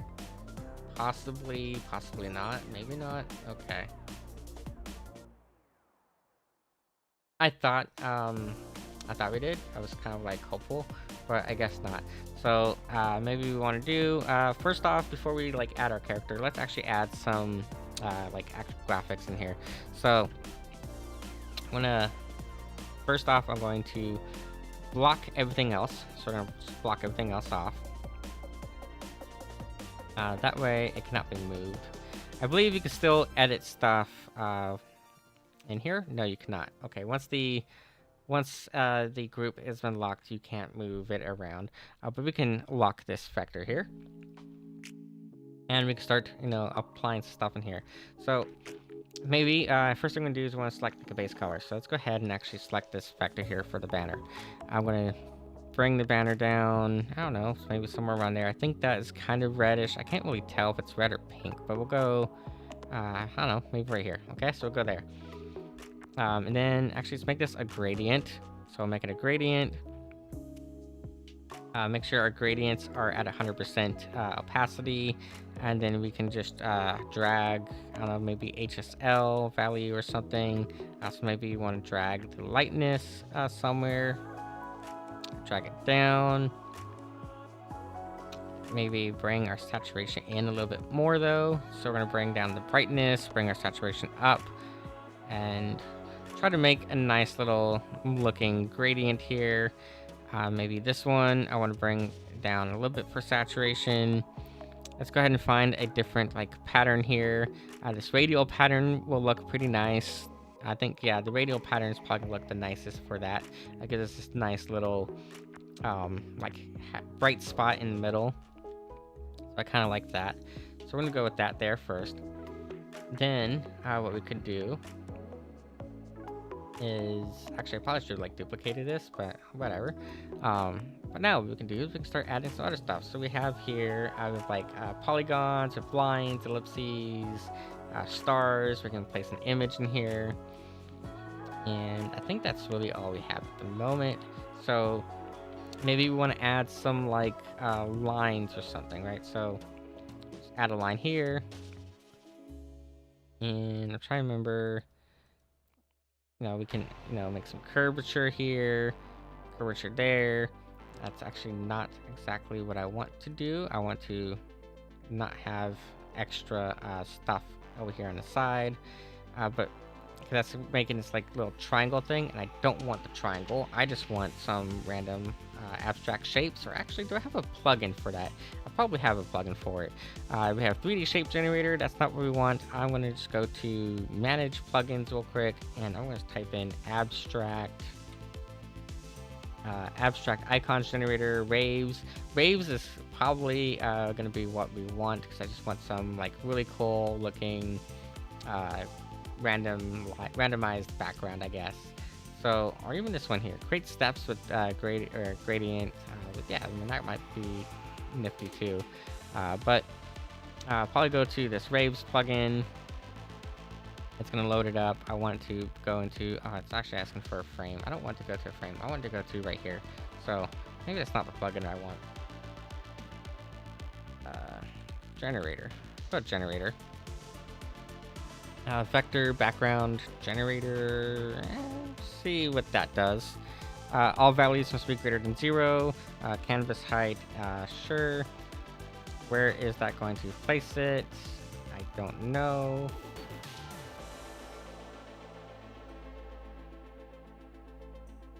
Okay, this looks kind of nice. What I don't want though is I don't want it all to be in here. I want it to be within this banner area here. And actually, this should be, I guess, a frame. So we can make this a frame.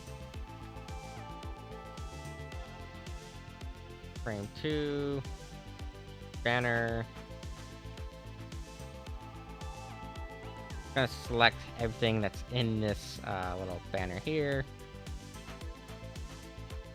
And just bring it out to, I guess, frame. I really wanted it to not be there. I want it to be within the banner group. So we have.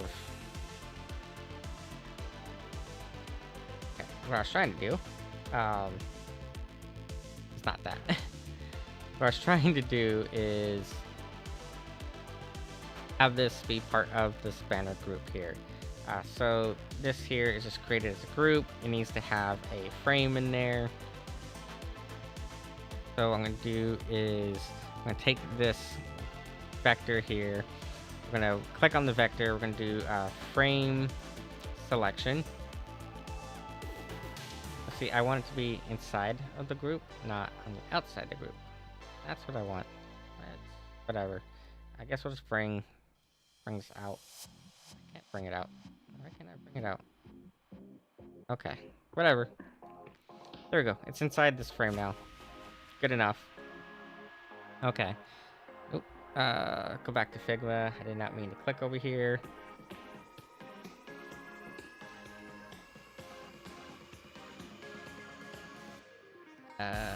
Said click on that, and we're gonna click all the way up here. There's definitely better ways of doing this, for sure.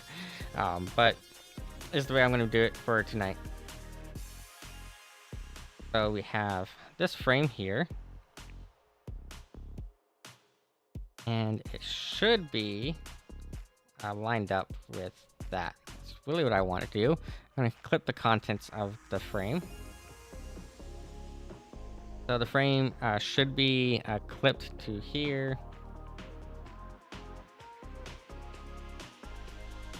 And do these have like an opacity value thing added to them? Because these should be applying over this whole thing here.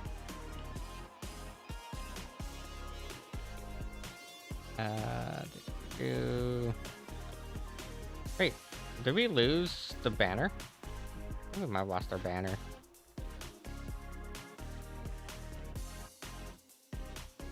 Okay, no, here's the banner.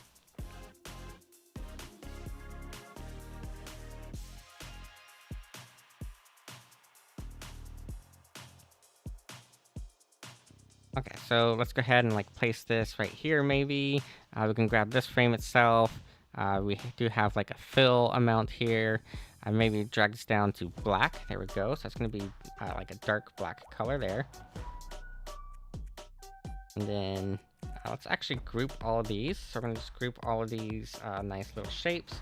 Just group all of them into one single group. I was trying to group them all into a group, but I kind of didn't click all that well on my selection there. I'll bring them all into this one single group here. Go and add this little banner back. That's going to give us a little bit more extra little color in there. That's what I want to see. And then now we can go ahead and add some text as well. So we can grab frame 2. Banner. So we're going to label that. Banner frame. That's what we'll label it. We can add some text in here. So we'll bring this text and go, I don't know, step revolution or something. We'll figure out a proper name for it. I want this to probably be like 250 font. Actually, probably going to be making that way bigger here in a moment.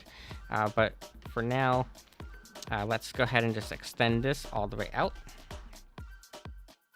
Like that. And then all the way down.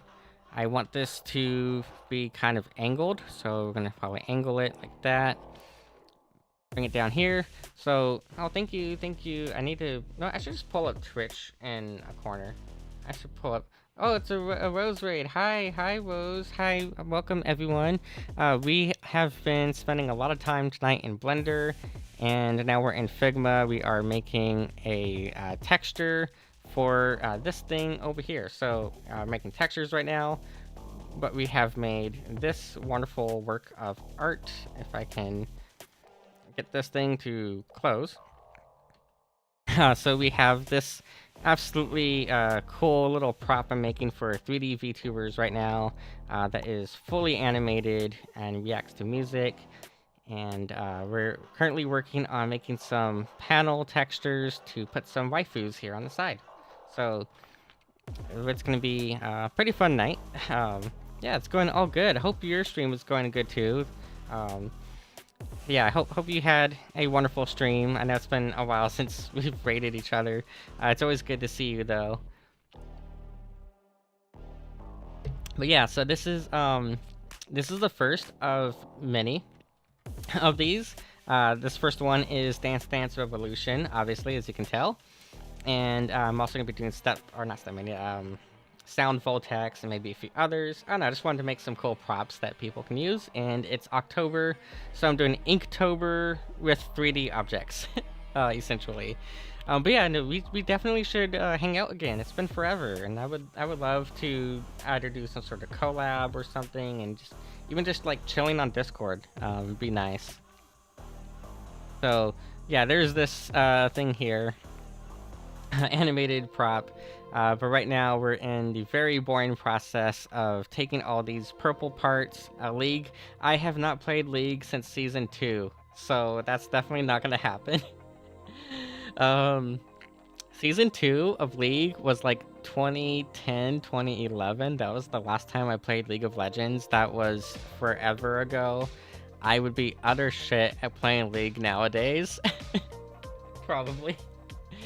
Um, Fuck, I don't even know like what champion I would play if I were to play League again. I mean, I had my like 3 favorite champions that I liked to play back then.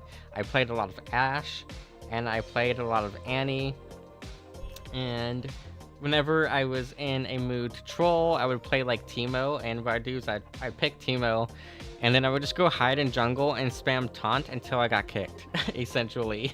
Obviously not in ranked, you can only really get away with that in casuals, but that was basically how I played League of Legends about a decade ago.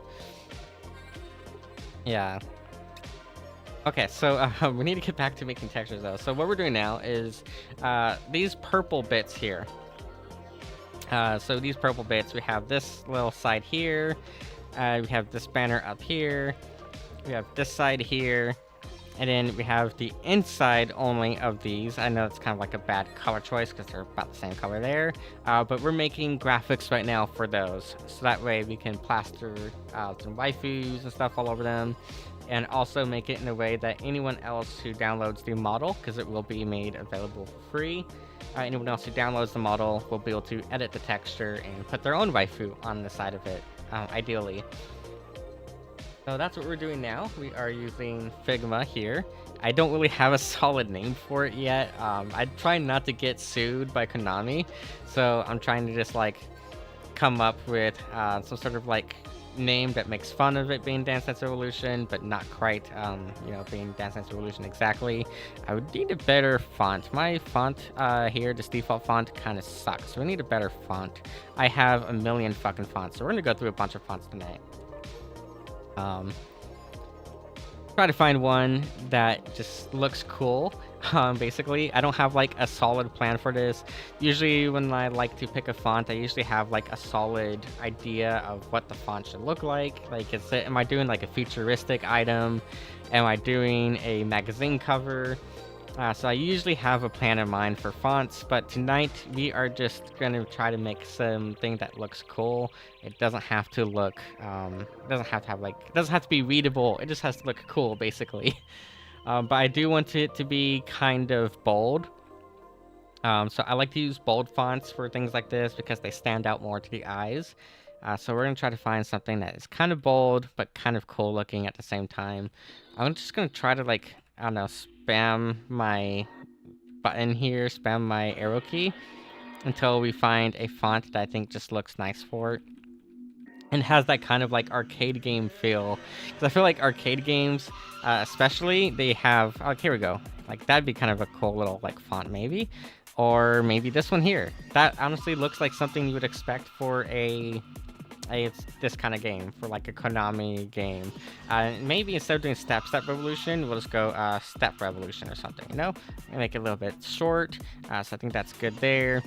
We can add some like little like banner or like something else to it here real quick. Maybe bring it this way.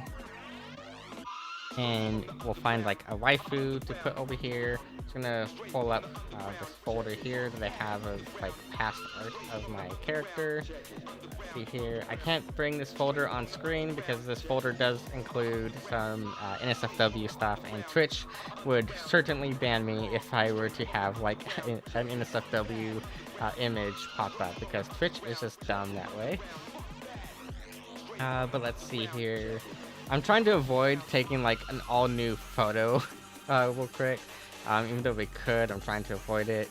But maybe we'll just, I don't know, drag this image here. And drag this down. There we go. That actually might work. You know? Got that like, not very cash money of you kind of thing. Or just kind of like, try me, Konami. So maybe just kind of throw ourselves there. Go ahead and add a stroke to this. Gonna make it a little bit bigger. And I'll probably pick like, I don't know, some random ass color for it. Maybe we'll go like orange or something. Actually, that looks kind of nice right there. Just something kind of contrasty with the background. I want to be a contrast to the background. Maybe that might be a little bit much. So maybe do 20 point there. And we can add a glow to it. So I like to do glows sometimes. So what we can do for the glow is go to effects, and you can use the drop shadow effect to do kind of a glow on it. So maybe let's grab that and make this a value of 0. Make this something super bright. Maybe make it white for now. And we're also going to bring up the opacity for the meantime. And bring this blur all the way up. I don't know. Maybe, yeah, I think like 50. 50 is probably fine for the blur there. And there we go. So we have that there. Kind of position it however we need. So that's going to be our first banner graphic there. And then we'll figure out some what we could do for like the banner graphic here. Maybe we want to kind of continue this theme of using my character model for it. So maybe what I'll do is first off, I'm going to frame the selection because it needs to be framed. And now we can, I don't know, let's just grab this our image here, I guess, of my model with a gun in her hand. And we need this to clip, so we need to clip the contents. For whatever reason, yeah, that's not going to work. Because I actually need this to be underneath that. So what I'm going to do is just, I'm going to just take this and make it into a mask. So use as mask. There we go. And now we can move my model however we want to move my model. This makes it seem like a completely different arcade machine than what it is. Now that I think about it. This makes it seem like we're playing some sort of other game. But anyways, we got that there. I like the way we did this coloring up here, so I might kind of try to steal some of that coloring there. So I'm just going to grab all these. I'm just going to Control C, and then we're going to Control V down here and paste them in. First off, let's grab our model here, and we'll bring our model all the way up to the top of this stack here. Gotta kind of scroll up a lot because it's a lot of little things we got going on there. And I think I'm actually just going to do a Control G, bring them into a group, and then we can resize the group itself, however we need to do it. Kind of want this to be kind of around that same little like area there. And I just need to make sure that it is getting, that's being part of this. So that group, we actually just moved that group on accident. I didn't mean to do that. It's actually this group here. I want it to be part of that there. And then have it like right there. We do need to add, obviously, a background color here. So what I'm thinking is for the background color, I need to probably just copy this background color that we did up here. Which is this. So I wonder if there's an easy way of doing that. It's been a while since I've like tried to copy materials onto here. I should just be able to go to frame, go to fill,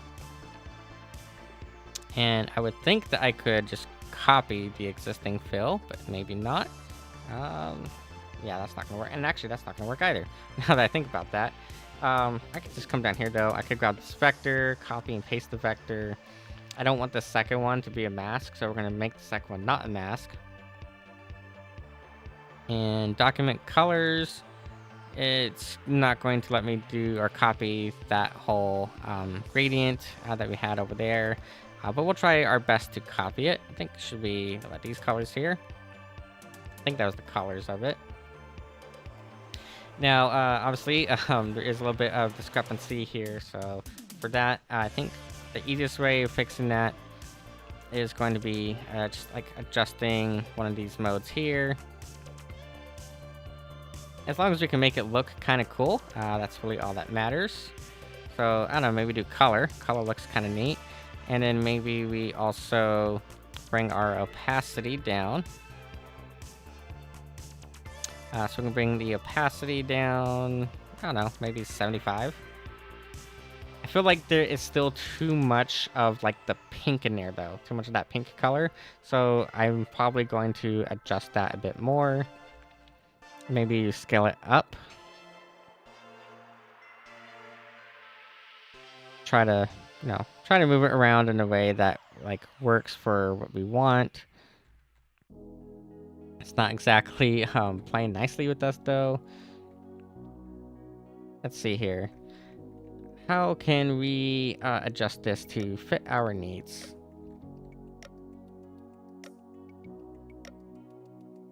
Or actually, all we really need to do is grab this one vector here. And probably really all it needs is adjustment here. Yeah. So that's really what the main issue is this little value here. It just simply is not scaled enough for that there. That should be good there. So I kind of like that. I think that looks good. What I'm going to do then is I'm actually just going to delete this vector here. This one, just delete it. And let's duplicate this. So I'm just going to right click. I'm going to go to duplicate selection. Actually, there is no duplicate. It's just copy it and paste. So I'm just going to copy and paste it. Flip it horizontally. And then we're just going to drag it all the way over here on top of this graphic. Make sure it is lined up as best as it can be lined up. So I don't know, like right there, and then just up a little bit should be fine. And I think also slightly, I don't know, probably about there. We'll do some like final checks on it in a bit to make sure that it looks nice. Actually is slightly scaled a little bit off, I think. There we go. Yeah, so we'll do some like final checks on it in a bit. I actually want to get rid of that border. There is like a little nasty border on here. So just go ahead and hide that border. Same on this one. Just hide the border because that border is not going to matter once we have it on the actual model. And then for these ones, I don't know. I'm thinking we just do something very, very basic and simple. I still don't think this is good enough though. I feel like the way this is up here looks really nice. It just didn't translate all that well down here. So I might do some stuff later to fix that. But anyways, we now have insert left, insert right that we need to work with. So for these, I'm thinking we just do a very simple line, maybe. We could just do like a simple line or something for it. And I don't know, maybe we just do that. So let's draw like a line all the way up here. Bring it out quite a bit like so. Kind of center it up if we can. And then we can make it dashed. So we can make it into a dashed line.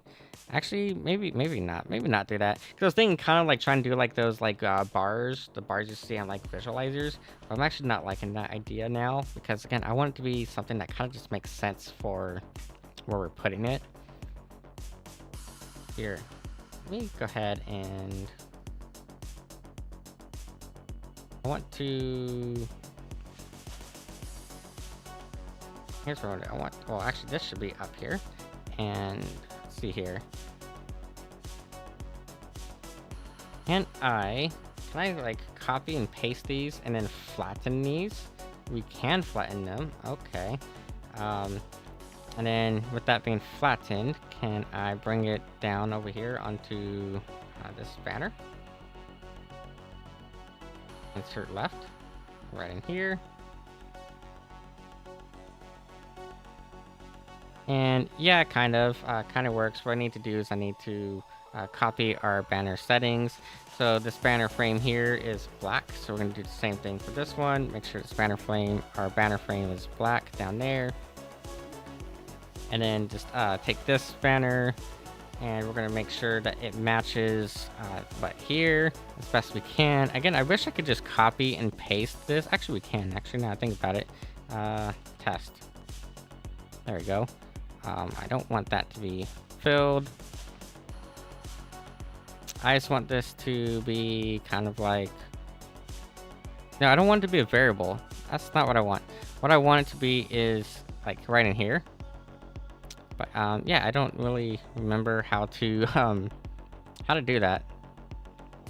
I don't want a variable. I just want to save the style. That's what it is. I want to save the style. Create new style. BG is what we're going to call it. There we go. So actually that's going to work out even better now, because now I can just come here to library, go to BG. That's going to set that like so. Get rid of that there. And then make sure... Oh, it's the vector that needs to have BG, and then this needs to be black. So...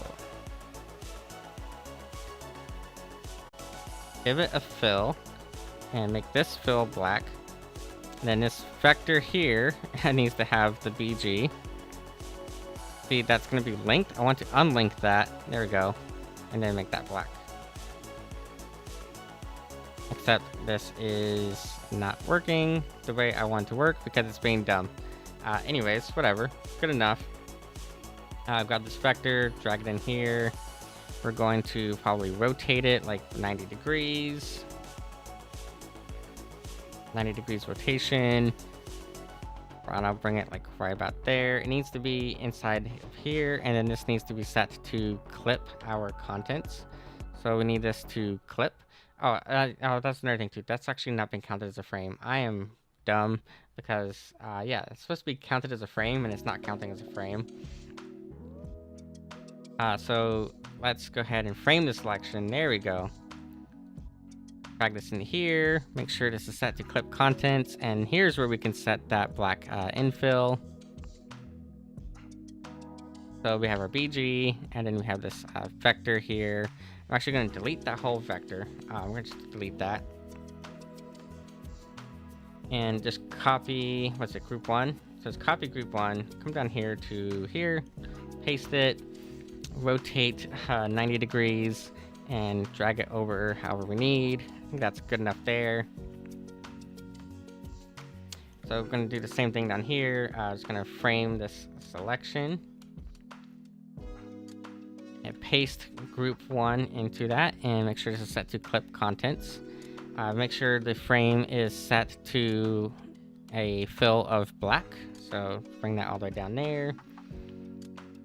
Take vector 4, and we're going to set that to be our BG. And then group 1, we can move it around however we need. I don't know, maybe right there is like fine. Just make sure that it stays in that group, because sometimes it will get pulled right out of the frame, and we want it to stay in that frame right there. So same thing up here. Just make sure, it's going to double check everything, make sure it's all good. I'm going to take this one, set this one to that BG now that we have that set properly. Same thing for here. Just set it to that BG template. And then you can hide these fills. Oh, actually, that's fine there. I set these to black, I guess. So that should be fine there. These are actually just a mask, so they're not actually doing anything. It's the frame here that's going to be doing stuff. So set the frame to black, like that. And then down here, we're going to do the same thing. Just make sure our frame... Also, make sure this is named properly. We had graphic left twice. We want graphic right now. So here same thing here.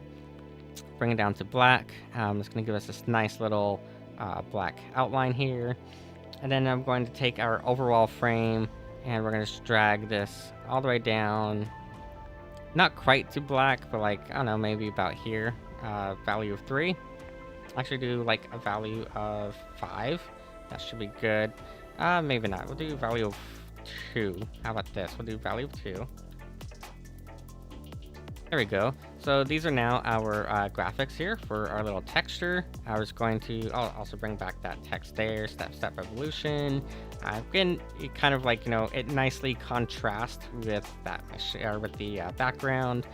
I kind of want to also add the text here somewhere, so maybe we want to move these a bit. not that. Maybe you just want to like move me out of the way or something. We can kind of figure that out. Maybe just make me smaller. Make it smaller and just put me down here. And then we'll put Step Revolution up here at the top. Something like that could maybe work. I want to copy our transformation up here. So it's going to copy that and apply it over here as well. So make sure we are applied properly. Then grab our Y value up here. Same thing, I just paste the Y value here. We might need to adjust that X value a bit. Just try to get it as close as we can to where it needs to be. Because it's in the frame, it should be fine. Or maybe not. Just kind of drag it, I guess, however we need to drag it. That's what we'll do. We'll just line it up. We'll line up both of these with that edge right there. Yeah, so we'll line up both of these with that edge and just have that like hard edge like right there for it. Makes it nice and easy lining it up with that hard edge. And then we can copy our text. So I'm just gonna copy the text now, bring it into frame 2. And maybe we want this to be, I don't know, like so. And we can, because this is a much larger view or much larger area, we can actually probably get away with bringing the font down just a little bit. Maybe, I don't know, like so. And actually, maybe we'll just make this 0 degrees. So it's just gonna be like that. And maybe 190 or maybe 180. That should be fine. Actually, let's try 160. Okay, so I'm going to try 160. Just kind of put it right here in the middle. I think that's going to be good there. And we'll do the same thing to line it up on the other side as well. So make sure, though, that this is part of graphic left is what we want for it. So we want to be part of graphic left. Paste it over here and line it up same way as best as we can. I think it was lined up, I don't know, like that. And we just want to make sure we're getting our Y value the same. So this is at 100.5. Let's just make an even 100. Same thing right here, just make an even 100. And I'm just gonna line it up right here, that little like center line. It doesn't want to line up that way for me because I don't know, it's been kind of lame. Also, this actually needs to be flipped backwards. Now that I think about it, that does need to be flipped horizontally. There we go. So make sure now that we have this at 100. Yeah, because it does need to be aligned horizontal, or it needs to be flipped. So we have this here now, and what I'm going to do is I'm just going to simply export this. We'll name this overall. We're going to name it graphics_albedo. That way we know what we're calling it.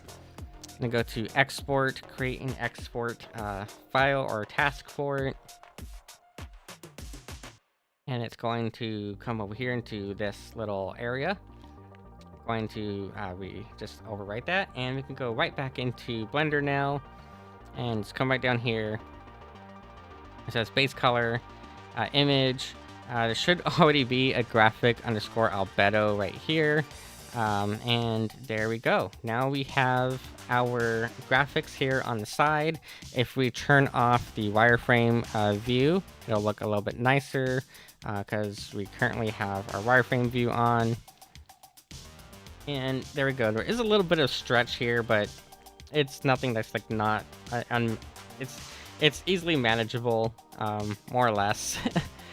So if we go over here to rendered view, we can see how it looks in lighting and turn that on. Maybe we'll want to turn on our bloom, so we can come back here and turn bloom back on. And there we go. Now we have step revolution here. We can move our light around if we need to. So I think the light is, I don't know, somewhere around here right now. If we move the light around, we can move it around. just kind of get like an idea of how it's gonna look once we bring it into like Unity or some other rendering engine that we might plan on using. I feel like the bloom here is a little bit strong, so I'll probably bring the intensity of that bloom down just a tad. I don't know, probably about there. That looks good. And yeah, so there we have it. We now have Step Revolution. Please don't sue me, Konami. And if we want to test our scale of it, we can bring in our models here and get an idea for how these models interact with it scaling-wise.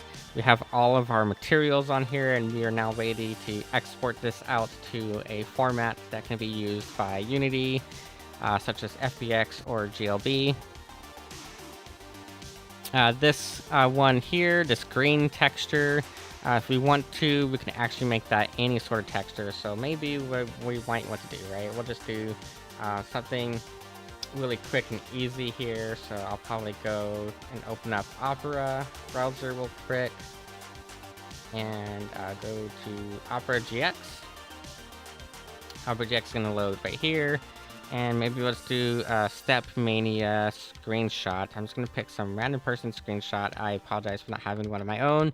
It's just that I don't currently have Step Mania installed. And so I don't have a screenshot that I can pull up in here.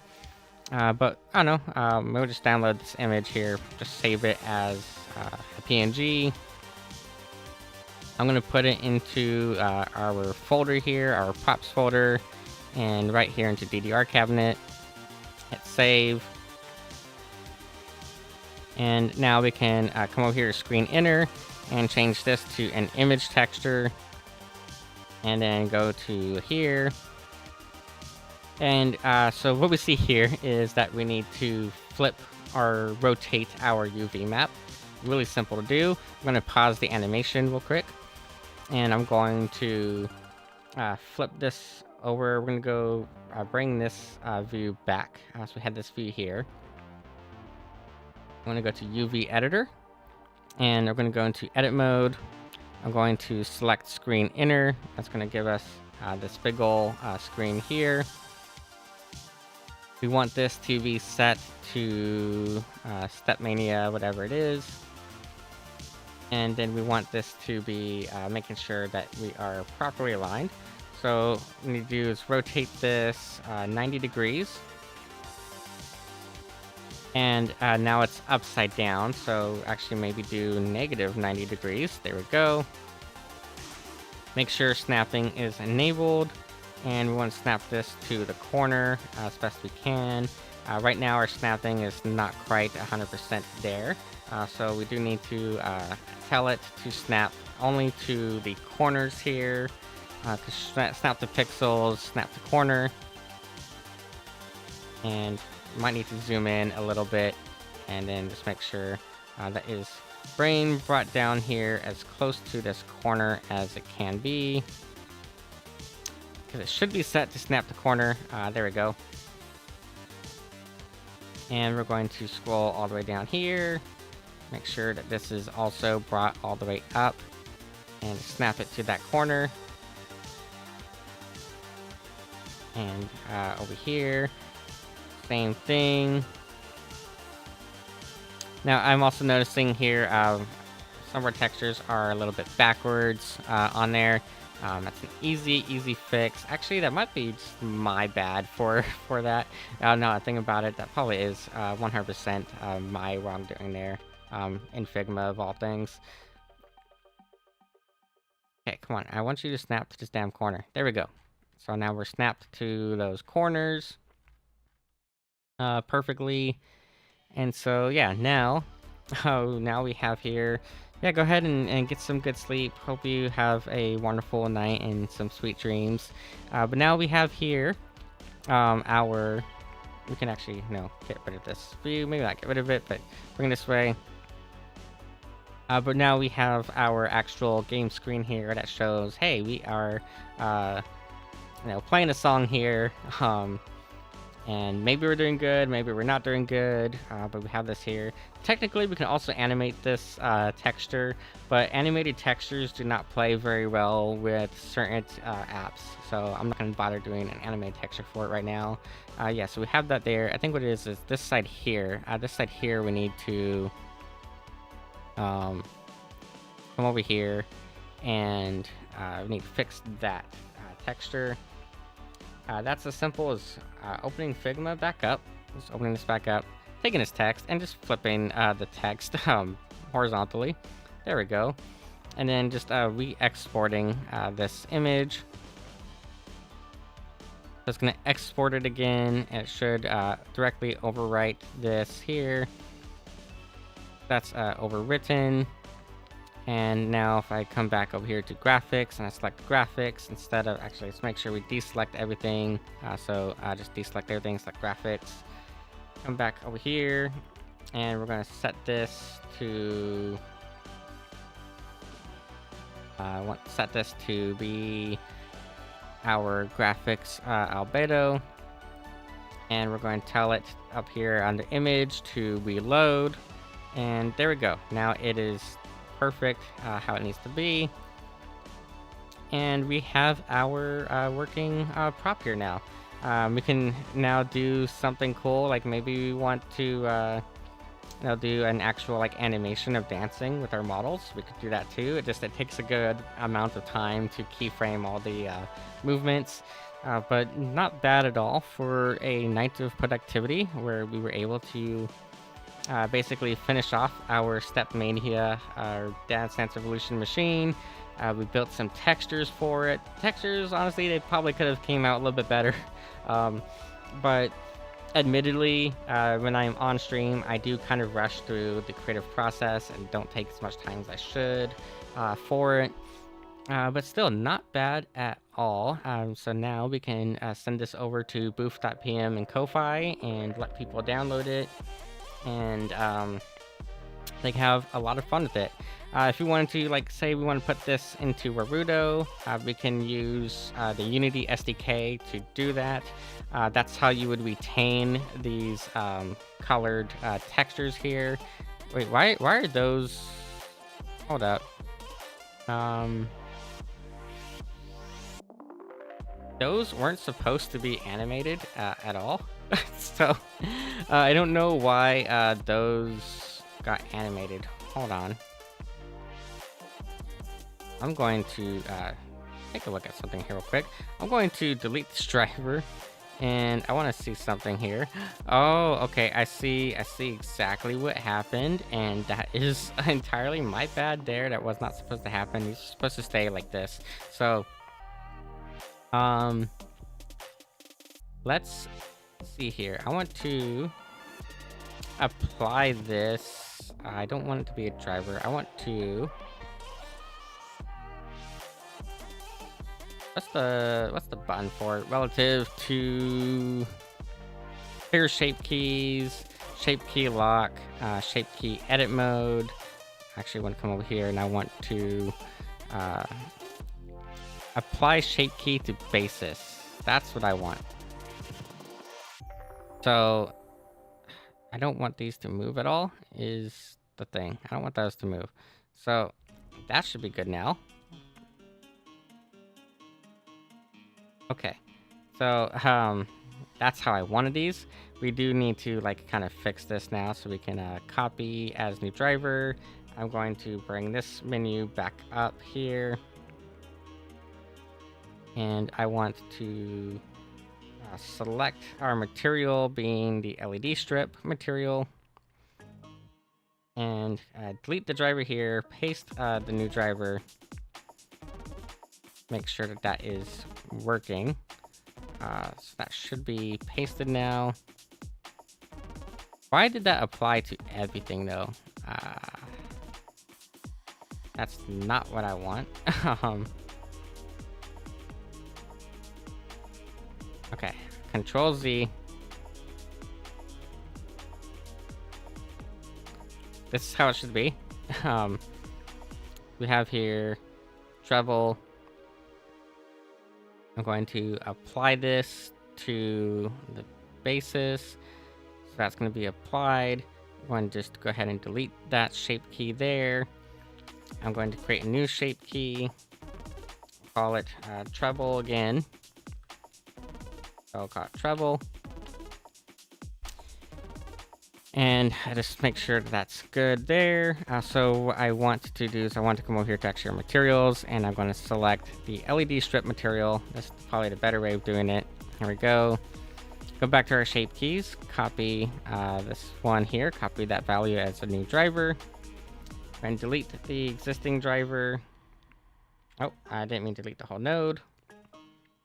I just want to only delete that driver, and then we're going to paste the new driver. And then make sure that's working. Looks like that is working wonderfully there. And now we can add a driver to this. I'm gonna go odd viz. I think it was what, like, it was 300 and then 5,000. And then we did like what, times 10, I think is what we did. Hit Control S to save all of that. And I'm just gonna drag this all the way back down here again. Go ahead and close out this window, this area here. And hit our animation button. Go into rendered view.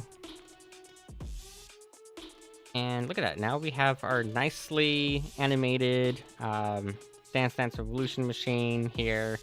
I might add a second light over here on the side, so let's go ahead and do that. We're just gonna take this light here, wherever it is. I'm gonna hit Shift D, and that's gonna create a second light. And I want it, I don't know, probably on this side here. Maybe a little bit further back. There we go. That way we have some extra lighting.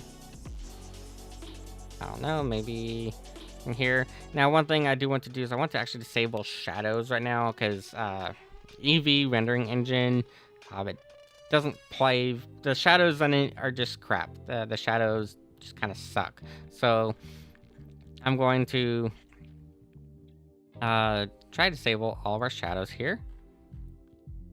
So shadow mode none, and just make sure that everything else is at shadow mode none, because it's just an annoyance more than anything.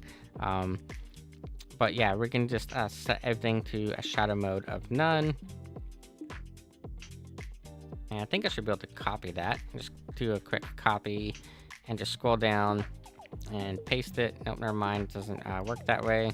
I'm just going to, I wish there was like a global, an easier like global method of turning off all the shadows. Unfortunately, there is not any like global method of turning off shadows in Eevee. But we can do what we need to do, which is just come here and just simply set all of these to shadows of none for the time being.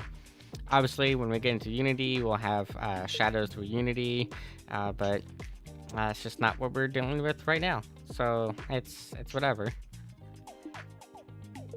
Okay, so we have here, oh, and this is screen outer. We actually never assigned this to anything, so let's go ahead and assign that now. So screen outer is just only these two faces here that should be assigned to it, and we can assign those to like whatever color we want. I actually really like the same color that like our body has, so I think I'm gonna just copy and paste this color here, paste that in there, tab out of it, and actually we'll make it a little bit darker. Should be, I don't know, make it black. There we go. So make that black. Okay. Oh, there we are. We have now a step revolution machine. We could disable our characters here if we really wanted to. We can disable them. Actually, probably will disable them for a moment here. And there we go. So now, you have it. We have our machine, and we'll go ahead and make this prop available to whoever wants to be able to use it, and it'll be free. It'll be a free prop. I like to actually release everything under a pay what you want kind of model. So This one will be a pay what you want model. Obviously, there's going to be like other stuff we can that'll be charged more that I'll have an actual set price for, especially because I will be opening up commissions soon for stuff.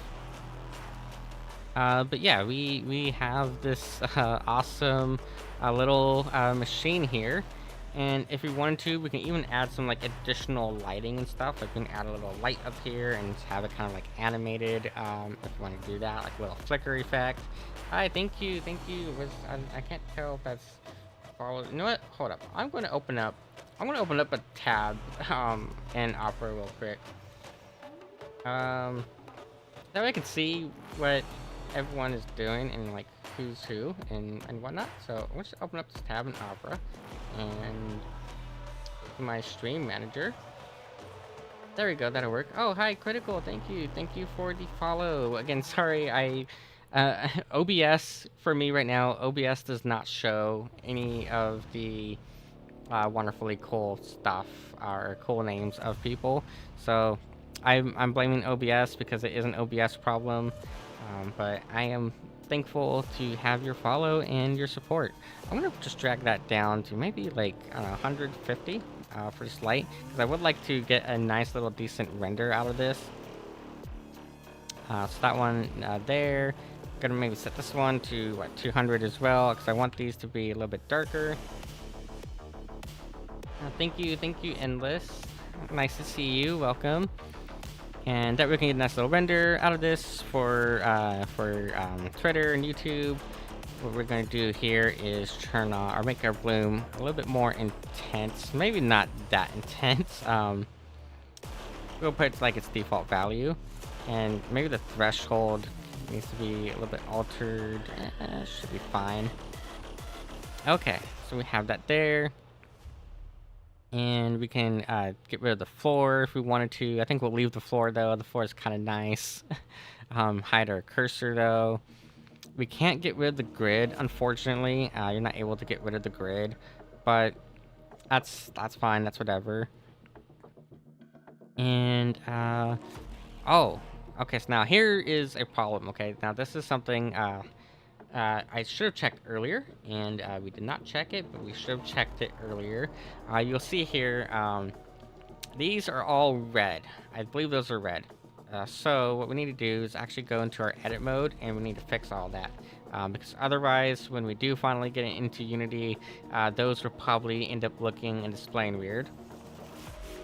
So first things first, exit our animation mode. I want to be on our select tool. And I'm just going to tab into edit mode, select all, and I'm going to do shift in. Okay, so that's going to do, it's going to make all these now the proper color. Right here in the inside, you want to also just do the same thing, shift in. I guess these are being calculated as an inside face when they shouldn't be. They should be getting calculated as an outside face, but it's whatever. I just select all these here, and then control shift in. That's going to make it this nice blue color. You want it to be this nice blue color because otherwise it'll get counted as a back face, and if it gets counted as a back face, then there's a good chance that when you throw it into another program, it's simply going to just be rendered invisible, because a lot of programs will get rid of back faces in order to save on performance. So you want to make sure that everything that is on the outside, outwardly visible, is counted as an out face or a front face. So same here with these buttons. I'm just going to hit tab to go into edit mode and just select everything here and shift in. If shift in doesn't work, then just do control shift in. I grab this side and same thing, shift in. And then lastly, select this thing here. And I think it's only this one face here that is the problem. So with this face here, just shift in. Now you notice that actually inverted this one here as well. So sometimes you just gotta double check your selection. And then this should be an out face. You know what it is? I think the problem here is there's actually something going on here with a face that is duplicated. What I'm gonna do is just grab all this, and I'm just gonna merge by distance.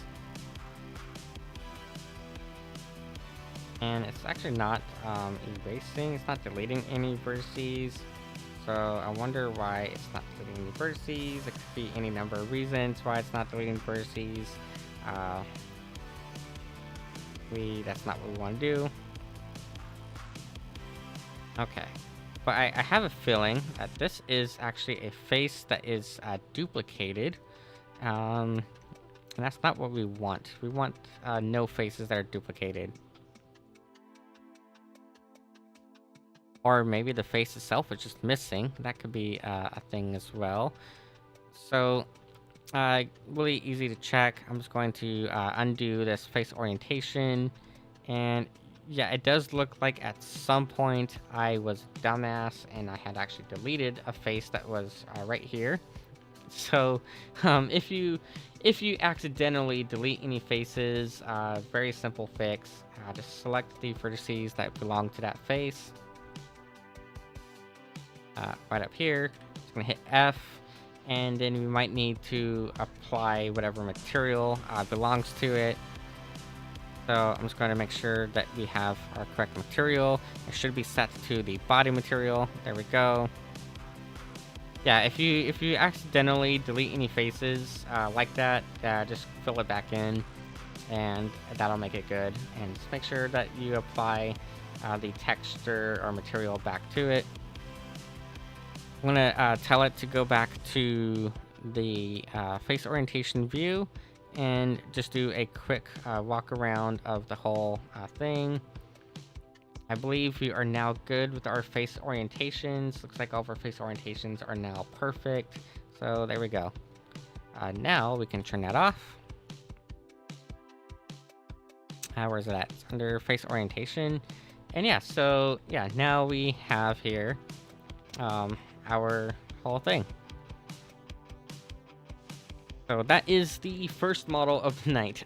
We still have more models we need to make. So the next one is actually going to be a commission that I'm supposed to be working on. It's actually just a really simple thing. Probably just explain what metaballs are and a couple different ways of doing some fluid sims for you guys, so you guys can learn fluid sims. But yeah, I'm really satisfied with how this turned out. This looks absolutely wonderful, and when we get this into Unity later, I'm just trying to avoid doing Unity on screen right now because I already have a bunch of 3D programs open at the moment, so I don't want to open up even more 3D programs, because if I look over at my other monitor right now, I am at 65% RAM usage, and that's out of 64 gigs of RAM. So I need to be mindful of how much RAM I'm using and whatnot when trying to stream, because otherwise I might get dropped frames, and I don't want to deal with dropped frames.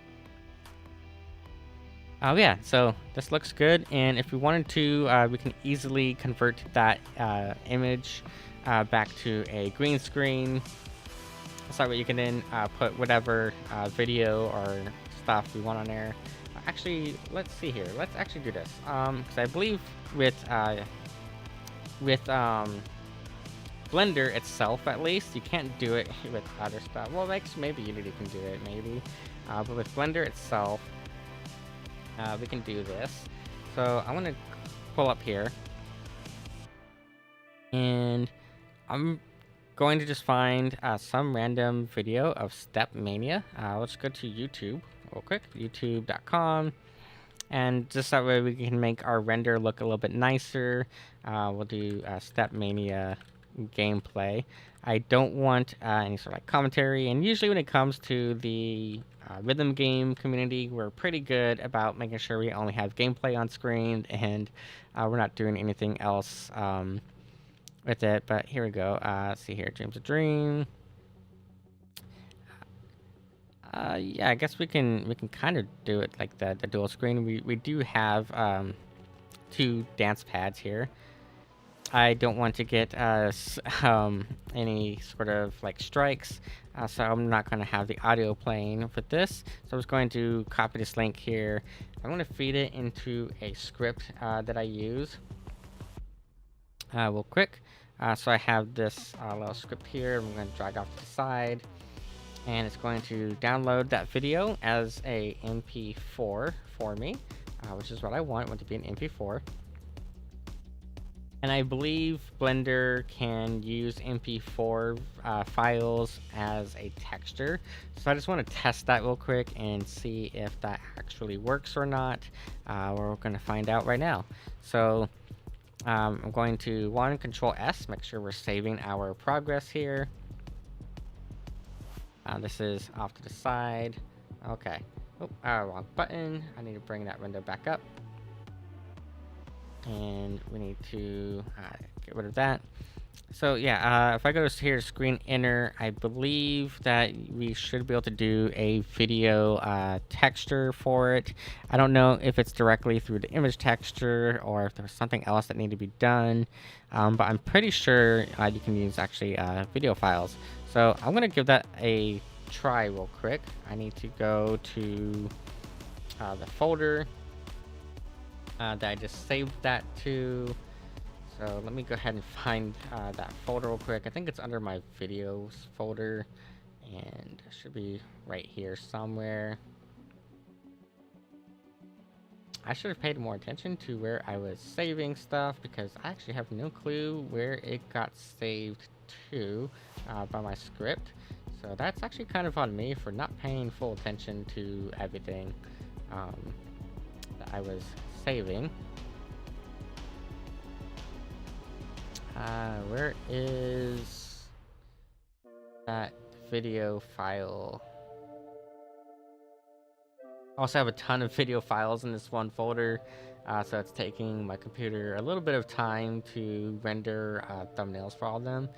But once I find that video file here in a second, we'll go ahead and try to add it to Blender as a texture directly, and see how that goes, because I'm curious to see if it's possible. And I think if it does work, it'll end up looking really nice for the render video that I'm going to be putting out on Twitter later. But yeah, apparently it did not save to this particular folder. So what folder is this? Is this under the G drive? This is under the G drive. How about under my D drive? Let's go there. And it cannot find anything under the D drive. Okay, that is interesting, because I'm pretty sure I have a video folder on the D drive. I guess it's an empty folder currently. So maybe I had put this into the downloads folder. I really have no clue what folder this was downloading to for stuff. I'm just gonna scroll all the way down through my files real quick. Actually, instead of doing that, I'll just bring my script back up and throw it off to the side here. And show in folder. Here we go. Oh, this is going to my C drive. That's why. Okay. Yeah, we don't want it in the C drive. We want it here and to this folder right here. So I'm just going to bring that into the correct folder now. And take it a moment to transfer. There we go. It is now transferred over. And I should be able to refresh this, and we have this here. And it's not playing it. So why is it not playing it is a really good question. I actually have no clue, because it is set. Oh, here we go. Set frame to 50. And I want it to be cyclic. And you would think that it should be animating it, because it should be, but apparently it is not animating the frames, which is kind of interesting, because it should be set to movie, set to frame 1, start. Oh wait, here we go. Here it is. It's kind of backwards. So start frames 250 and then set to frame 1. And yeah, look at that. We now have a proper Step Mania, Step Revolution video file here. And this will look really good when we translate this over to Twitter later. I might want to, kind of, adjust some of these little settings here. I'm sure there's probably a better setting that we can find for it.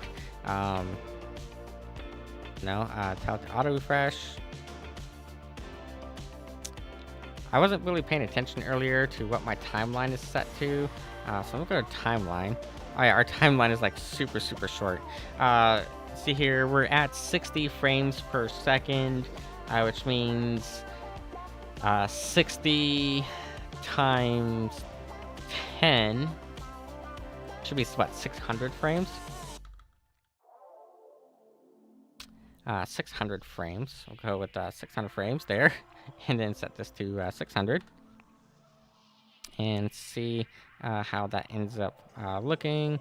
I could be off on that. I'm really bad at math, unfortunately. Yeah, I'm like super bad at math. Okay, so we have our timeline going, and yeah, our video file is not playing. So I want the video file to play. That's what I want it to do. But now it's not playing. So why is it not playing anymore? Cyclic auto refresh.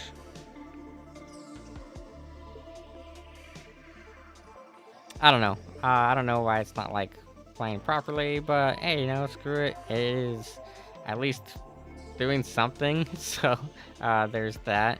At the very least, it is doing something.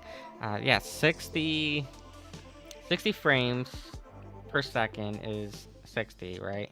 And then, oh, okay, I see. 10 seconds would be 600 frames would be 10 seconds, which means a whole minute would be 6 times that, right?